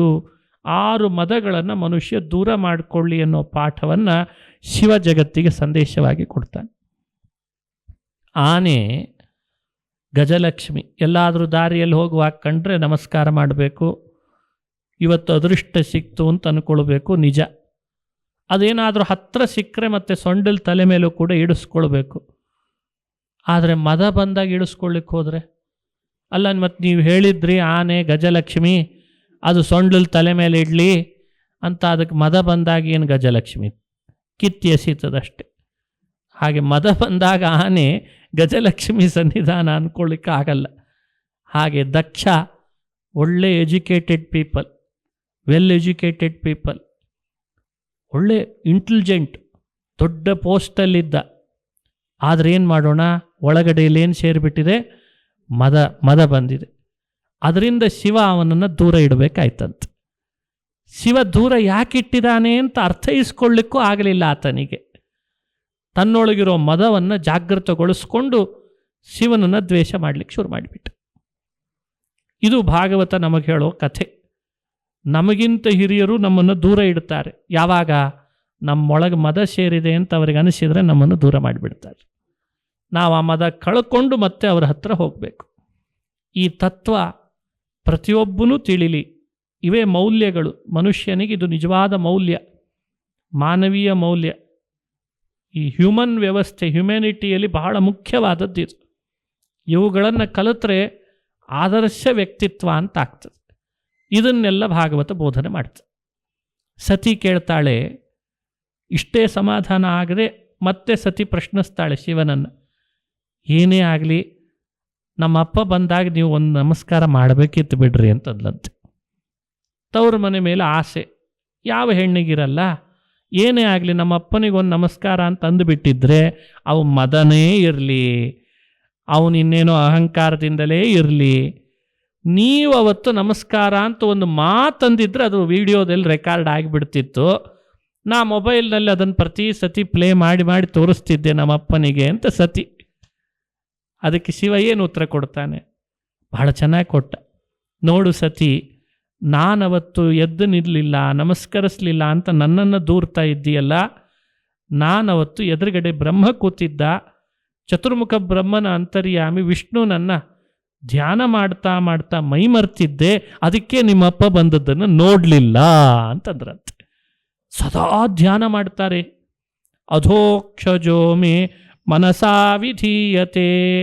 ನೋಡಿ, ಶಿವ ಧ್ಯಾನ ಮಾಡ್ತಿದ್ದೆ ಅನ್ನೋ ಉತ್ತರವನ್ನು ಸತಿ ಕೊಟ್ಟ ಅಂತದ್ದು ಭಾಗವತ. ಅಧೋಕ್ಷಜನನ್ನು ಧ್ಯಾನ ಮಾಡ್ತಾ ಮೈ ಮರ್ತಿದ್ದೆ ನಾನು. ನೋಡಿ, ಯಾವಾಗಲೂ ದೇವರನ್ನು ಧ್ಯಾನ ಮಾಡ್ತಾ ಮೈ ಮರ್ತವರಿಗೆ ಯಾರಾದರೂ ಬಂದರೆ ಅವರಿಗೆ ಗೌರವ ಕೊಡಲಿಲ್ಲ ಅನ್ನೋದು ದೊಡ್ಡ ಅಪರಾಧ ಆಗಲ್ಲ. ದಕ್ಷನಿಗೆ ಈ ಬುದ್ಧಿ ಹೊಳಿಲಿಲ್ಲ. ಶಿವ ಏನೋ ಧ್ಯಾನ ಮಾಡ್ತಿದ್ದಾನೆ, ಎದುರುಗಡೆ ಬ್ರಹ್ಮದೇವರು ಕೂತಿದ್ದಾರೆ, ಸಮಾಧಿಯ ಸ್ಥಿತಿಯಲ್ಲಿ ಇರಬೇಕು, ನನ್ನನ್ನು ನೋಡಿದರೂ ನಮಸ್ಕಾರ ಮಾಡಲಿಲ್ಲ ಅಂತ ನಾನು ಅನ್ಕೊಳ್ಬಾರ್ದು ಅಂತ ಅನಿಸ್ಬೇಕಾಗಿತ್ತಲ್ಲ. ಶಿವನಿಗೆ ಸಮಾಧಿಯ ಸ್ಥಿತಿ ತಲುಪಿದಾಗ ದಕ್ಷನ್ ನೋಡೋ ಸಂದರ್ಭ ಬರಲಿಲ್ಲ. ದಕ್ಷನಿಗೆ ಇಷ್ಟು ದೊಡ್ಡ ಎಜುಕೇಟೆಡ್ ಆದರೂ ಶಿವ ಸಮಾಧಿ ಸ್ಥಿತಿಯಲ್ಲಿದ್ದಾನೆ ನನ್ನ ಅಳಿಯ ಅಂತ ಅವನನ್ನು ಇನ್ನೂ ಪ್ರೋತ್ಸಾಹಿಸೋ ಭಾವ ಇವನಿಗೆ ಬರಲಿಲ್ಲ. ವ್ಯತ್ಯಾಸ ಶಿವ ಮತ್ತು ದಕ್ಷನಲ್ಲಿ. ಆದರೆ ದೋಷ ದಕ್ಷನಿಗೆ ಬಂತೆ ಹೊರತು ಶಿವನಿಗೆ ಬರಲಿಲ್ಲ. ಇದೇ ನೋಡಿ, ಸದಾ ದೇವರ ಧ್ಯಾನದಲ್ಲಿ ಮೈ ಮರೆತ ಶಿವನಿಗೆ ದಕ್ಷನಿಗೆ ಗೌರವಿಸಲಿಲ್ಲ ಅನ್ನೋ ತಪ್ಪು ದೋಷ ಹೊರಿಸ್ಲಿಕ್ಕಿಲ್ಲಂತೆ. ಮದಭರಿತನಾಗಿ ದಕ್ಷ ವರ್ತಿಸಿದ್ದಕ್ಕೆ ಸಮಾಧಿ ಸ್ಥಿತಿಯಲ್ಲಿದ್ದ ಶಿವನ ಬಗ್ಗೆ ಸರಿಯಾಗಿ ತಿಳುವಳಿಕೆ ದಕ್ಷನಿಗೆ ಬರಲಿಲ್ಲ. ಇದೇ ತಪ್ಪು ತಿಳುವಳಿಕೆಗಳೇ ಮನುಷ್ಯನಲ್ಲಿ ಕಲಹಕ್ಕೆ ಕಾರಣ ಆಗ್ತವೆ. ಇದು ದಕ್ಷನ ಮನಸ್ಸಿನೊಳಗೆ ಬಂದ ಕಲಹಕ್ಕೆ ಕಾರಣ ಅಂತ ಭಾಗವತ ಹೇಳ್ತದೆ. ಈ ಕಥೆಯನ್ನು ಹೀಗೆ ವಿವರಣೆ ಮಾಡ್ತಾರೆ ವಿದುರ ಮೈತ್ರಿಯರ ಸಂವಾದದಲ್ಲಿ. ಇದನ್ನೇ ಶುಕಾಚಾರ್ಯರು ಪರೀಕ್ಷಿತನಿಗೆ ಹೇಳಿದರು. ಇದಾದ ಮೇಲೆ ಮತ್ತೊಂದು ಸಂದೇಶ ಕೊಡ್ತಾರೆ. ಕೆಲವು ದೇವತೆಗಳಲ್ಲಿ ಸಲಿಗೆ ಇದೆ ಮಾತನಾಡುವಾಗ. ಒಬ್ಬರು ಯಾರೋ ಬಂದು ಬ್ರಹ್ಮದೇವರಿಗೆ ಕೇಳಿದ್ರಂತೆ, ಬ್ರಹ್ಮದೇವರೇ, ದಕ್ಷನ ಮನೆಯಲ್ಲಿ ಯಜ್ಞ ನಡೀತು, ನಿಮಗೆ ಆಹ್ವಾನ ಬಂದಿತ್ತೋ ಇಲ್ವೋ? ಬ್ರಹ್ಮ ಹೇಳ್ದ, ಆಹ್ವಾನ ಬಂದಿತ್ತು ಅಂತಂದ. ವಿಷ್ಣುವಿನ ಬಳಿ ಕೇಳಿದ್ರು ಹೋಗಿ, ವಿಷ್ಣು ನಿನಗೆ ಆಹ್ವಾನ ಬಂದಿತ್ತೋ ಇಲ್ಲೋ? ಬಂದಿತ್ತು ಅಂದ. ಹಾಗಾದರೆ ನೀವಿಬ್ಬರು ಯಾಕೆ ಯಜ್ಞಕ್ಕೆ ಬರಲಿಲ್ಲ ಅಂತ. ಶಿವನ ಮನೆಗೇನೋ ಆಹ್ವಾನ ಹೋಗಿಲ್ಲ, ಅದಕ್ಕೆ ಬಂದಿಲ್ಲ. ನಿಮ್ಮಿಬ್ಬರಿಗೆ ಆಹ್ವಾನ ಬಂದಿದ್ರೂ ನೀವು ಬರಲಿಲ್ಲ ಯಾಕೆ? ಇದು ಬ್ರೇಕಿಂಗ್ ನ್ಯೂಸ್ ಹಾಕಿದ್ರಂತೆ. ದಕ್ಷನ ಮನೆ ಯಜ್ಞಕ್ಕೆ ಬ್ರಹ್ಮ ವಿಷ್ಣುಗಳ ಗೈರ್ ಹಾಜರಿನಲ್ಲಿ ಯಜ್ಞ ನಡೀತಾ ಇದೆ. ಈ ಗೈರ್ ಹಾಜರ್ ಅಂತ ಹಾಕಿರ್ತಾರೆ, ರಾಜಕಾರಣಿಗಳ ಗೈರ್ ಹಾಜರಿದ್ದಕ್ಕೆ. ಅದಕ್ಕೆ ಕೇಳಿದ್ರು ಹೋಗಿ ಸಂದರ್ಶನ ಮಾಡ್ತೇವೆ ಅಂತ. ಉತ್ತರ ಏನು ಬರ್ತದೆ? ಏನಾದರೂ ಉತ್ತರ ಕೊಡಲೇಬೇಕಲ್ಲ ಬ್ರಹ್ಮ ವಿಷ್ಣು. ಭಾಗವತದಲ್ಲಿ ಹೇಳಿದ್ದಾರೆ, ಬ್ರಹ್ಮ ಹೇಳ್ದ, ವಿಷ್ಣುನೂ ಹೇಳ್ದ, ನಾವೇನೋ ಯಜ್ಞಕ್ಕೆ ಹೋಗೋಣ ಅಂತ ತಯಾರಿ ಮಾಡ್ಕೊಂಡಿದ್ವಿ, ಶಿವನ ಮನೆಗೆ ಆಹ್ವಾನ ಕೊಟ್ಟಿಲ್ಲ ದಕ್ಷ ಅಂತ ಸುದ್ದಿ ಬಂತು, ಅದಕ್ಕೆ ಹೋಗೋದು ಬಿಟ್ವಿ ಅಂತಂದ್ರಂತೆ. ತ್ರಿದೇವತಾನಾಂ ಭಾವಾನಾಂ, ಭಾಗವತ ಹೇಳುವ ಮಾತು. ದೇವತೆಗಳು ಮೂವರು ಪ್ರಸಿದ್ಧರಾದವರು, ಒಂದು ಬ್ರಹ್ಮ, ವಿಷ್ಣು, ಮಹೇಶ್ವರ. ಆ ದೇವತೆಗಳು ಮೂವರು ಬೇರೆ ಬೇರೆ ಇದ್ದರೂ ಒಳಗಿರುವ ಭಾವ ಮಾತ್ರ ಒಂದೇ ಇದೆ ಅಂತದೆ ಭಾಗವತ. ಪ್ರಸಿದ್ಧರಾದ ಮೂವರಲ್ಲಿಯೂ ಭಾವ ಒಂದೇ, ಭಾವೈಕ್ಯತೆಯನ್ನು ಸಾರ್ತದೆ ಭಾಗವತ. ವಿಷ್ಣು ಬ್ರಹ್ಮರಿಗೆ ಆಹ್ವಾನ ಕೊಟ್ಟು ಶಿವನಿಗೆ ಆಹ್ವಾನ ಕೊಡಲಿಲ್ಲಲ್ಲ ದಕ್ಷ, ಹಾಗಾದರೆ ವಿಷ್ಣುನೂ ಬರಲಿಲ್ಲ ಬ್ರಹ್ಮನೂ ಬರಲಿಲ್ಲ ಅಂತ. ಇದು ನಮಗೆ ಕೊಟ್ಟ ತಿಳುವಳಿಕೆ. ಕೆಲವರು ಭಾರೀ ವಿಷ್ಣು ಭಕ್ತರು ಅಂತ ಏನು ಭಾರಿ ಮೆರೀತಿರ್ತಾರೆ, ನಾವು ವೈಷ್ಣವರು ವಿಷ್ಣು ಭಕ್ತರು. ಶಿವನನ್ನು ಶಿವಭಕ್ತರನ್ನು ಕಂಡ್ರೆ ಆಗ್ತಿರಲ್ಲ. ಹಾಗಾದರೆ ಶಿವನೂ ಬರಲಾರ ವಿಷ್ಣುನೂ ಬರಲಾರ ಅವರ ಭಕ್ತಿಗೆ. ಕೆಲವರು ಭಾರಿ ಶಿವಭಕ್ತರು ಅಂತ ಮೆರೀತಾರೆ ಲೋಕದಲ್ಲಿ. ಭಕ್ತರಾಗೋದು ತಪ್ಪಲ್ಲ, ಆದರೆ ವಿಷ್ಣು ಭಕ್ತರನ್ನು ಕಂಡ್ರೆ ಆಗ್ತಿರಲ್ಲ. ಅವರ ಯಾಗಕ್ಕೆ ಶಿವನೂ ಬರಲ್ಲ ವಿಷ್ಣುನೂ ಬರಲ್ಲ. ಇದು ತಿಳಿಸ್ಬೇಕಾಗಿದೆ. ದೇವಲೋಕದ ದೇವತೆಗಳು ಪರಸ್ಪರ ಭಾವನೆಯಲ್ಲಿ ಒಂದಾಗಿದ್ದಾರೆ. ಚೈತನ್ಯ ಬೇರೆ ಬೇರೆ ಇದ್ದರೂ ಭಾವದಲ್ಲಿ ಐಕ್ಯ ಇದೆ. ಹಾಗಾಗಿ ವಿಷ್ಣು ಭಕ್ತರಾದರೂ ಶಿವಭಕ್ತರಾದರೂ ಅವರವರ ಅರ್ಹತೆಗೆ ಅನುಗುಣ ಸ್ಥಾನ ಗೌರವ ನೀವು ಕೊಡಲೇಬೇಕು, ಅಂದ್ರೆ ಆ ದೇವತೆಗಳು ನಿಮ್ಮನ್ನು ಅನುಗ್ರಹಿಸ್ತಾರೆ ಅನ್ನೋ ಸಂದೇಶವನ್ನು ಭಾಗವತ ಈ ಚರಿತ್ರೆಯಿಂದ ನಮಗೆ ತಿಳಿಸ್ತದೆ. ಹಾಗಾಗಿ ಶಿವಭಕ್ತಿ ಮಾಡುವನು ವಿಷ್ಣು ದ್ವೇಷ ಮಾಡಬೇಡ, ವಿಷ್ಣು ಭಕ್ತಿ ಮಾಡೋನು ಯಾವತ್ತೂ ಶಿವನನ್ನು ಶಿವಭಕ್ತರನ್ನು ದ್ವೇಷ ಮಾಡಬೇಡ. ಈ ತಿಳುವಳಿಕೆಯನ್ನು ಭಾಗವತ ಕೊಡ್ತದೆ. ಹಾಗಾಗಿ ದೇವಲೋಕದೊಳಗೆ ದೇವತೆಗಳು ಹೇಗಿದ್ದಾರೆ, ಯಾವ ಭಾವನೆಯಲ್ಲಿರ್ತಾರೆ ಅನ್ನೋದನ್ನು ಇಲ್ಲಿ ಸ್ಪಷ್ಟಪಡಿಸಿಬಿಡ್ತು. ಯಾಕಂದರೆ ಲೋಕದಲ್ಲಿ ಪ್ರಖ್ಯಾತಿ ಬೇರೆ ಮಾಡಿಬಿಟ್ಟಿದ್ದಾರೆ. ಶಿವನನ್ನು ನಾವು ಮಾಡಲ್ಲ ಬಿಡಿ ಅಂತಾರೆ ವೈಷ್ಣವರು. ಇದು ಯಾವ ಸೀಮೆ ನ್ಯಾಯ ಅಂತದೆ ಭಾಗವತ. ಶಿವನನ್ನು ಆರಾಧಿಸಲ್ಲ, ಶಿವನಾಮ ಹೇಳಲ್ಲ, ಶಿವಕೀರ್ತನೆ ಮಾಡಲ್ಲ ಅಂದರೆ ನಿನಗೆ ಹೇಗಪ್ಪ ಮುಕ್ತಿ ಆಗಲಿಕ್ಕೆ ಸಾಧ್ಯ? ನಿನಗೆ ಯಾಕೆ ವಿಷ್ಣು ಒಲಿಲಿಕ್ಕೆ ಸಾಧ್ಯ? ಹೀಗೆ ಭಾಗವತ ಶಿವಭಕ್ತಿಯನ್ನು ಸಾರ್ತದೆ, ವಿಷ್ಣು ಭಕ್ತಿಯ ಸಾರ್ತದೆ, ಶಿವ ವಿಷ್ಣುಗಳ ಭಾವದ ಐಕ್ಯವನ್ನು ಸಾರ್ತದೆ ಅಂತ ಅನುಸಂಧಾನ ಮಾಡ್ತಾರೆ. ಶಿವ ಹೇಳಿದ ಮಾತು ಮತ್ತೊಂದು ವಿಶೇಷ ಏನು ಅಂದರೆ, ನಾನು ಅಧೋಕ್ಷಜನನ್ನು ಧ್ಯಾನ ಮಾಡ್ತಿದ್ದೆ ಅಂತಂದ. ಹಾಗಾಗಿ ಅಧೋಕ್ಷಜ ಅಂದರೆ ವಿಷ್ಣು. ಧ್ಯಾನ ಮಾಡೋದು ವಿಷ್ಣುನನ್ನು, ಧ್ಯಾನ ಮಾಡೋನು ಶಿವನಾಗಿದ್ದಾನಾದ್ದರಿಂದ ಅವರಿಬ್ಬರ ಸ್ಥಾನದಲ್ಲಿ ವಿಶೇಷತೆಯನ್ನು ತಿಳಿಬೇಕಂತೆ. ಧ್ಯಾನ ಮಾಡಿಸ್ಕೊಳ್ಳೋನು ವಿಷ್ಣು, ಧ್ಯಾನ ಮಾಡೋನು ಶಿವ ಅನ್ನೋ ತತ್ವವನ್ನು ತಿಳಿದು ಅವರ ಸ್ಥಾನವನ್ನು ಅರಿತು ಅವರಲ್ಲಿ ಭಕ್ತಿ ಮಾಡಲಿ ಅಂತ ಭಾಗವತ ಸಂದೇಶ ಕೊಡ್ತಾ ಇದೆ. ಇದು 4ನೇ ಸ್ಕಂಧದ ಪ್ರಾರಂಭದಲ್ಲಿ ಬಂದದ್ದು.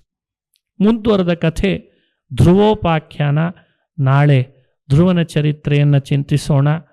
ಅದಾದಮೇಲೆ ಬರುವ ಭರತನ ಕಥೆ, ಜಡಭರತನ ಕಥೆ, ಪ್ರಿಯವ್ರತನ ಚರಿತ್ರೆ, ಅಜಾಮಿಳನ ಕಥೆ, ಇವನ್ನೆಲ್ಲ ಚಿಂತಿಸೋಣ ಅಂತ ಹೇಳ್ತಾ ಶ್ರೀಕೃಷ್ಣಾರ್ಪಣಮಸ್ತು. ಹರಯೇ ನಮಃ. ಹರಯೇ ನಮಃ.